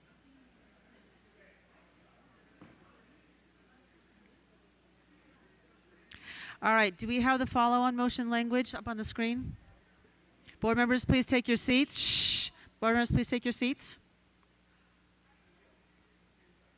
Do we have the follow-on motion language on the screen?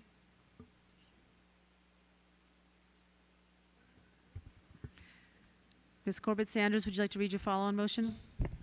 Direct the superintendent to work with the board members to propose an amendment to the SR&R adopted tonight to address the concerns raised by board members in the amendment on obtaining parental guardian consent for students with intellectual and developmental disabilities prior to their being asked to provide a written or verbal statement for a suspendable offense. Ms. Omesh, are you still seconding this follow-on motion? Yeah, I'll second that. All right. Ms. Corbett-Sanders, do you wish to speak to it? I think we've all spoken about it. I think we should just vote. Ms. Omesh? Yeah, I just want to say it's unfortunate we couldn't adopt the previous amendment, but since we're here, I hope we can at least pass this and make it happen next meeting. All right, I'll call for the vote. All those in favor, please raise your hand. All right, that is Ms. Pekarsky, Ms. Cohen, Mr. Frisch, Dr. Anderson, Ms. McLaughlin, Ms.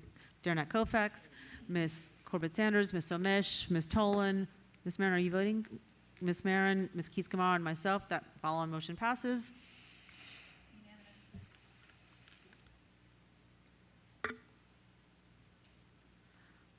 All right, we will move on to agenda item 4.02, educational equity policy. I call on Dr. Anderson for a motion.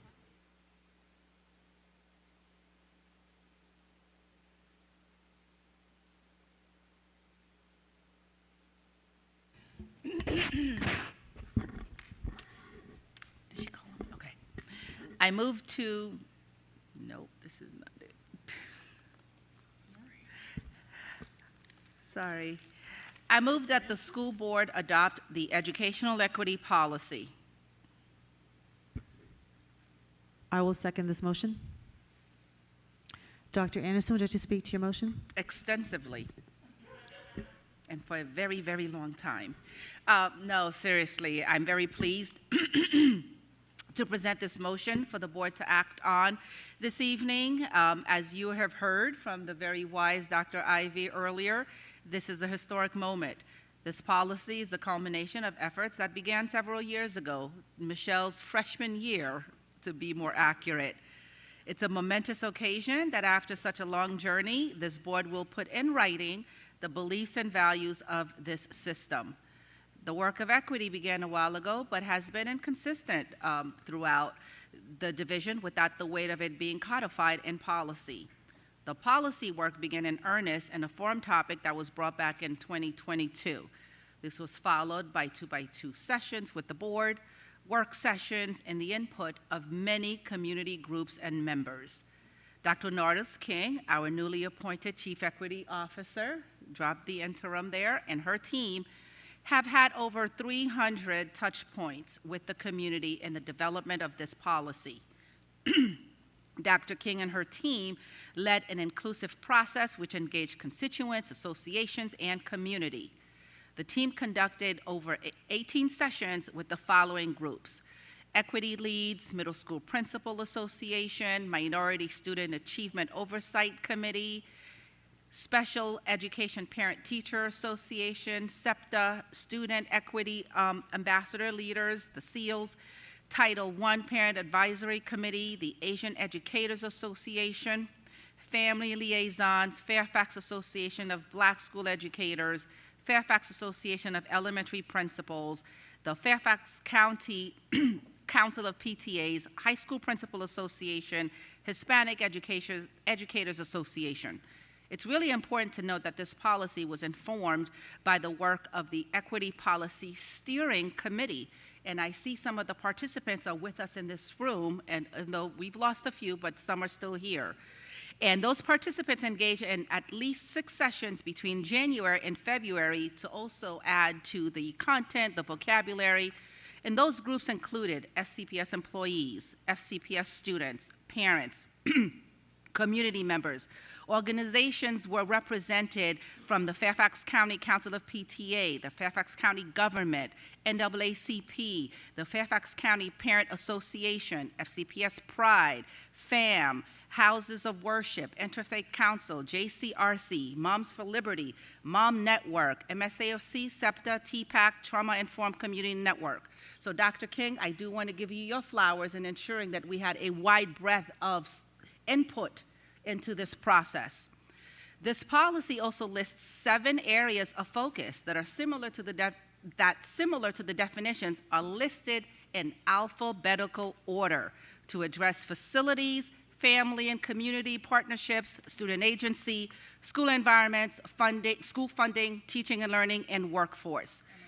I know, I'm almost done. The equity policy represents the board's stake in codifying practices that remove barriers for our students. It is not a plan to engineer equal outcomes, but rather a plan that forces our system to be intentional in providing access and resources regardless of a student's circumstance, language, race, etc. Thank you. This policy is so important and so seminal to our work that you have a previous chair bringing the motion, you have a previous chair and then vice chair bringing the forum topic, and the current chair seconding it, and the rest of our board working so hard. I want to first start off by recognizing the board members, Ms. McLaughlin, Ms. Derenak Kofax, I believe Ms. Corbett Sanders as well, as who was here with the One Fairfax policy that really lifted up the work on equity, and Ms. Keys-Gamarra as well. I wasn't sure about the date, but who lifted up the work around equity and really set the tone and set the marker for equity being at the center of all we do. So I want to thank you all for being the guidepost that got us here. You know, and since we came on this board, centering equity, which I don't know how it's gotten to where it's gotten, it just means making sure every student has the opportunity to succeed and has what they need to succeed. And I think that's something that we can all wrap our heads around and agree with. It means removing barriers to student success. I don't know how that's something that's a bad thing, but so I'm really proud that this board has centered that, and we've been doing this work for a long time. And this policy in particular is a year in the making, and this policy is seminal to uplifting the equity commitments in our strategic plan. And this policy is in alignment with our strategic plan. The strategic plan is what really sets our vision and guides us into the future.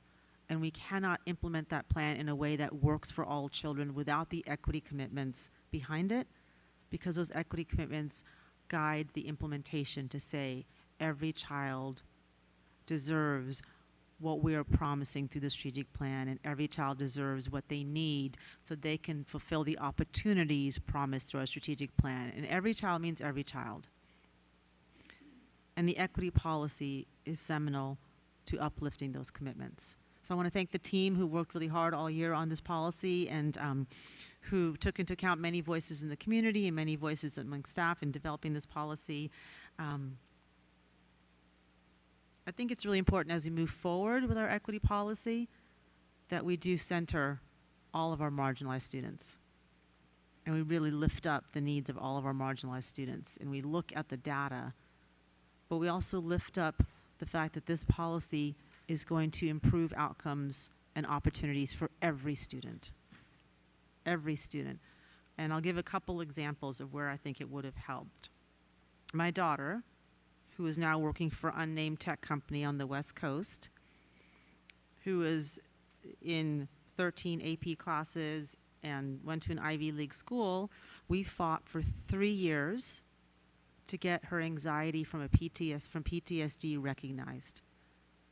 And perhaps if there'd been an equity policy that talked about her needs being met so she could access her opportunities, she wouldn't have suffered for 3 years before we were able to get her needs met. My son would also benefit.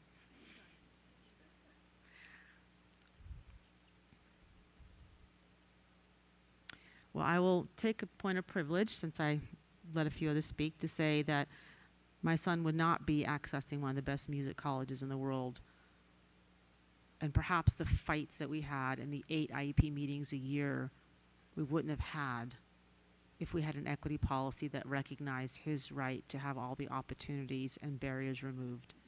So this is personal, and I think it's going to help students in a way that I wish my kids had been helped. Thank you.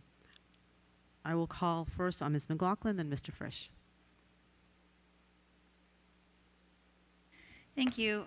Dr. Reed, I do want to say that I really appreciate that when we had our work session, you and your team really responded very quickly to just some small but important areas in the policy that was drafted by staff that would ensure there was an accurate and historical understanding of what this policy was going to bring. And when I think about the word Trinity, we are kind of faced with a trinity here, the three. So the three being the One Fairfax policy from 2019, and then you go to the strategic plan and how that also talks about equity, excellence, and opportunity, and then this educational equity policy, that they're a triad. They all three intersect and support one another.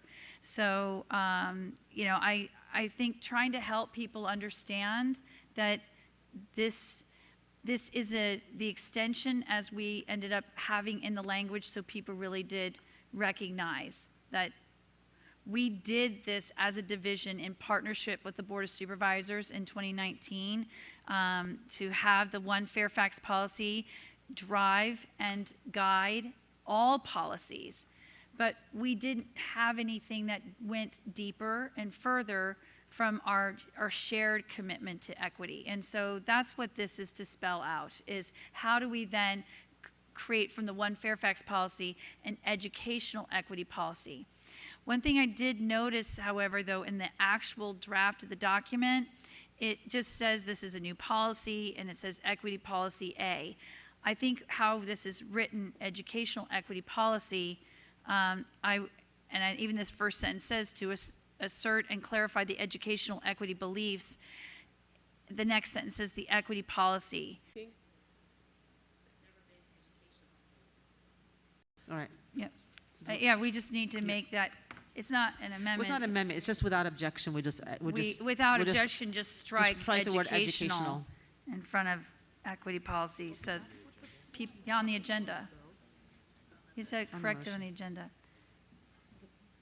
And then at the very bottom, I would say, Dr. Reed, for everyone to understand, again, the triad and the connection, under related policies and regulations, it's just listed as One Fairfax on page 7. And that, again, I would really appreciate if you and the staff would continue to reference it as the One Fairfax policy, because that policy drives all policy, including this policy we're adopting tonight. And we don't call it a policy, people don't understand that that is like the umbrella policy of all policies. So that is what we talked about at the work session, that is what was affirmed by staff, and it is what's in the language of the One Fairfax policy, that it drives all policy. So without objection, Madam Chair, can we just have it read on page 7 at the bottom under related policies, One Fairfax policy, so people understand what that is? Okay, if you go to page 7, at the page 7 of the policy, it says related policies and regulations. Staff hasn't put in there that it's the One Fairfax policy. It's not just called One Fairfax. It's the One Fairfax policy. I just want that word in there for clarity. So everyone knows when they're wanting to look at related policies, they know they're actually looking for the One Fairfax policy. Yeah, no, So I'm just looking at this. Without objection, is that clear? Yeah. Melanie, did you have a question? Okay. I really would love to not get into this at this moment, but technically on our website it says One Fairfax. So I would not like to just change the name on the document because it seems like there's other implications of what it's. It was literally voted on by the school board and the board of supervisors of the one Fairfax policy. If our website's wrong, that goes to why I said 5.5 years ago we committed to the one Fairfax policy, and people are now wondering if we've been doing equity work for the last 5.5 years. So I think it's a problem that just should have been corrected. It was just supposed to be cosmetic, but it's not a reason to not vote for it tonight. I just thought it was a housekeeping thing to correct. So to the broader point of where I'm at, I want to thank Dr. King, you and your team, and especially all those who stayed to the bitter end tonight. I did find, Dr. King, you set a tone of immense collaboration with me, and from what I heard, all of my school board colleagues, and that meant a great deal to me because we are all trying to come together. And to what Ms. Sizemore-Heiser said, I know there's been some consternation, but in the end, equity is about removing barriers and having every child succeed. So I'm proud to vote for this tonight. Thank you. Mr. Frisch? Thank you. There seems to be a particular point of contention in the community about the very existence of systemic bias and its impact on disproportionate outcomes. I don't think we can have a discussion about this question without addressing it head on. And I think the best way to tackle that is to step outside of public education and look at the car industry. Current law allows local car dealers who provide financing to tack on a few extra percentage points to their loans to consumers without telling them. The result can mean thousands of dollars in extra profits for the car dealers, which in reality ends up being tens of millions of dollars for the industry in additional profits. The law does not say that car dealers can provide this financing and add the extra points to the loans of brown and black people specifically, but according to analysis from the Consumer Financial Protection Bureau and other watchdogs, that's exactly what happens. Because the laws governing these loans do not protect the interests of brown and black people specifically from the disparate impact of these markups, those with the same income and credit profiles as their white counterparts are far more likely to face more expensive loans for cars. These types of systemic challenges exist throughout our government, our laws, and yes, even in public education. That is why we have an obligation to pass the equity policy, to identify, interrogate, and fix systemic inequities where they exist. Passing this policy puts the board and the school division on the side of supporting systems that support students to reach their individual limitless potential, and to end systems that perpetuate practices that hinder students from reaching their individual limitless potential. I want to thank Dr. King and her team, who are still here this late at night, the superintendent, and the many parents, students, and community stakeholders already identified tonight who had a hand in developing this policy, and my colleagues for their work on it as well. This policy is for every student, every family, and every staff member in our system, and I'm eager to cast my vote in favor of it. Thank you. Ms. Corbett-Sanders? Yes, thank you, Madam Chair. I'm happy to support this policy as amended by the superintendent's team after last week's board work session. The improvements made by the superintendent's team led by Dr. King recognize that this policy is focused on the implementation of the One Fairfax policy and the strategic plan, and that this board adopted at the last board meeting, the strategic plan. Over the past couple of years, and even this evening, we have heard from some that equity and equality are the same when it comes to education. Some would suggest that this would be fair and reasonable to use these terms interchangeably. They argue for the concept of allocating the same level of attention and resources to each school and for each child.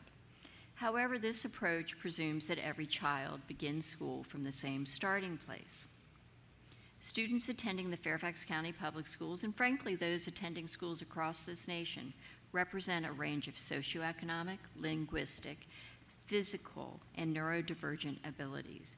providing the same resources to all schools and all students without regard to their individual needs makes little or no sense if our goal is to ensure that we meet the needs of our children by name and by need, and it is in essence, this does not achieve fairness.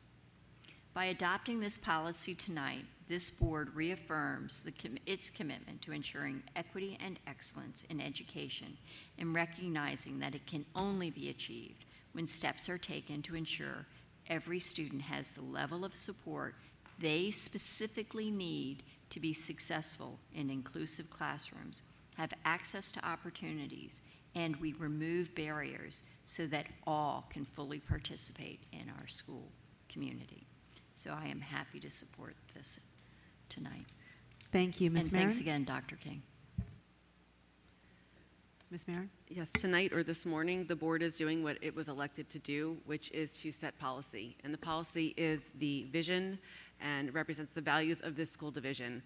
Equity isn't just providing what's needed, but it's also stepping away or stripping away what's harmful. So it's not about what's needed, it's also about stripping away what's harmful. One of the first and only meetings I was able to attend before COVID hit was to go to the National School Board Association meeting in DC for their equity meeting. And I came back having learned about what some other school divisions had done with equity policy, and I brought all those materials to then Chief Equity Officer, Dr. Francisco Duran. That was January 2020. Then this board submitted forum topics to create equity policies by perhaps a different name. And that work continued in so many ways, and it was listed today what all of the meetings and outreach was. We are very accessible. If people want to give us input, you can certainly find us. Through the strategic planning process, we also wove in equity as central. Our plan has it in there. So I am so proud to vote for this, even though it's technically the next day, and I thank the educators and staff who remained here. I can only imagine how much this means to all of you if you've stuck it out this long, so thank you. And this is just the beginning of how we're going to really use this to frame everything so that it's so much better for all of our students and our staff. Ms. Omesh? Yeah, thank you so much. Obviously, this is long overdue, and I'm glad that we're here. I appreciate Ms. McLaughlin's comments. I did find the One Fairfax policy voted on November 2017, so just to give a nod to that. But then noticing too that Montgomery County in 2017 and Arlington in 2020 passed their equity policies in this language. So really just excited that we're here, and want to thank our staff who I know are still up and waiting and watching. From Dr. Nardis King, who now is our Chief Equity Officer, Kathleen Waltz, Iona Spikes, Kim Amenabar, Dr. Shannon Anderson, Nina Thomas, Dr. Manny Portillo Gomez, Dr. Shannon Merriweather, Dr. Renee Huffman Jackson, and the entire Equity and Cultural Responsiveness team, who have been hard at work for months now, perhaps over a year even, since our first conversations in 2x2s, and trying to really get that community buy-in. And no doubt there's a push and pull and frustration of needing to do that, because some people think that, we're well beyond, but others, of course, wanting to make sure it's clarified and understood by the community. So perhaps the humility and patience that came with this process is what landed us in a place of buy-in where we can all celebrate today. So it's not a win worth diminishing. I think it's a big success. And of course, the typical reminder to all that, equity is not a zero-sum game. Everybody gains. I think in the work session, there were some great examples of how that is. And I encourage the community to look into that if they're a little bit more skeptical. I especially appreciated the piece and responsibilities from pages 5 to 7, where really we're reiterating, right, that this is an incumbent on everyone. And I take this as an obligation on myself personally, first and foremost. And I hope my colleagues and everyone does as well, to unpack our biases and show up to the work in ways that are intentional and hopefully humble enough to see where we might fall short. I'm particularly reflecting on even the vote we just had, right? Where does ableism fit into all of this, and how can we have an equity lens that keeps students with disabilities in mind too, while no doubt working in good faith with one another where there may be genuine concerns as well. And finally, as we promise the community and convey this strong message that this is a win for everyone, I think to the equity team, to staff, I direct the message, and Dr. Reed, that means we take on the burden and responsibility of living up to that trust and acting on that commitment. And so hopefully we can live up to that promise And I think targeted universalism is a great strategy to help us get there and really thinking about everyone. But whether it's people on the other side of the aisle, whether it's minorities that we haven't heard from or aren't the squeaky wheel, Dr. King, I have confidence in your leadership, and I look forward to continuing to work with you to make sure that in every nook and cranny, we're keeping in mind folks, whether or not they've organized and advocated and are well funded enough to speak up. So I'm hopeful, but I'm also feeling the burden of the weight of our promise today. And I hope that we can all collectively walk away being reflective of how we can really live up to deserving that trust. So thank you all for all the work, again, to the team. Thank you, Ms. Go to Amish. sleep Ms. after Amish, this. your time was up a while ago. I just wanted to let you finish your sentences. Thank you. Sorry. Yeah. No worries. Ms. Tolan? I'm happy to support the passage of the equity policy tonight. I've heard from a number of my constituents that they feel this is necessary for them to feel that although we've been working on equity issues across our county for years, and even though we have equity now written and intertwined across our strategic plan, this next step codifies for them that this work will continue in our school district. Although after working in the school district for years and with my years on the board, I feel confident that our work to make educational opportunities available for every student will continue as we move forward. I respect that many in our community want to see that work codified, and with that, an assured continued action. In many conversations that I've had with our regional assistant superintendents and Dr. Reed, I know that our Drainsville schools will benefit from our equity work, and that our equity work in no way diminishes our striving for the celebration of merit and student success at all levels. We will be working to remove barriers to student success for any student. Also, please be assured that our policies are not static documents, like we've talked about our strategic plan. As we learn more and implement this policy and implement our strategic plan, these will be updated to make sure that we are doing the best work possible. Thank you very much to our team of putting this together. I appreciate all the work after the work session and the whole year leading up to it. And a huge thank you to our staff and principals that have waited for hours for us to get to this point tonight. We really appreciate you backing up this work. Thank you. Ms. Keys-Gamarra?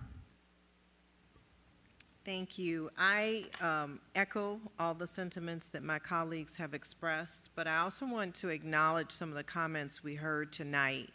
Of course, we have always had people saying that perhaps we have not done enough.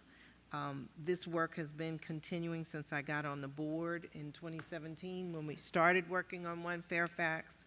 So I want to talk a little bit about what equity is and what it is not. Someone mentioned tonight that it could possibly violate the Equal Protection Clause, which I vehemently disagree with, but rather this policy acknowledges our responsibility to serve students based on data. It is not a matter of giving advantage to one group over another. We already have that perhaps in some of our, the way that things are implemented. It is not a zero-sum game. It is not anti-merit. It does not guarantee a programming in order to serve some, but rather acknowledges that one size does not fit all, and one view inherently disregards the needs of the many. It strives to bring us closer to every student by name and by need. It has been progression, and I pray that it will continue, because even though we are having this monumental moment right now, it is a part of a continuum, and we should always be improving. Thank you. Thank you, Ms. Keys-Gamarra. Ms. Janet Koufax? Thank you, Madam Chair. As referenced in our work session, equity within our system and our community has been an evolution.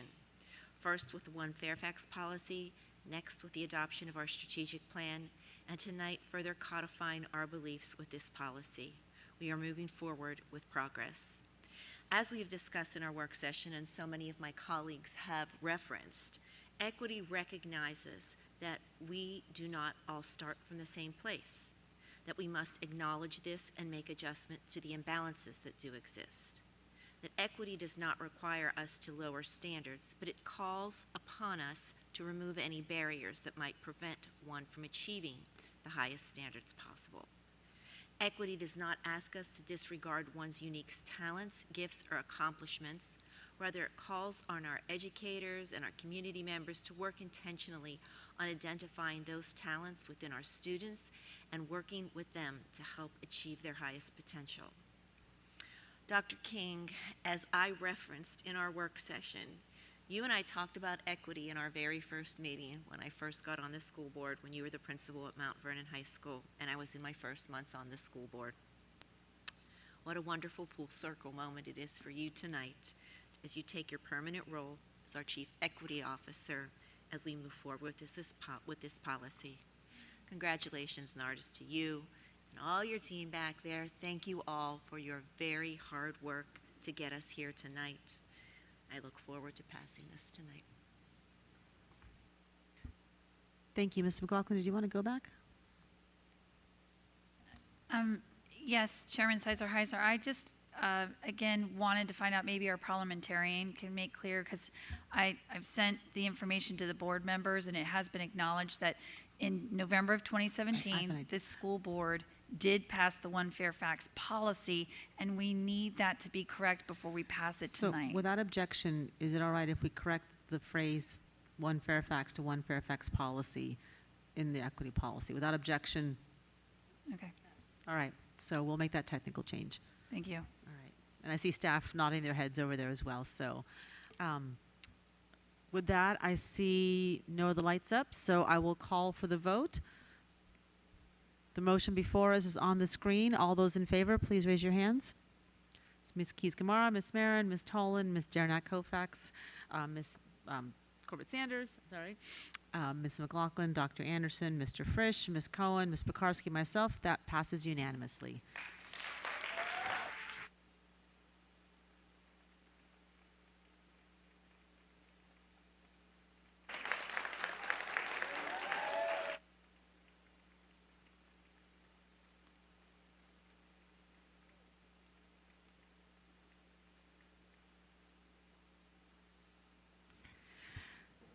Agenda item 4.03, FCPS School Board Governance Manual Change Proclamations. I call on Dr. Anderson for a motion.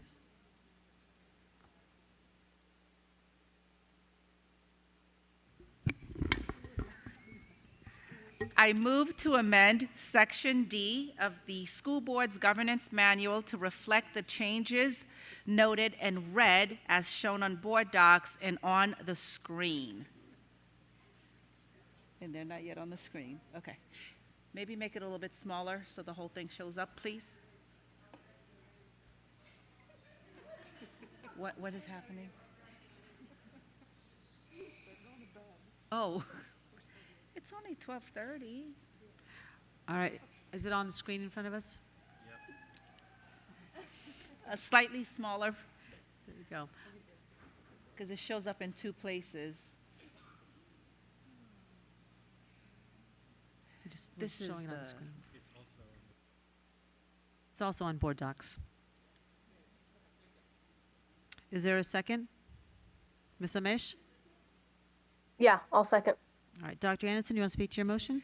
Super briefly, this is, since we've made the amendment to our governance manual that school board members are allotted two proclamations per year, and there are several proclamations which fall outside of that. That includes the Laura Ashley, that includes the VSBA award. You'll see the list here. What I wanted to add to that list of retirements of staff, we should not have as one of our allocations the retiring of LT staff, who we do need to recognize when that happens because of their service. That should not be part of the school board's allocations. So I wanted to make that amendment. Ms. Amish, you want to speak to your second? Yep, it's just simply technical. I think Dr. Anderson covered it. Really just making sure that folks are not limited by the fact that we all want to honor our retirees, and it's really incumbent on the board as a whole rather than an individual board member. Ms. Corbett-Sanders? Yes, thank you, Dr. Anderson, for bringing this forward. And I understand the spirit of the amendment, but I also understand that there are several other changes to the governance manual that are expected to be undertaken with the new board, with the new governance committee, which will be put in place.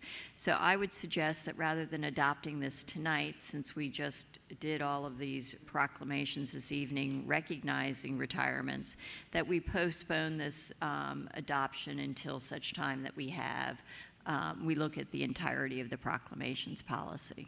Are you making an So amendment? I will not support this tonight. Are you but making an amendment to postpone or just suggesting it? I'm just suggesting that, but I personally will not be voting for this tonight. Thank you. Ms. McLaughlin?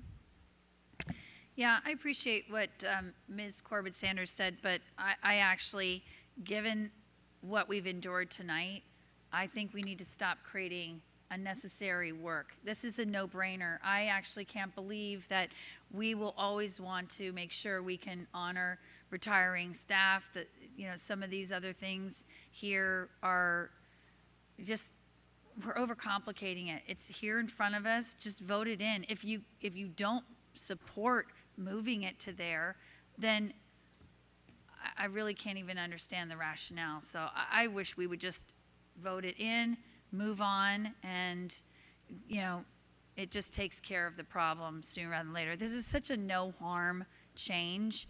I'd like for us to go for the easy win. All right. Seeing no other board members who wish to speak, I'll call for the vote. All those in favor, please raise your hands. Ms. Keys-Gamarra, Ms. Marin, Ms. Tolan, Ms. Janet Kovacs, Ms. McLaughlin, Dr. Anderson, Mr. Frisch, Ms. Cohen, Ms. Pekarsky, Ms. Omesh. All those opposed? All those opposed? All those abstaining? Ms. Corbett Sanders, that motion passes. Agenda item 4.04, school board member salary. I'll call on Ms. Cohen for a motion. For those in the audience and listening at home, there will be an amendment forthcoming. I move that effective January 1st, 2024, the annual salary for each member of the Fairfax County School Board be set at $60,404 and that the school board chairman be paid an additional annual salary of $2,000. Is there a second? I second. Ms. Tolan, Ms. Cohen, did you speak to your motion? I will not be speaking to the amendment because as amended, it has my full support. I just want to say, you know, this has been a painful process to get this board into a good place, and I've just been impressed at how everybody's worked really, really hard to try to be collaborative and come together and find agreement. And so I really appreciate getting to be the one to bring this, even though it'll ultimately be as amended. Because I absolutely, I will say to every single person who is still here with us at 12:30 at night,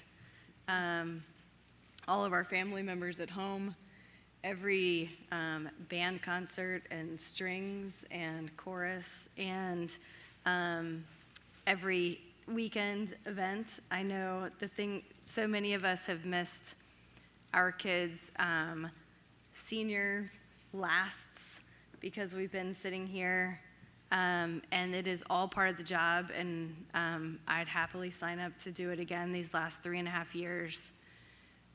But I recognize that when we have a salary for $32,000 a year and say that this is a part-time job, it sends a message that is not accurate.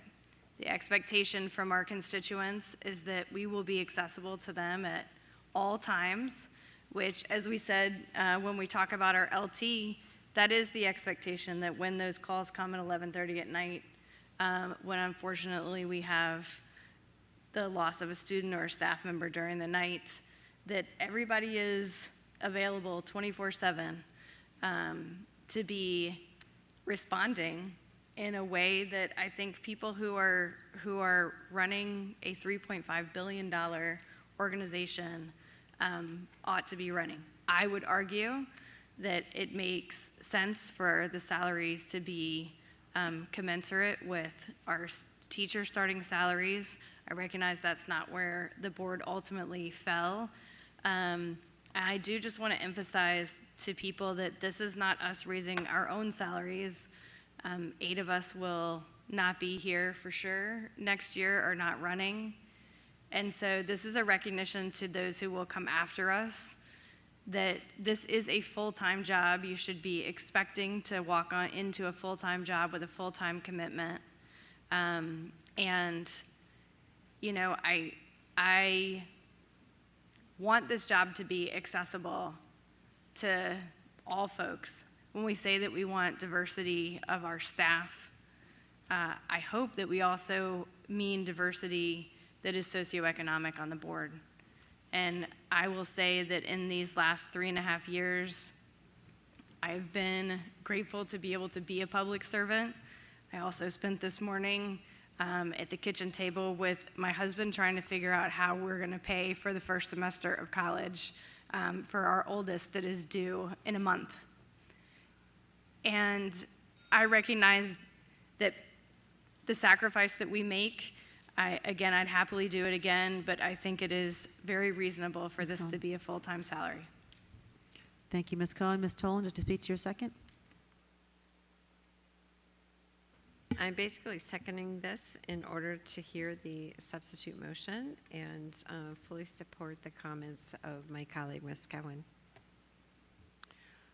I call on Ms. Jarnack Kofax.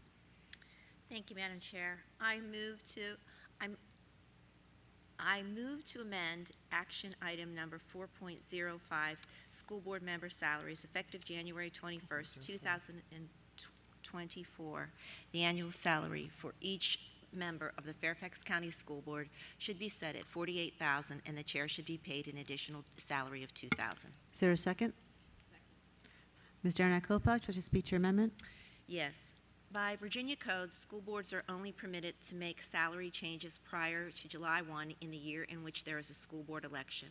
After much conversation and thought, our board has reached consensus and has come forward with a salary change that is necessary and data-driven, based on factors that include the average step in MSA that was given to each of our employees for the last 8 years, benchmarked to the percentages increases undertaken by the Board of Supervisors, comparison to board salaries for similar sized school divisions. I'm hopeful that by using these data points, our board can move forward with this amendment. Ms. Corbett Sanders, would you speak to your second? Yes, thank you.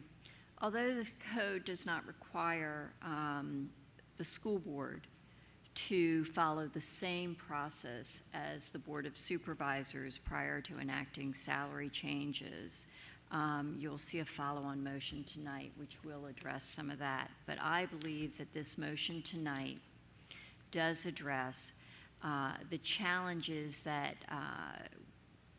are posed because it requires, the state code requires us to take action by July 1st in the year of any election of the majority of the school board.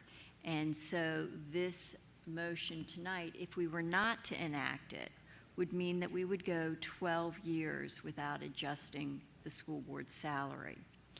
And with a 12-year cycle of adjustment, it puts the salaries of the school board out of whack, for want of a better term, and it also doesn't allow for, it tends to send a message that that we're not addressing the needs of the board and the people who work on it. And so this motion tonight, or actually let me start with, today the school board salaries are about 1/3 of the salary of a member of the Board of Supervisors. With this motion tonight, school board salaries will be 39% of the salary of a member of the Board of Supervisors with the recent adjustments that they made.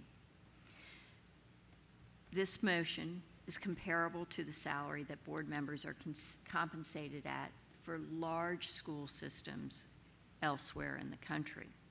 It is consistent with percentage increases to board salaries that were made in prior years, And if you look at the history of changes, the board made changes in 2007, 2015, and now 2023. So it has a cycle of every year, every 8 years addressing school board salaries. And so with a lot of discussion, a consensus was made to set the salary at $48,000, which is consistent with large paid boards. I will also be putting forward, or I will be seconding the following motion that addresses the unique circumstances of the Virginia State Code, which spells out that increases can only be enacted by July 1 during an election year. And so we are clarifying that the review, I'm sorry? Okay. So we are clarifying that a review has to be done every 4 years and that data should be used to make recommendations on salaries. So that is why we're putting this forward tonight. Ms. McLaughlin? Thank you. I look forward to supporting this absolutely as one of the longest serving members of the board, along with Ms. Darnett Koufax. We know what it's been like when we first joined the board, and it was a $20,000 salary, and at the time the Board of Supervisors were making $75,000. So we went 8 years, or we went for those first 4 years, there was not a raise. We ended up going up to from 20 to 32, and the Board of Supervisors went up to 95. So we have continued to lag significantly. Now, I am not trying to equate that school board members should make what Board of Supervisors make. But I am hard-pressed to believe, having done this job for 12 years, that the Board of Supervisors are doing 3 times or 300% more than the school board members. We do not have over $600,000 for each one of our magisterial districts to have full-time staff, to have 2 offices, to have a pension. There are on and on the differences between this school board in Fairfax County that oversees a $3.5 billion budget, more than 28,000 full-time employees. And so this is more than reasonable when the Board of Supervisors will now be making about $123,000, and this puts us at 48. It is not lost on me as well that this has been a predominantly female board. We've continued to lose men on this board, and I can't help but think it's because when you look at the very small compensation that comes with this job, it is such a massive amount of time that for some of us and for too long, too many of us, it's because we've been fortunate enough to have a spouse, a partner who says, you know what, you're going to sit here with graduate degrees, 20, 30 years of work experience, and you're going to earn $32,000. It's a significant sacrifice over time. No one asks school board members, or they don't ask the Board of Supervisors, well, wait, haven't you served for like 2 terms? Isn't it time for you to move on? But I can't tell you the number of times people have said to me, really, 2 terms on the school board, 8 years? Don't you think it's time for you to move on? There are so many double standards about looking at the continuity of leadership that we see as a value for Board of Supervisors to stay for 20 or 30 years, but we don't get that same respect and understanding.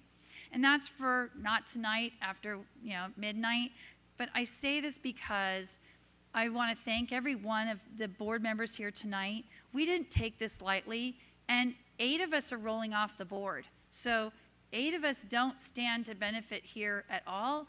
This is about the next board. It's about the board after that, because we can't keep going 8 years, 12 years, and not addressing this. So when you've only had 3 raises in 35 years, this is long overdue, and I'm proud to support what we have in front of us here tonight.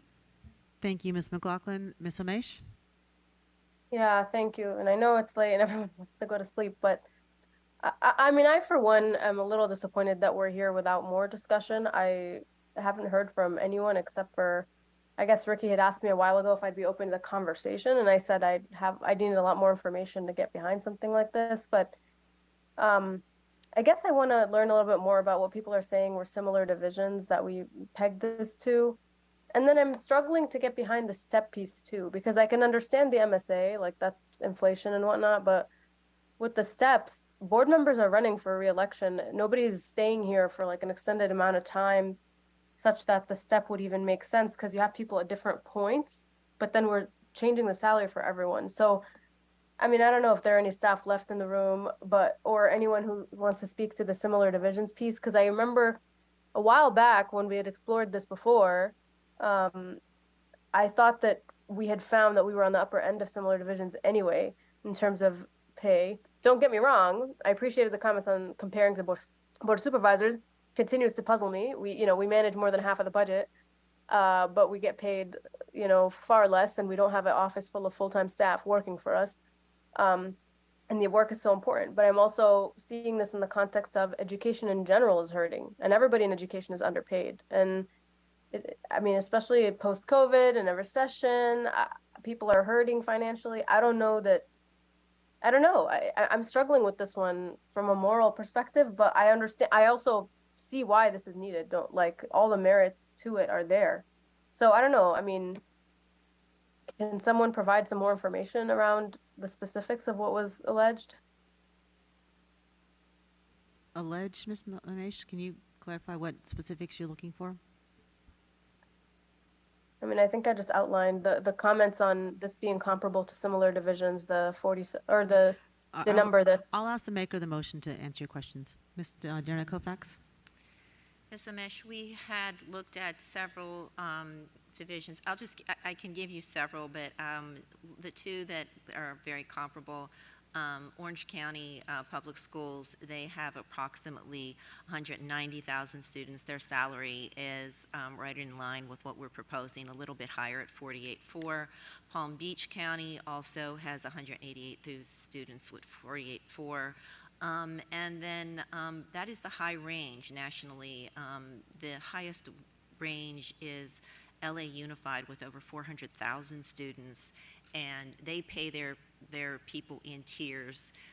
If you have a full-time job, you get, I think it was $50,000, but if you don't, you get over 100. That's very different, and that's triple the size of ours. So those are a few examples. I think Mr. Frisch provided a chart in the packet that was sent with the first proposal 2 weeks ago when it was on new business. There's a chart provided. Ms. Ramesh, there's a whole packet provided of information a couple weeks ago to every board member. I know there was some handout given out and closed without any description of what that was, and then that was collected by the clerk because it was closed material, but there was no discussion. Ms. Ramesh, it wasn't collected by the clerk. That's not correct. I just want to make sure that's clear. It was passed out in the packet for closed session and promptly collected by her at the end. My entire packet was taken by the clerk. Well, that was not part of the packet for closed session, so I'm not sure what happened with the collection, but I see the clerk shaking her head. It was not collected by the clerk. Madam Clerk, you want to clarify what was collected? The materials that I collected were related to the agenda and the personnel materials. It may have been that she handed it all in and I did not realize that, but it was not handed out as part of the closed materials. All right, thank you. The document was passed out in closed session without any discussion or description of what that was. So the assumption is it was closed content to be returned to the clerk. It was not passed out by the clerk, Ms. Ramesh, but I understand what you're saying. It was not passed out by the clerk. No, I'm not saying it was passed out by the clerk. It was on our table just like it always is, foreclosed. I mean, anyway, but either way, there was no discussion. I'm appreciative of the courage that it takes for this. I think Mr. Frisch started this conversation and others took it on, and here we are. So I think, that's an important step, but there was no discussion with every colleague here. And I know I'm not the only board member who hasn't had this discussion with anybody either. So I appreciate the notes on similar division. How much would this amount have been if we had just accounted for MSA? Because that makes sense to me to have a retrospective look, but then the step piece again still doesn't make sense to me for an elected position.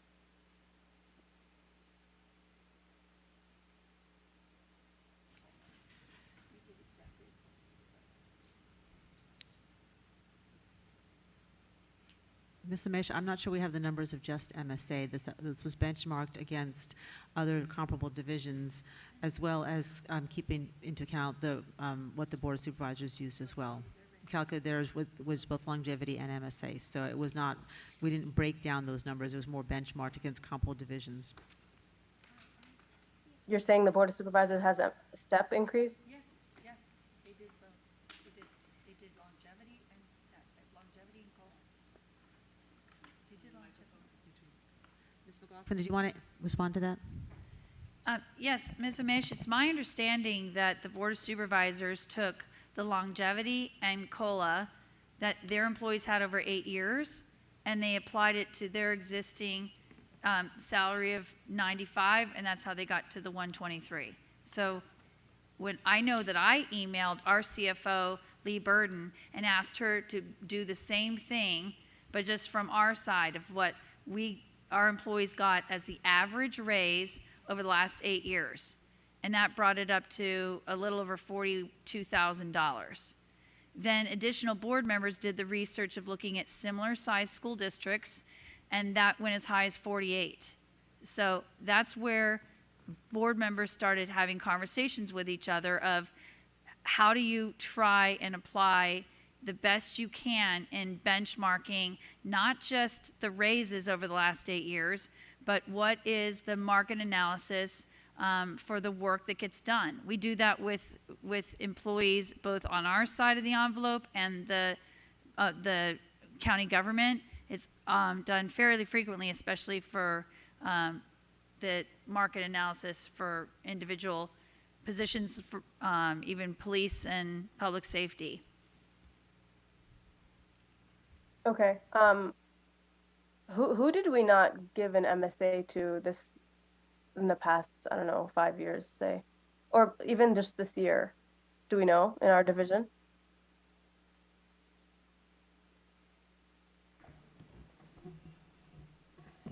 The market scale adjustment goes across all employees.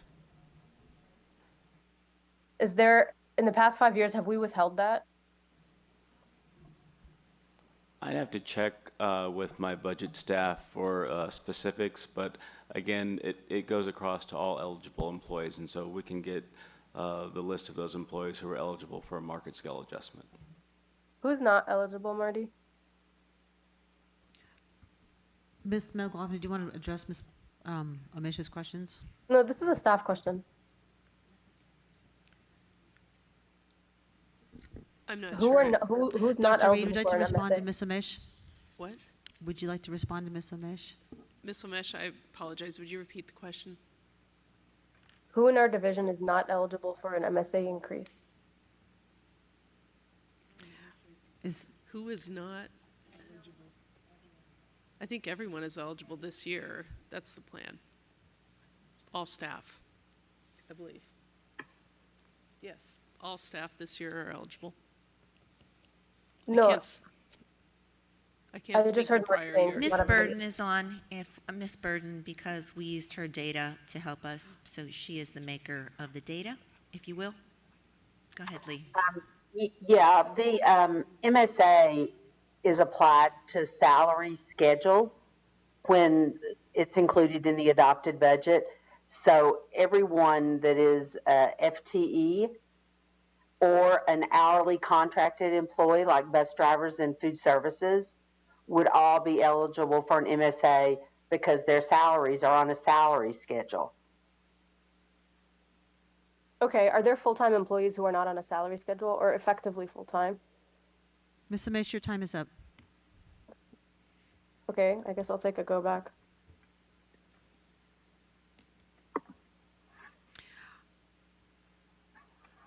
All right, well, that is, Ms. McLaughlin, did you want to go back? All right, we'll do a 1 minute go back, Ms. Amish. Oh, wait, sorry, Ms. Cohen? Your mic, please. Your mic. Sorry. I would love to call the question, please. All right, you want to call the question? Is there a second to call on the question? Ms. Pekarsky is seconding calling the question. We need 2/3 vote to call the question, so I'll call for the vote to call the question. All those in favor, please raise your hand. That is Ms. Pekarsky, Ms. Cohen, Mr. Frisch, Dr. Anderson, Ms. McLaughlin, Ms. Derenak Kofax, Ms. Corbett Sanders, Ms. Tolan, Ms. Marin, Ms. Keith Gamar, and myself. That question has been called. I will then call for the vote. The motion before us, the proposed amendment before us is on the screen. All those in favor, please raise your hand. That's Ms. Keith Gamar, Ms. Tolan, Ms. Corbett Sanders, Ms. Derenak Kofax, Ms. McLaughlin, Dr. Anderson, Mr. Frisch, Ms. Corbett Sanders, and myself. All those opposed, all those abstaining, Ms. Marin and Ms. Pekarsky, and Ms. Amish, are you opposed or abstaining? You asked abstaining. All right, so as Mr. Amish abstaining, that motion passes. Now we'll go back to that amendment passes. So now we go back to the main motion as amended. So the motion before us as amended, can we correct the motion to have the amendment, please?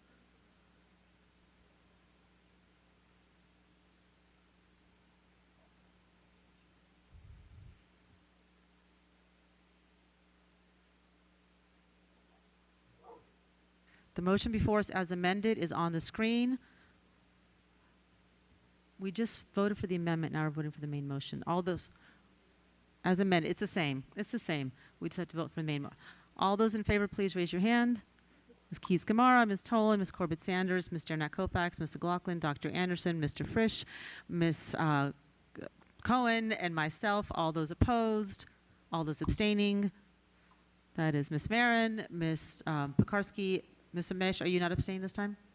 I voted when you asked for who was opposed. Okay, so Ms. Amish is opposed. I'm sorry, I'm really having a lot of trouble seeing the hands on the screen. Ms. Amish is opposed. Ms. Pekarsky and Ms. Marin are abstaining. That motion passes. All right, hold on a second. Just call on me. I call on Dr. Anderson for a follow-on motion. I move to direct the school board chair to include a salary review of the school board using but not limited to the following criteria: the board supervisor salary, FCPS employee MSA and STEP realized over the prior 4 years, salary comparison of school boards of similar sized divisions, and school board workload. This review shall be conducted in the 3rd year of the school board's term and be transparent to the public. Is there a second? Ms. Corbett Sanders. Dr. Anderson, would you speak to your motion? Yes, briefly, because it is almost 1 o'clock in the morning. This is an opportunity for us to stay ahead of the conversation that just took place by having data that is current and is done in time, that is well researched and is transparent to the public, so that we can have all of this information be available during the 3rd year, but not acted upon until the 4th year as per state code, as just occurred just a little while ago. So this is just an ask for us to be intentional about ensuring we gather this data with every school board's term in that 3rd year of the term. Ms. Corbett Sanders, would you speak to your second? Yes, and I would also, and I sent this to Dr. Anderson, a slight revision to this to include the 4th year. May I? Yes, please. I am so sorry. The hour is late, and I did forget. I do agree with that change that I just articulated without objection, if it is okay. Well, I would like to just add that while the data will be collected in the 3rd year, the action will not occur until the 4th year as per state code. So whatever measure we need to take to add that language, I am open to it. So without objection, we need to add the language.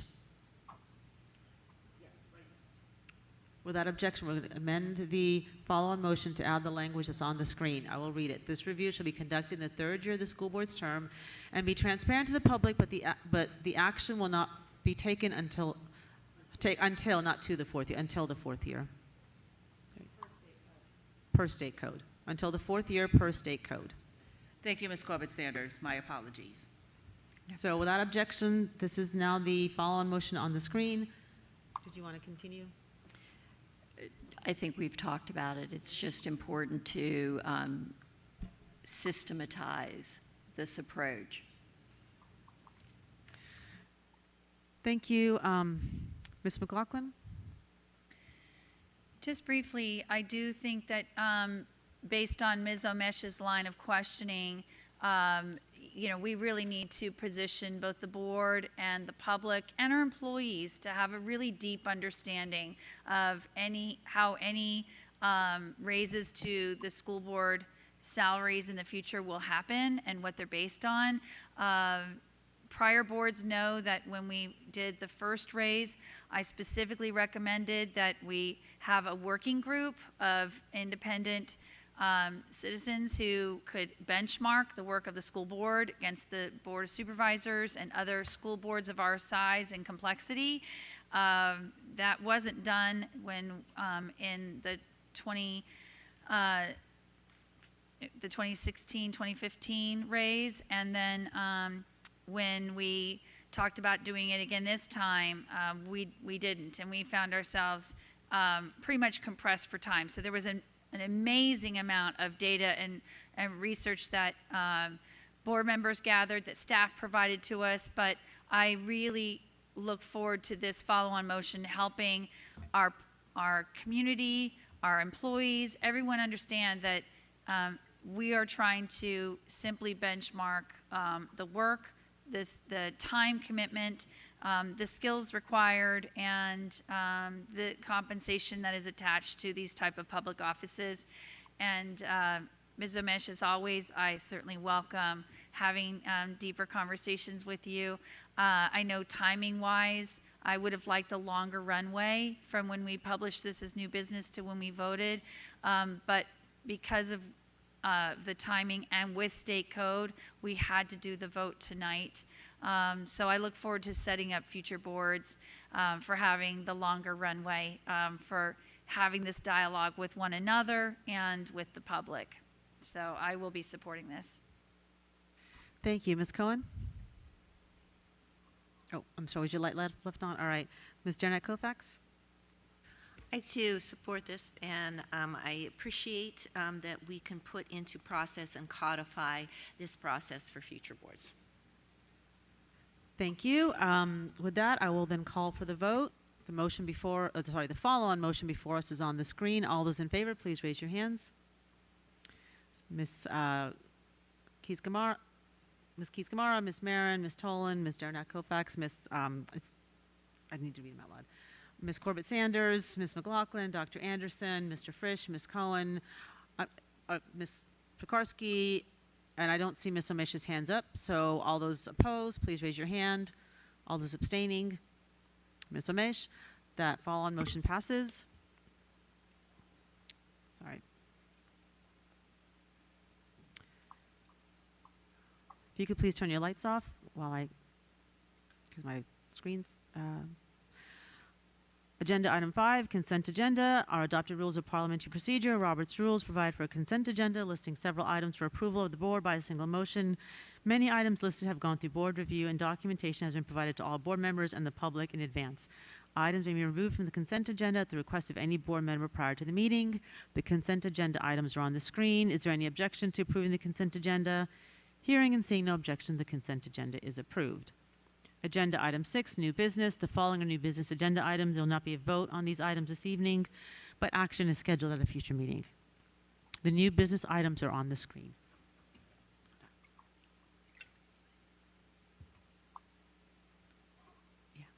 Agenda item 7, board committee reports. There are no committee reports to present this evening. Agenda item 8, board matters. I'm going to ask my colleagues, given the late hour, that we will not do board matters tonight. I will just indulge my colleagues to say this is my last meeting as board chair.